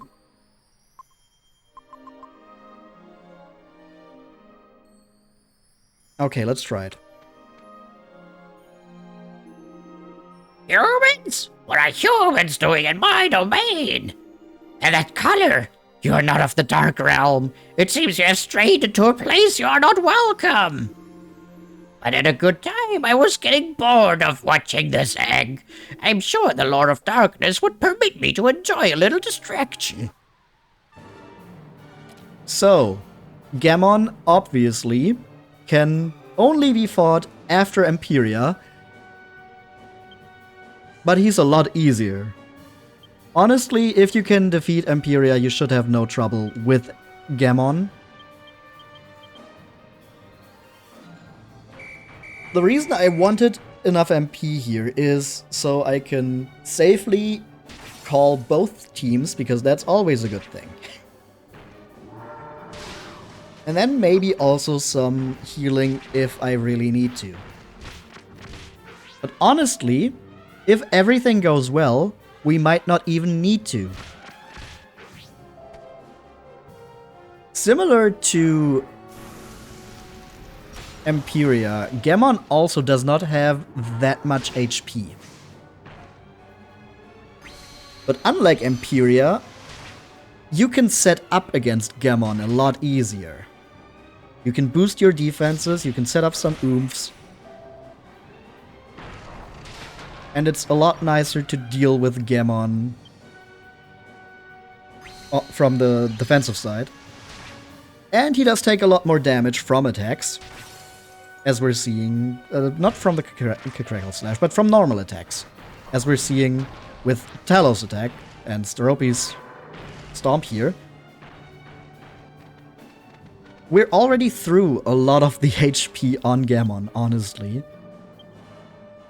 But we can also just call Praise Roborg here to do some extra damage.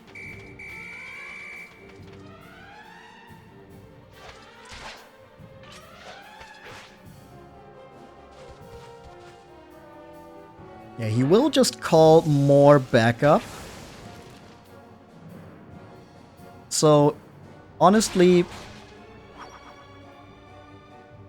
if I were to give them any commands in this fight, I would tell them to just ignore the Dark Turkey and the Dark Condor. But sadly, that's not how it works with the monsters, huh? We kind of have to hope that they do choose the targets we want.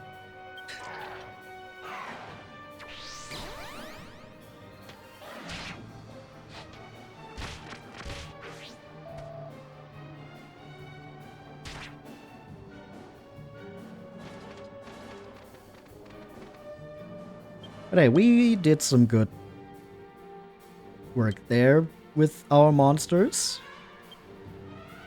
Think we can buff here.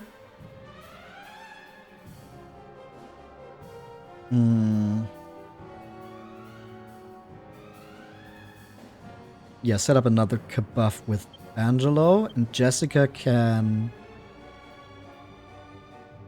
Should I Insuladle or should I Accelerate? I think I Insuladle first.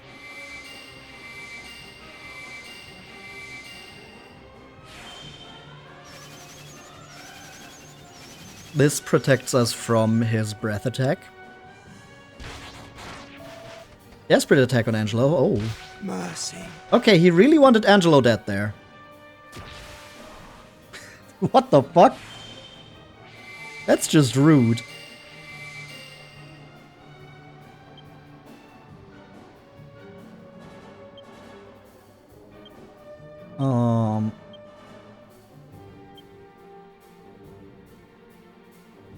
Nope, don't have anything in your... Okay, Yangus has an Yggdrasil Leaf. Use that on Angelo. And then I think with Jessica we might... Oomph Possum.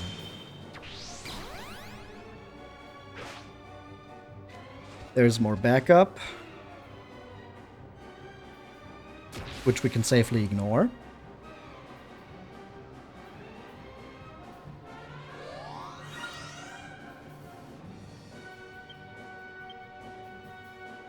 Honestly, an oomphed Flame Slash from 20 tension might already be okay.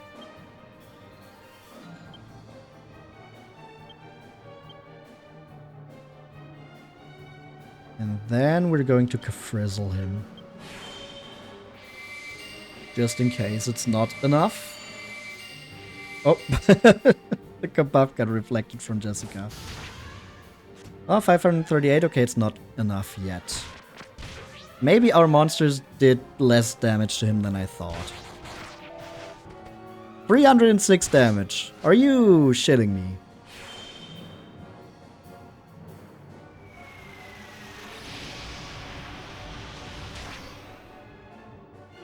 Okay, I think our monsters did less to him than I thought. But hey, his defense is decreased, so... A Miracle Slash here. Another Helm Splitter. Full heal on Possum, and I think Jessica's gonna Accelerate here.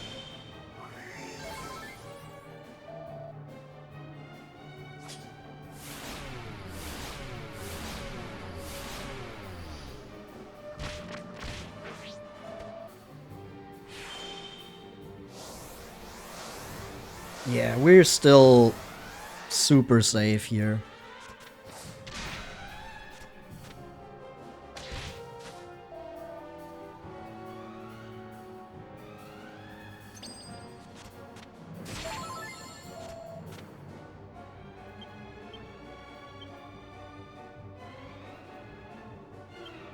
Let's get Flame Slash in, maybe another Helm Splitter. Angelo can heal himself. And then Jessica can let another Frizzle go. And then this chicken should be fried.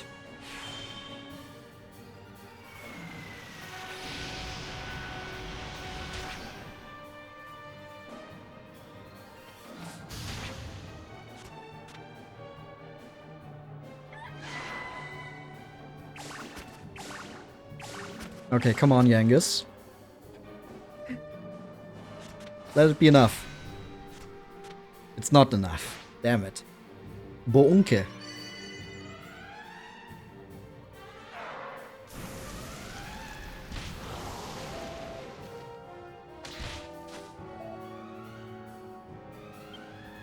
Okay, Yangus is the only one here who was not hit by the war cry.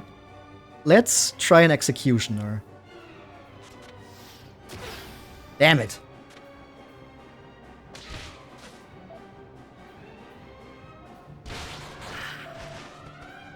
Well, that's just mean.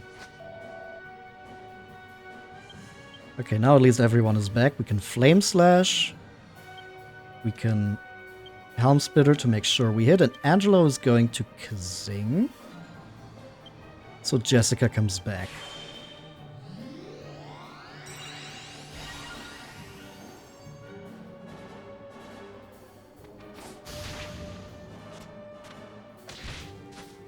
Did he have more HP than I thought he did?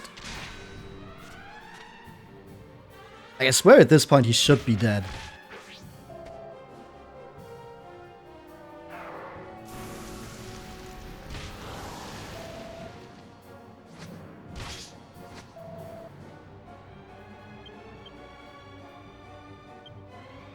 Okay.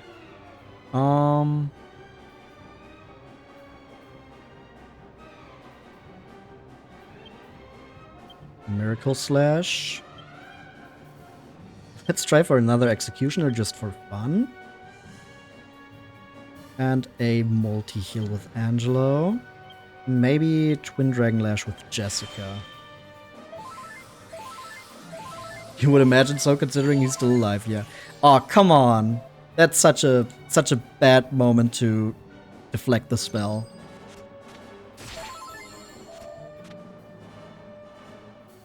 Damn, I could have sworn he had about as much. as Empyrea, but clearly has a lot more.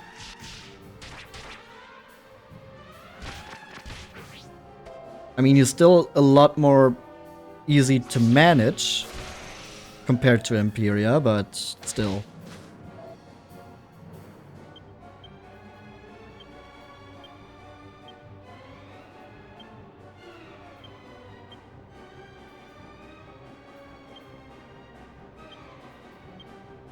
Winddragon Lash does a lot, though.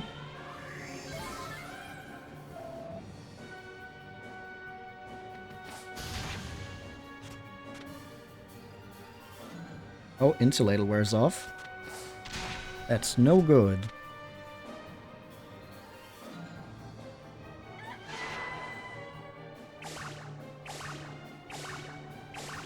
Aw, Jessica, come on.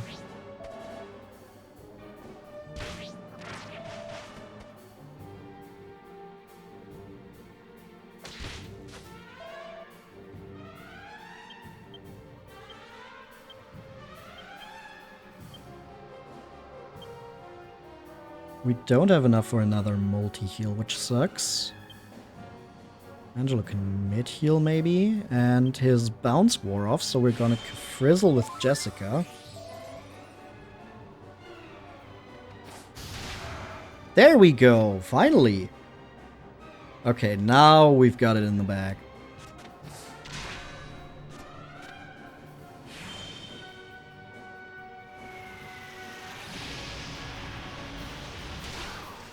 Oh yeah, I could have sworn he had about as much HP as Empyrea.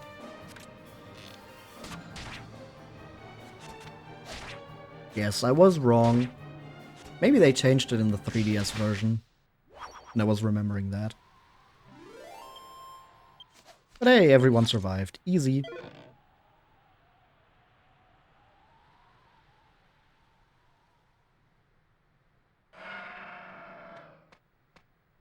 Impossible! No human could be so strong. Hee hee. Of course! Empyrea! She brought you here from the world of light to defeat me! What a fool to think she could get the better of me! If I die, I'm taking her egg with me! She'll regret the day she tried to trick Gemon.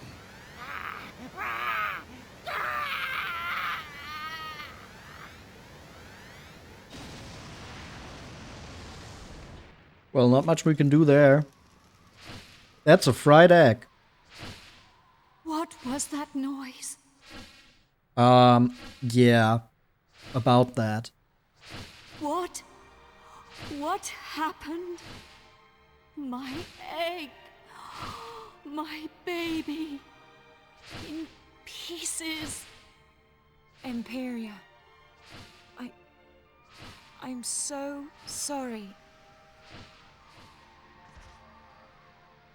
Do not blame yourselves. I should never have put you in this position. I am truly sorry for having brought you here and for subjecting you to such a bitter experience. I will take you back to the Eye, so you may return to the world of light.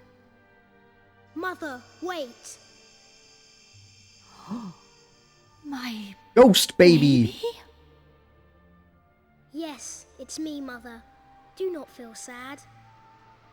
I wanted to give something to the people who came to help me, to thank them. Give them something? But you're... I know, Mother, but I can still help them. I am just a soul. I have no form, but if they lend me their bodies, I can make them fly. Let me travel with you. I can help you. It is true. If my child can be of help to you on your quest, I hope you will accept. Please grant my son his wish to accompany you. But of course. Thank you. I cannot express my gratitude enough. I will change into a form that you can carry around with you. Whenever you need me, just call.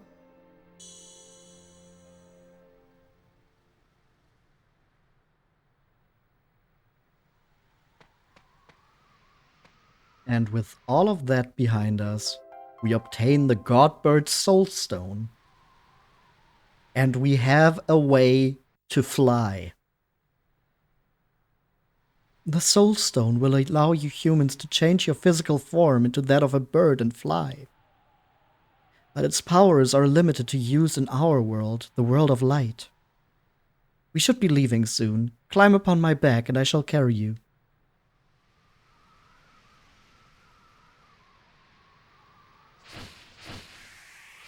Whoosh.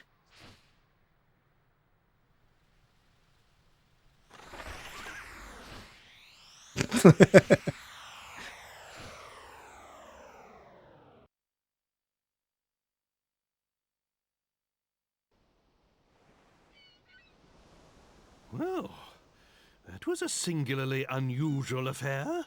To think, there is a whole other world.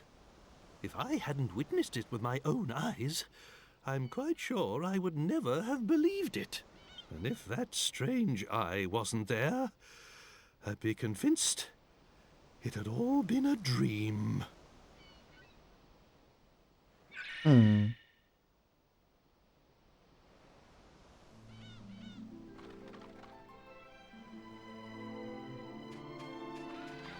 Well, now that that is done,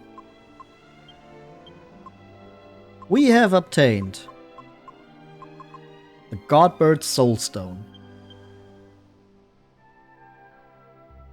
The Godbird soul speaks to the party. Can you hear me, Possum? The controls for my bird form differ from those you use for walking around on the earth. If you ever need help, just press circle and I'll explain everything. Now that you can fly, you'll be able to reach locations you couldn't travel to before. Now let us find the elusive Repthorn. Ah, yes. Just press circle. Recognize that song?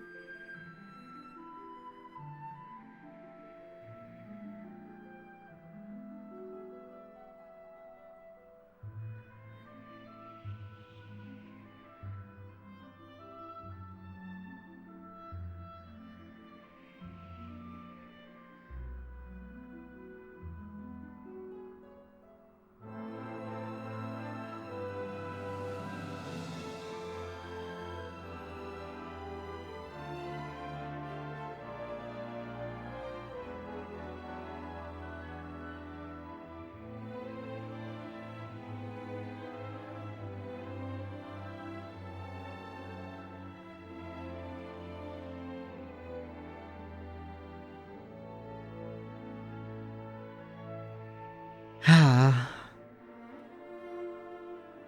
Beautiful.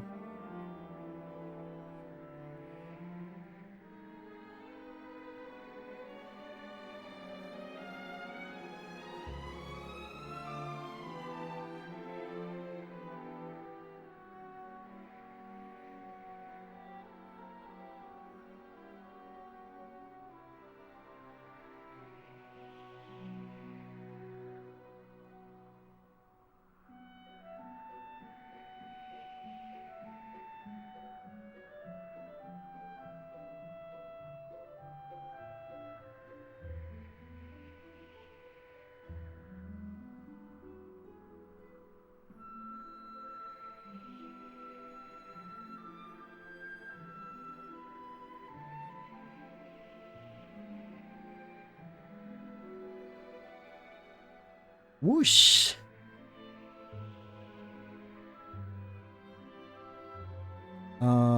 Landing was triangle. Okay.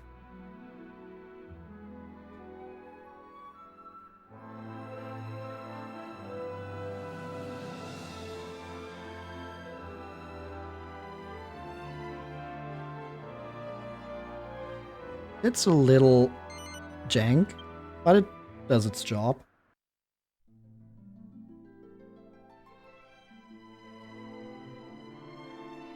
Hey, thank you for checking in, Alex Nature. I always appreciate it when someone new comes in here.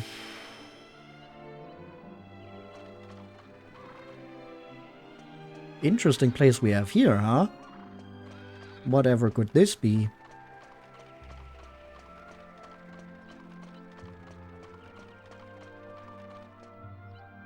There's nothing written on the stone marker. Weird. Anyway. We have a lot to explore now that we can fly. But what I first want to do only requires me to teleport around a bit. Going to rest up at the Riverside Chapel.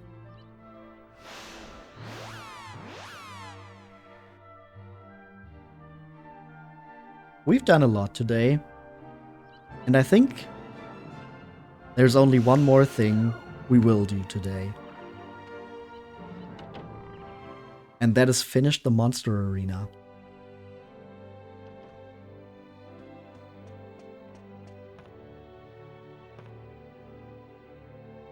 Yeah, Riverside Chapel was the wrong one. Oops. Whatever, I'll just give you 10 gold coins. That's fine. Oh. I can't get over it. Flying through the air is so wonderful. You know, I always dreamt of becoming a bird when I was little. I wish I were a bird. This was before you came to the castle. All I did was study every day.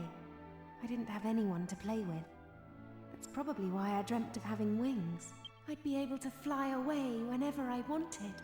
Even with the curse, being able to turn into a bird and fly through the sky is like a dream come true. Do you think we might turn into a fish next?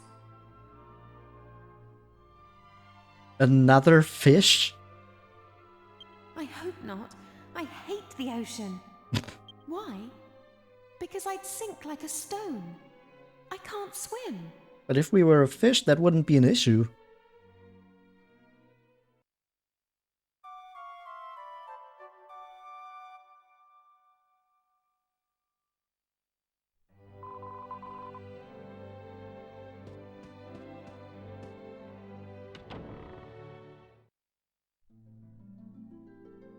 Alright, so, to finish the monster arena, we do need to recruit some more monsters into our team. And for the first one, we need to go to the Dark Ruins.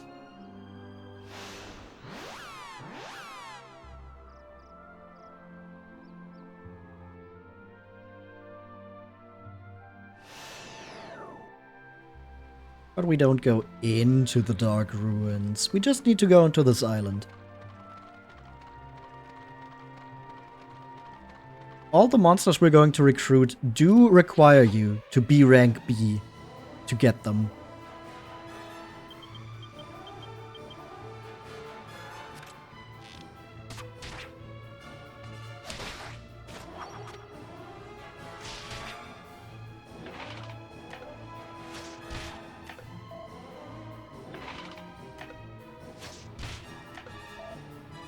Oh yeah, I just remembered we also need to check on our alchemy pot. Because we couldn't take that out before. Aw, come on! 2 poisons?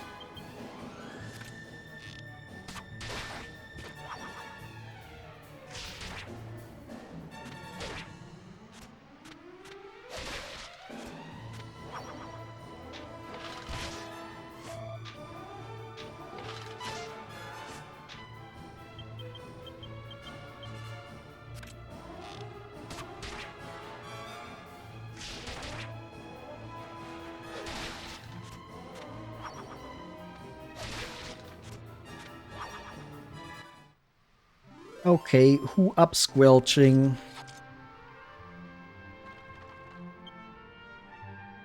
Who up squelching they party members?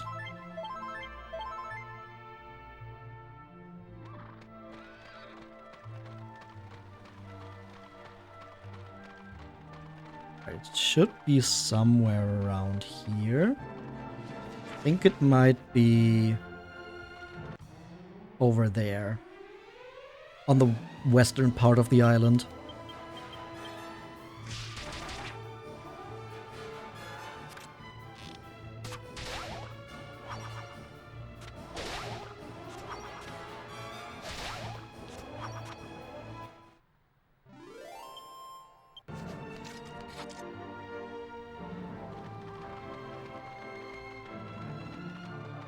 Like somewhere around here.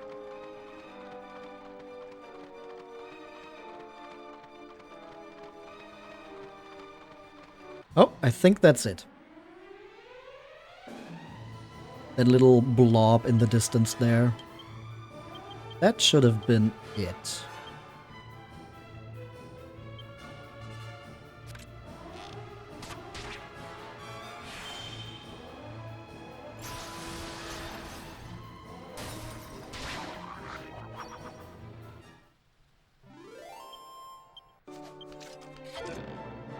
Ooh, gold bracer.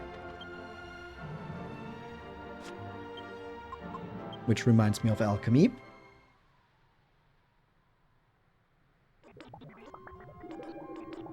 The moment of truth. We made a dark robe.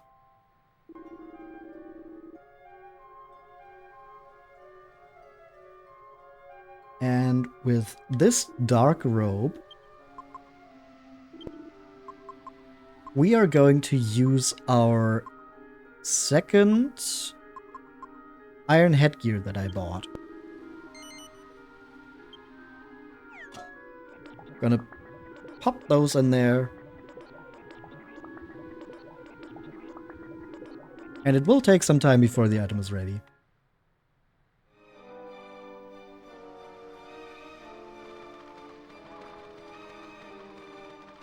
Nice, new equipment. To the pot it goes again. Okay, here's our new monster that we're going to recruit, the Man-at-Arms.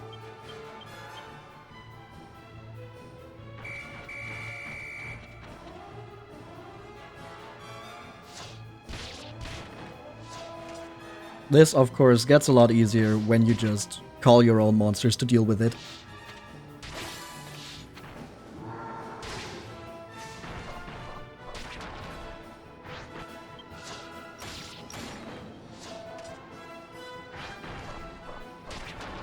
Is it the low quality, or does that Man-at-Arms have a beard? It does not have a beard. Maybe if we can look at it again. Just has its mouth open. With its lower jaw hanging. Because it's a zombie monster.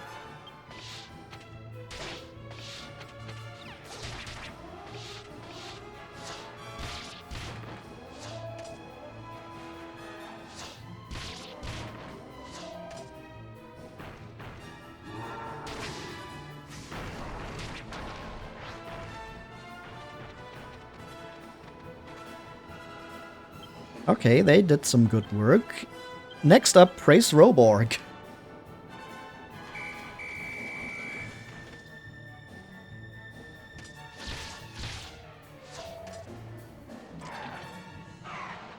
Who are you oomping? Yourself. Awesome.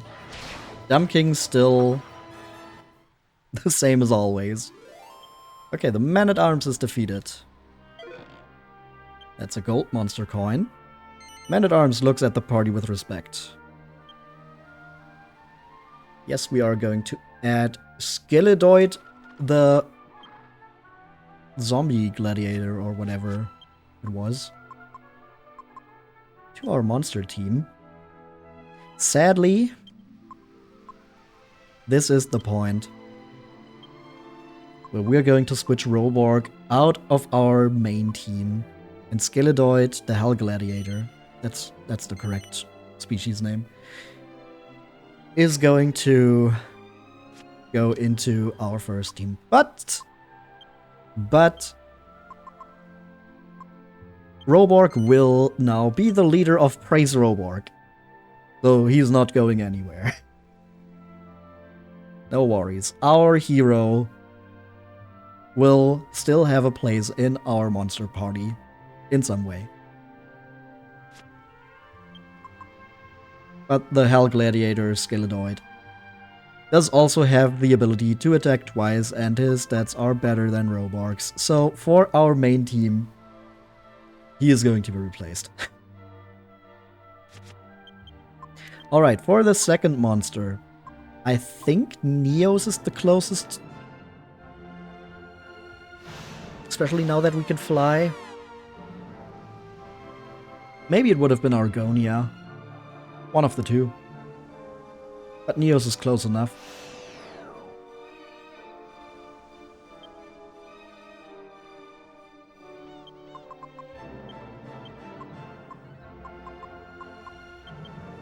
So we use the Godbird Soulstone.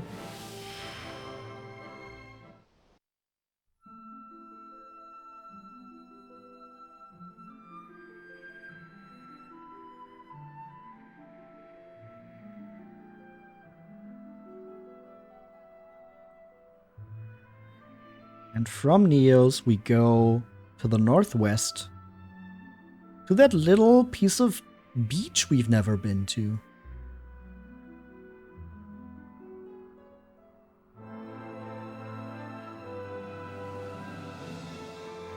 Right here.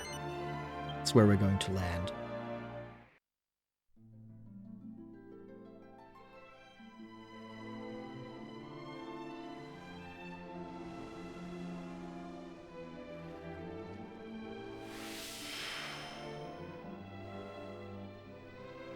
Oh, we're still on this side. Okay, we do need to go to that other side, I'm pretty sure.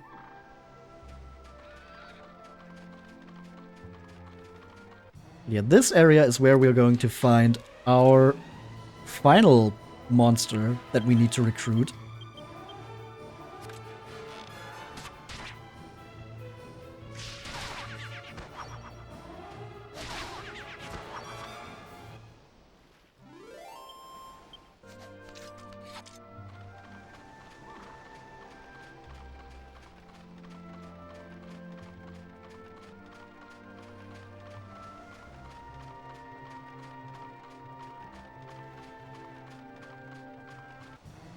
Or maybe it was down there? It's somewhere here. There's not many places where it can be. We will find it soon enough.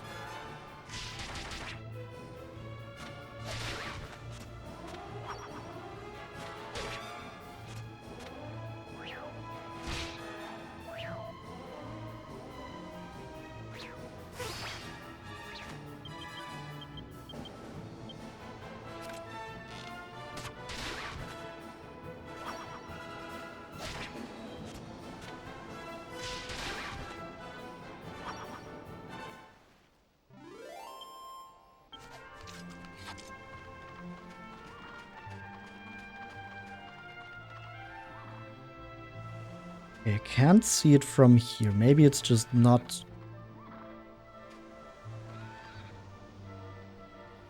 spawned in when we're up here. Or it is actually on this side. It is definitely by the water, so we need to go down.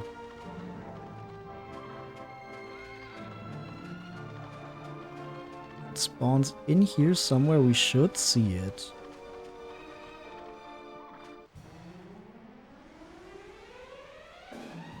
Squid Kids! Those are new.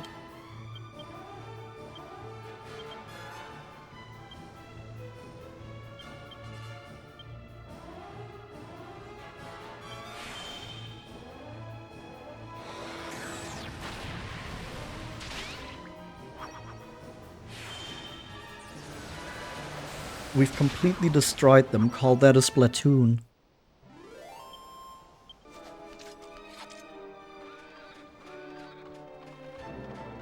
I think maybe it was in that earlier area.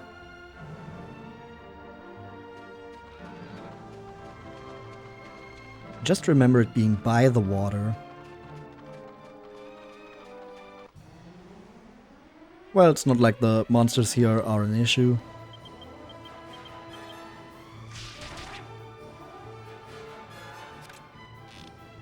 And I can use Holy Protection to get around here faster.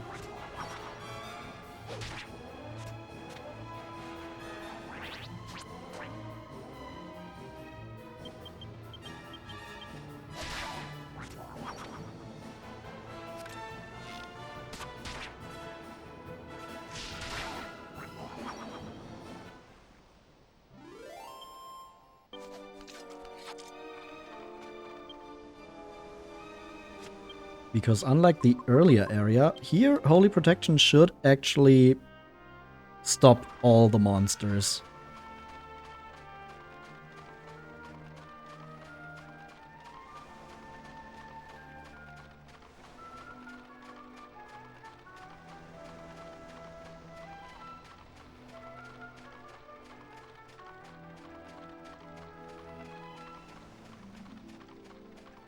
I think it might have just been down here.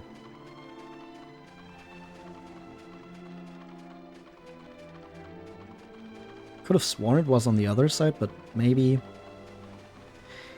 I mean, Gemon's HP was already proof enough that I don't remember this game as well as I thought at some points. And this is another case of that. This is the final monster that we are going to recruit, Octavius Maximus.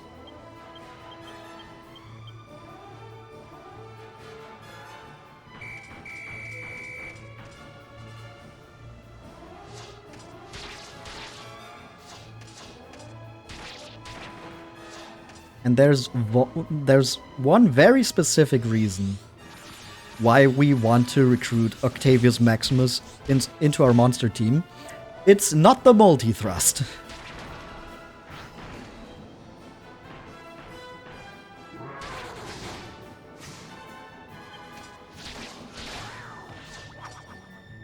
That was easy, huh?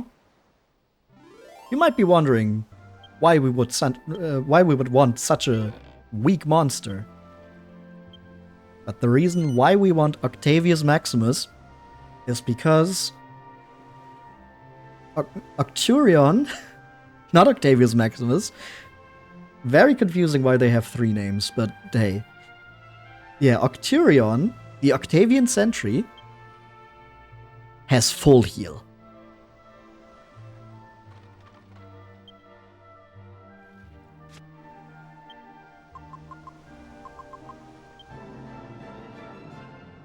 Hey, yo! Right? And I think with that, we're going to replace Talos, because Steropes is kind of fulfilling the same role as Talos. So we're going to put Octurion in there. And then we're going to switch Talos in for Hexzilla in Team 2.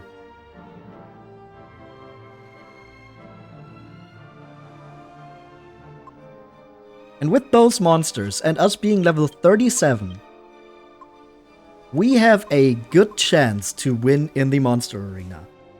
It is still very much luck-based, but we have good chances.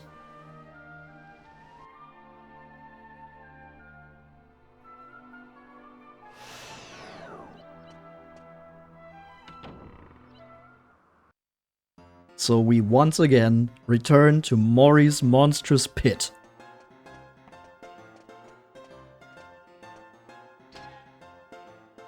Possibly for the last time. We're really getting close to the end.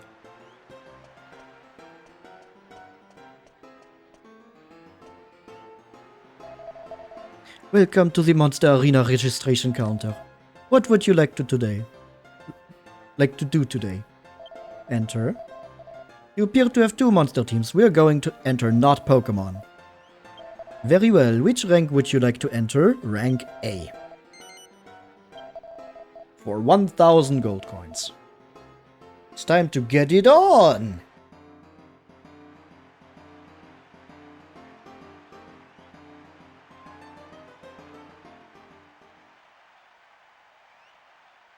Ladies and gentlemen, the Monster Arena is proud to present a Rank A battle! let's give the team owners a big hand. The first round is about to begin. In the red corner, we have our Heroes Monster Team. In the blue corner, captained by Alwaz, Mountainous Monsters, it's the Big Boys. The Big Boys. Those very much are big boys. It's a campaign of pain that'll fry your brain. Let's get it on. Only the troll was also blue. Smurfs, but big.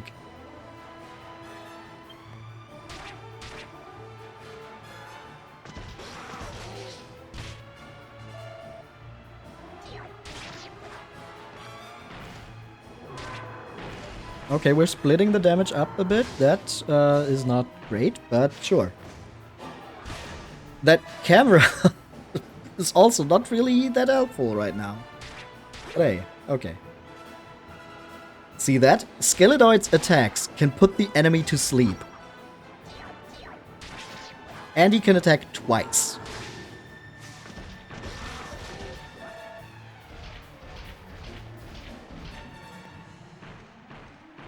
Desperate attack, that's not good.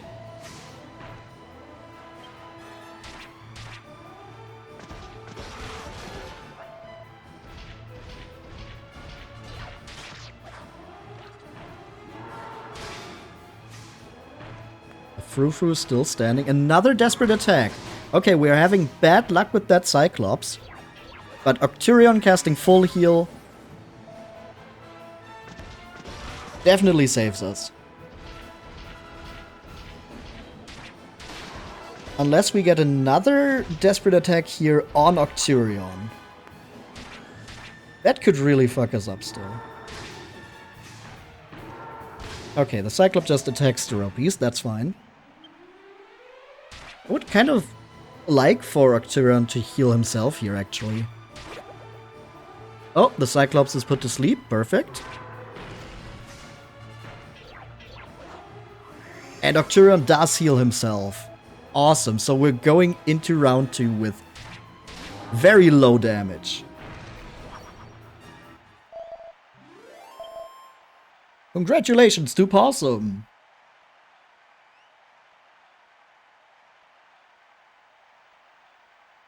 Alright, round number 2. The fans are going absolutely wild.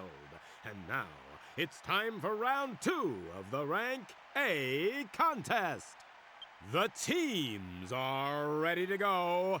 The fans are ready to go. Heck, I'm ready to go. Let's hear it for round 2. In the red corner, we have our Heroes Monster Team. In the blue corner, captained by Attaboy Tom from Chateau Felix, it's the Wildcats. Hey, we know that guy. And only one of those is a cat. That feels a bit wrong. But I guess at least the jumping jackals are from around Chateau Felix. So it makes sense from that perspective. But yeah, look at that, it's Tom. Of course, all 3 of his monsters are fast and do a lot of damage.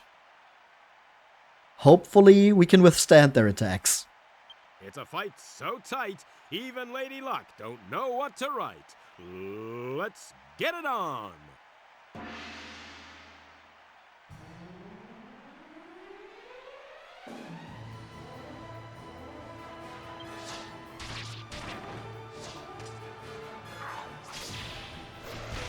Okay, Skeledoid just attacked once here, for some reason. Just felt like it.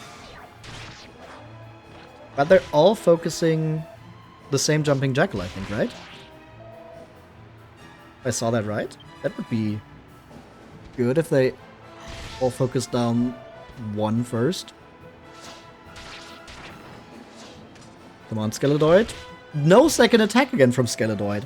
What's going on here? Tyrion attacks, Steropes attacks, Jumping Jackal B is defeated.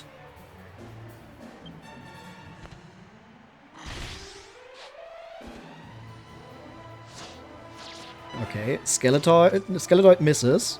Surely this time. Nope. Is the multi-attack like chance-based? I'm pretty sure acting twice is a chance thing. Desperate attack. Oh, Steropes is trying to make up for the missed damage from Skeletoid.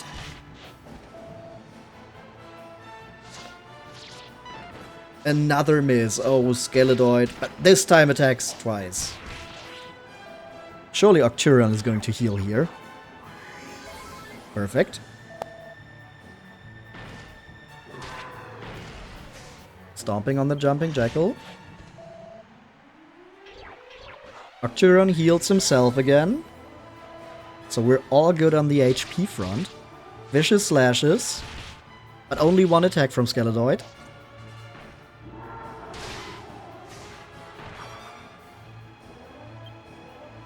And now we only have the Great Saber Cat, which is put to sleep by Skeletoid.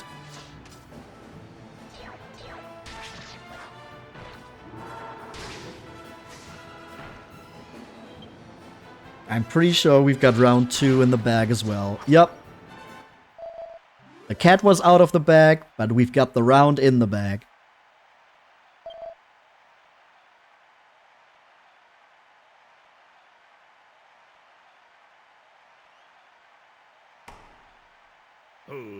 Ladies and gentlemen, it's the moment you've all been waiting for.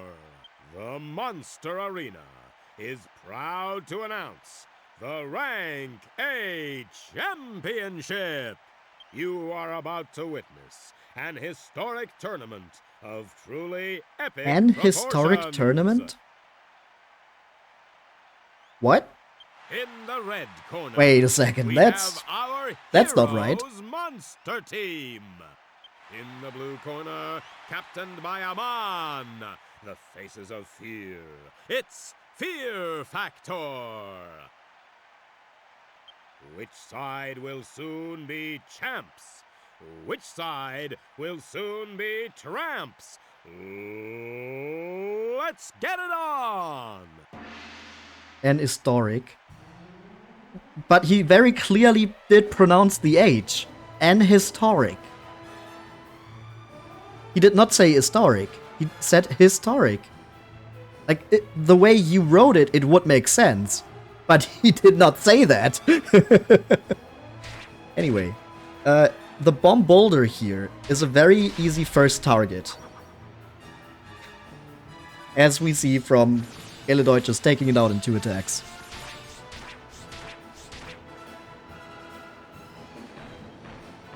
I think the Treeville does still have the whole Yggdrasil leaf thing, so it could bring the bomb boulder back. And the zombie gladiator, similar to our hell gladiator, does have the ability to attack twice. But I think we're still very much favored here. Isn't the boulder also able to kerplunk? Yes. So what you could have is an Yggdrasil leaf into a kerplunk. But that is no longer possible. It's only the zombie gladiator now, and it's a 3 versus 1. I am pretty sure we're going to win this.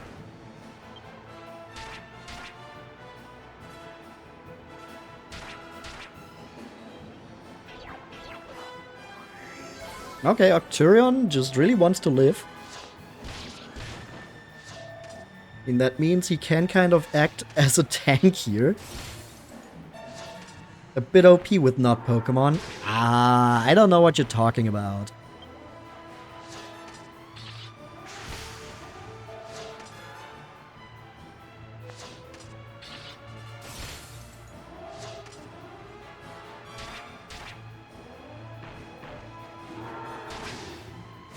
The Zombie Gladiator does have a lot of HP, so this does take a while, but we're doing good progress, and there it falls. We have a winner! The winner of the Monster Arena Rank A battle is... Captained by Possum, it's not Pokemon!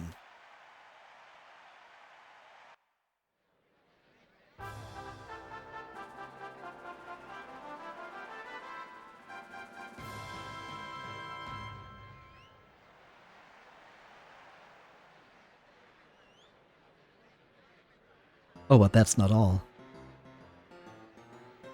Well, I didn't see that coming. I've been in this job a fair old while, let me tell you. But this is the first time I've ever seen anyone make it to rank A. Here's your prize. Well done. Fantastic. We receive a hero spear. But that's not why we did this. Hey, Mori. Mamma mia! I never thought I would see to live the day. You are one chip of an old block, eh?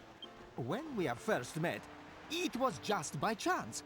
But now I know it was meant to be. You believe in me, and you give it your best shooting, eh? Now, look at what the passion and the gusto have The become. gusto! I have nothing more to give you, ragazzo. But I can offer you one final challenge. Yup. Fight me! Become the strongest monster team owner in all the world! Our passionate encounter will take place here, in my monstrous pit. This is the final rank! Rank S! One more rank. In rounds 1 and 2 of Rank S, you will fight against the 2 strongest monster teams I ever see! And in the final round, you will fight me! Okay, ragazzo, it is time for you to show just what you are made of. Passion versus passion. Gusto versus gusto. And don't think I will be going easy with you. I don't wish you the buona fortuna. Now we are rivali. That's right. Now we are ravioli. I will be waiting for you in my pit.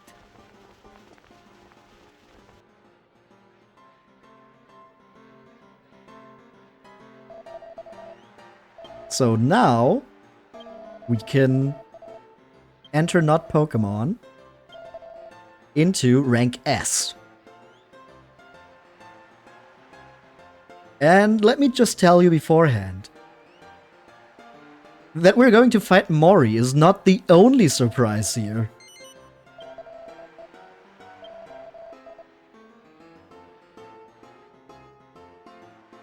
Because if we get in here...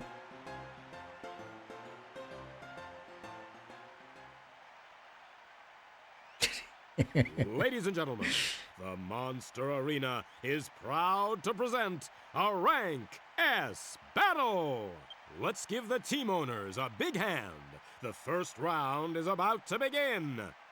In the red corner, we have our Heroes Monster Team. And in the blue corner, we have... In the Tornico! Captained by Tornico Talloon. Live from Lacanaba, it's Talloon's Treasures.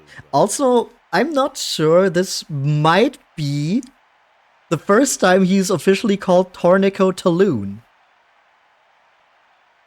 Because the original version of Dragon Warrior 4 called him Talloon, and then Tornico the Last Hope was the first time they used the name Tornico for him in an English release.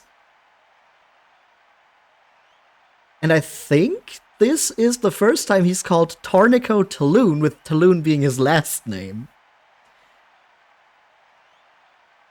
I don't know how any of this makes sense from a canon perspective, why he's here, how Lacanaba is a thing.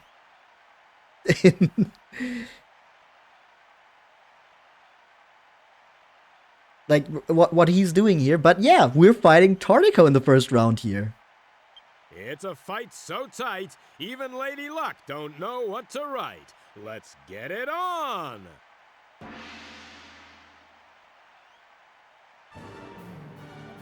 And we have the boss music. So, the big problem in this fight is that Mimic King in the middle there.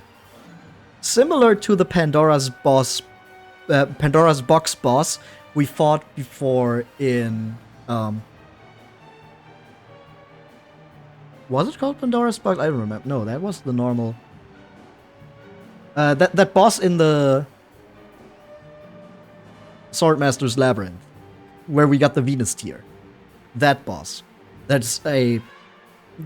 the Mimikin is a palette swap off. Similar to that guy. The Mimic King can use Fuddle. So, if we're unlucky, the Mimic King will confuse Skeledoid or Steropes, and then they will just destroy our own party. If that doesn't happen, this is pretty much a safe win.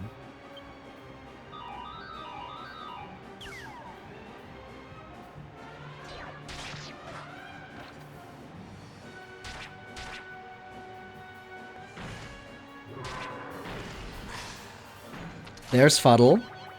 Octurion isn't affected. Perfect. The other two monsters are nothing to worry about as far as I know. But that Mimic King is a real danger.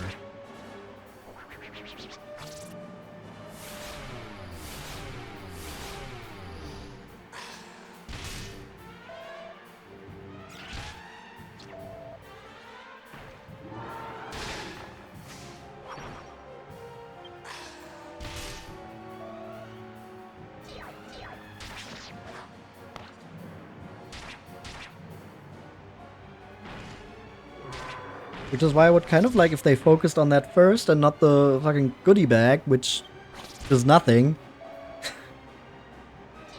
But hey, I can't control it.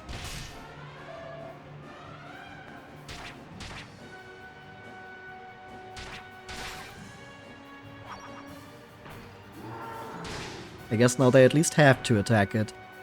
Octurion, please full heal yourself here.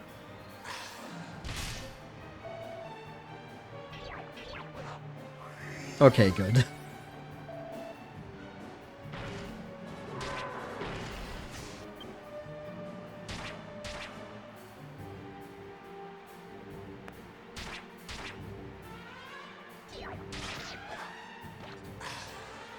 Another Fuddle comes out. Skeledoid isn't affected. Okay, we're having very good Fuddle luck. And there goes the Mimic King. So we've won round 1 against Tornico.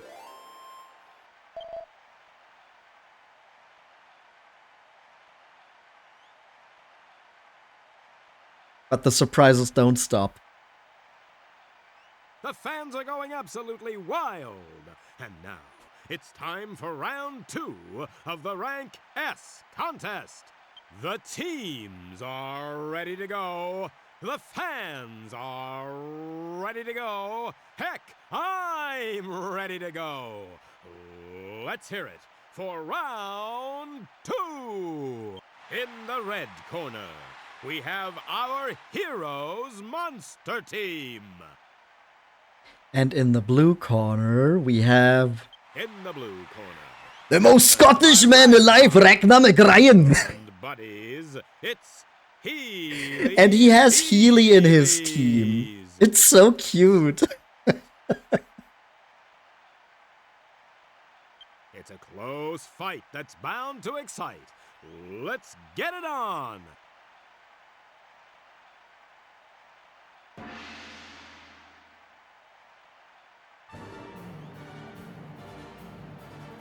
A Dullahan, a Heel Slam, and a Gigantes.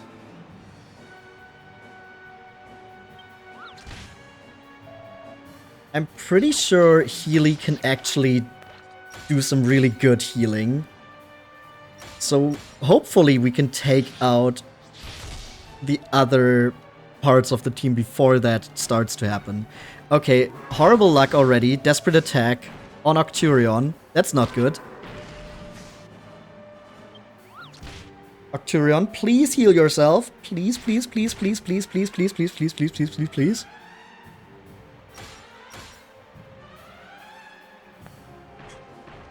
Steropes makes a desperate attack. Please, please, please, please, please. Dullahan casts Oomph on the Heel Slime. Octavius heals himself. Okay. Okay. We're good. And a miss from the Gigantes. Gigantes. The Dullahan is down. The Gigantes is asleep. The heal slime attacks. I think this is going well too. This fight is also by far not as dangerous as the one against Tornico can be. The funnel from the Mimic King in the Tornico fight is like really dangerous. But here, like, the worst thing that can happen is a desperate attack, which Octavius can heal against. And now we just have Healy. Last slime standing.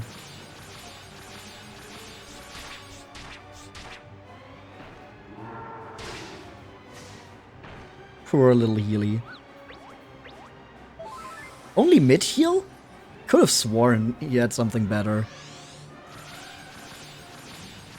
But I do love that they just gave Ragnar a heal slime for the joke. They're fighting a legend, but they've won. Round 3.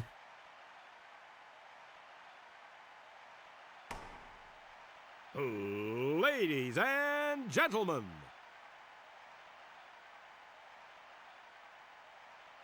you are about to witness a once-in-a-lifetime event with unimaginable implications.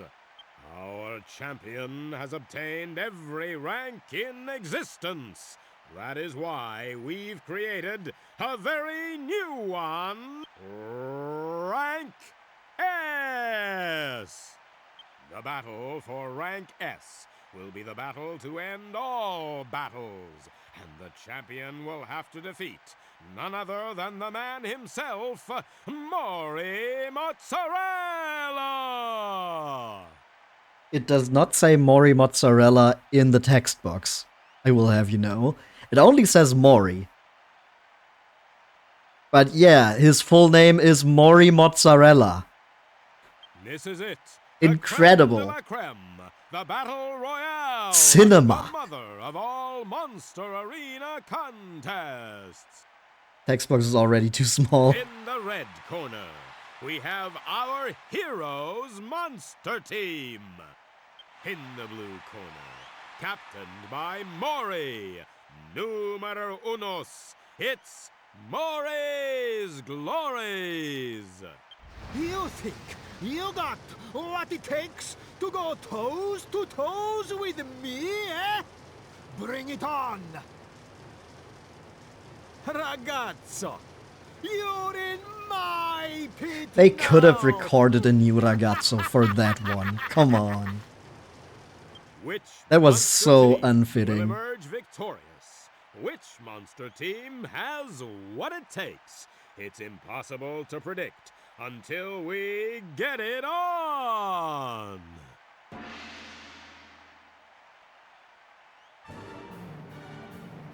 So, the final battle against Mori's monster team.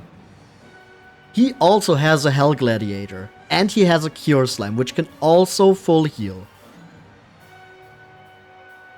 The two things that can go very wrong here are his Hell Gladiator puts our monsters to sleep, and we don't get a good hit on the Liquid Metal Slime, and we just keep wasting turns trying to attack that. The best way to handle this, or I say handle this, the best way this can go is Steropes does a desperate attack on the Liquid Metal Slime, one-shotting it, so it becomes a 2v3. And then we just need good luck with the Hell Gladiator attacks, that maybe Skeledoid puts the Hell Gladiator to sleep, but not the other way around. There is not much more we can do here, but hope.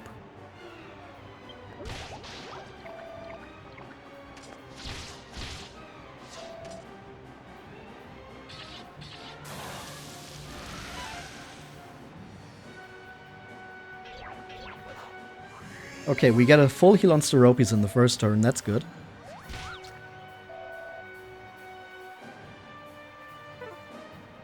No damage to the Liquid Metal Slime from Skeledoid. There's 1 damage.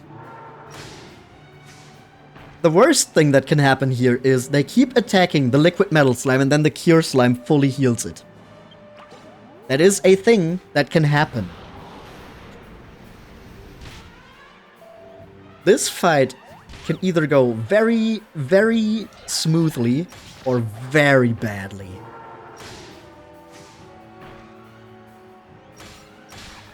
But we got the Liquid Metal Slime out of the way, even without a desperate attack. So that's good.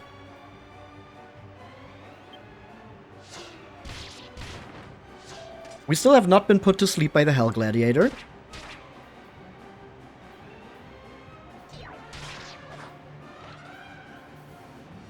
A desperate attack on the Cure Slime. It could, of course, heal itself, negating all the damage we've been doing so far, but it just keeps attacking for some reason. We're having very good luck here. Another desperate attack from Steropes, and the Cure Slime is defeated. Now it's just 1 Hell Gladiator against 1 Octurion, 1 Hell Gladiator, and 1 Gigantes. Octurion is low. But hold. Hold, we can do this.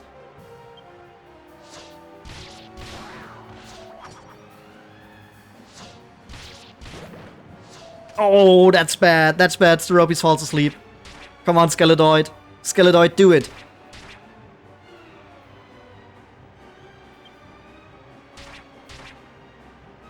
Kill that imposter. Steropes wakes up. Vicious slashes from the Hell Gladiator. Once again, Steropes is eating these hits though. And he does not fall asleep. So we can get up to 3 attacks here. We get 2, but still. Vicious slashes. Steropes can barely stand. He eats another attack, but that means Skeledoid can go again.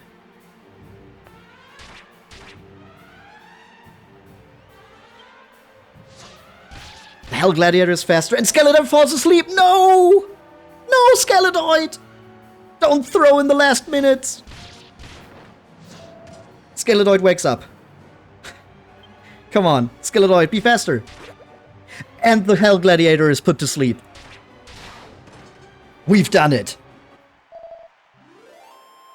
We had some close calls there, but we've done it. Skeledoid is the last man-at-arms standing. We have a winner! The winner of the Monster Arena Rank S battle is Captained by Possum. It's not Pokemon! But I have to say, we could have never done it if Roborg didn't carry us out of Rank B. Praise Roborg.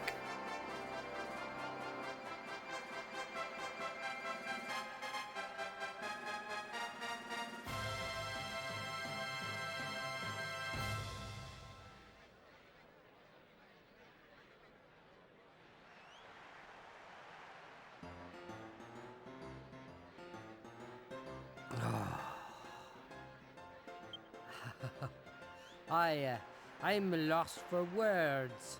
I really don't know what to say. I suppose I should give you your prize, eh? Here you are! A dragon robe.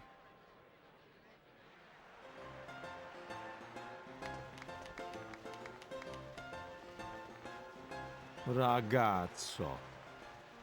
No! Now, I must call you Champion, eh? Every day without the failure, I am here in Arena, striving to make the better monster team. In my mind, all I am thinking is how to make the team stronger, how to give it more gusto. And we had the most gusto of them all. but I am nothing compared to you, champion. Grazie. You really make my dream come true. I've been waiting for this day. For the momentous day, I finally find the heir of my monstrous pit. Hey, yo. Let me give you one last reward. When you leave, take the look at the place where we first met. And I have given the life back to your dead team members. Arrivederci, champione. Arrivederci, Mori Mozzarella. You weird, weird man.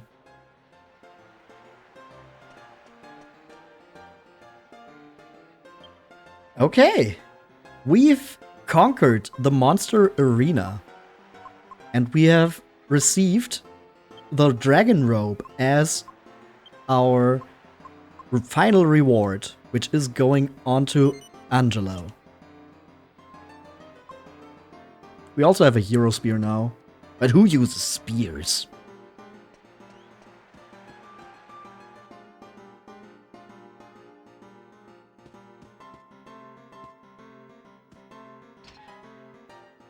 Okay, okay, we need to talk to Tornico. Actually, this was the first time in 5 years that I've been called into action. Mori came and asked me, you see. Well, you can't turn down someone like Mori, can you? I put up quite a fight though, don't you think?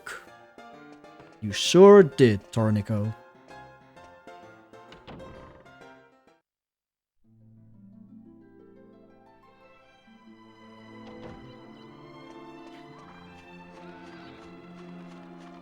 But yeah, as Mori said, we should check out the place where we first met. And would you look at that? We've been honored with a statue in our likeness.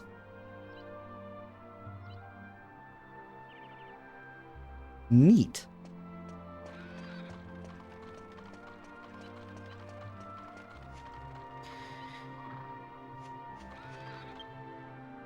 And with that, we're going to zoom on over to... where do we go? I think we should end it in Empycchu. We've spent most of our time today there. So, you know, it only seems fitting to end it here. We're going to go over to that weird guy trying to convert all the people in this village to the Church of the Goddess to save our game.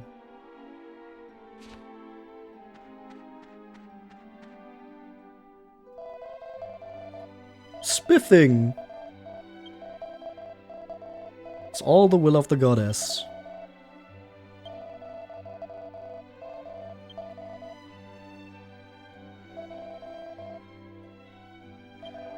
We're going to save.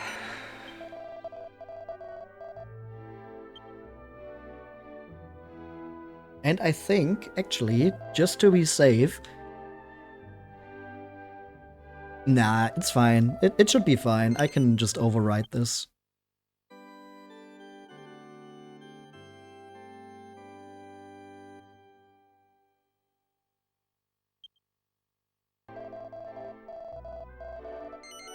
This time we actually do not intend to continue it at this point. So we're going to end it here.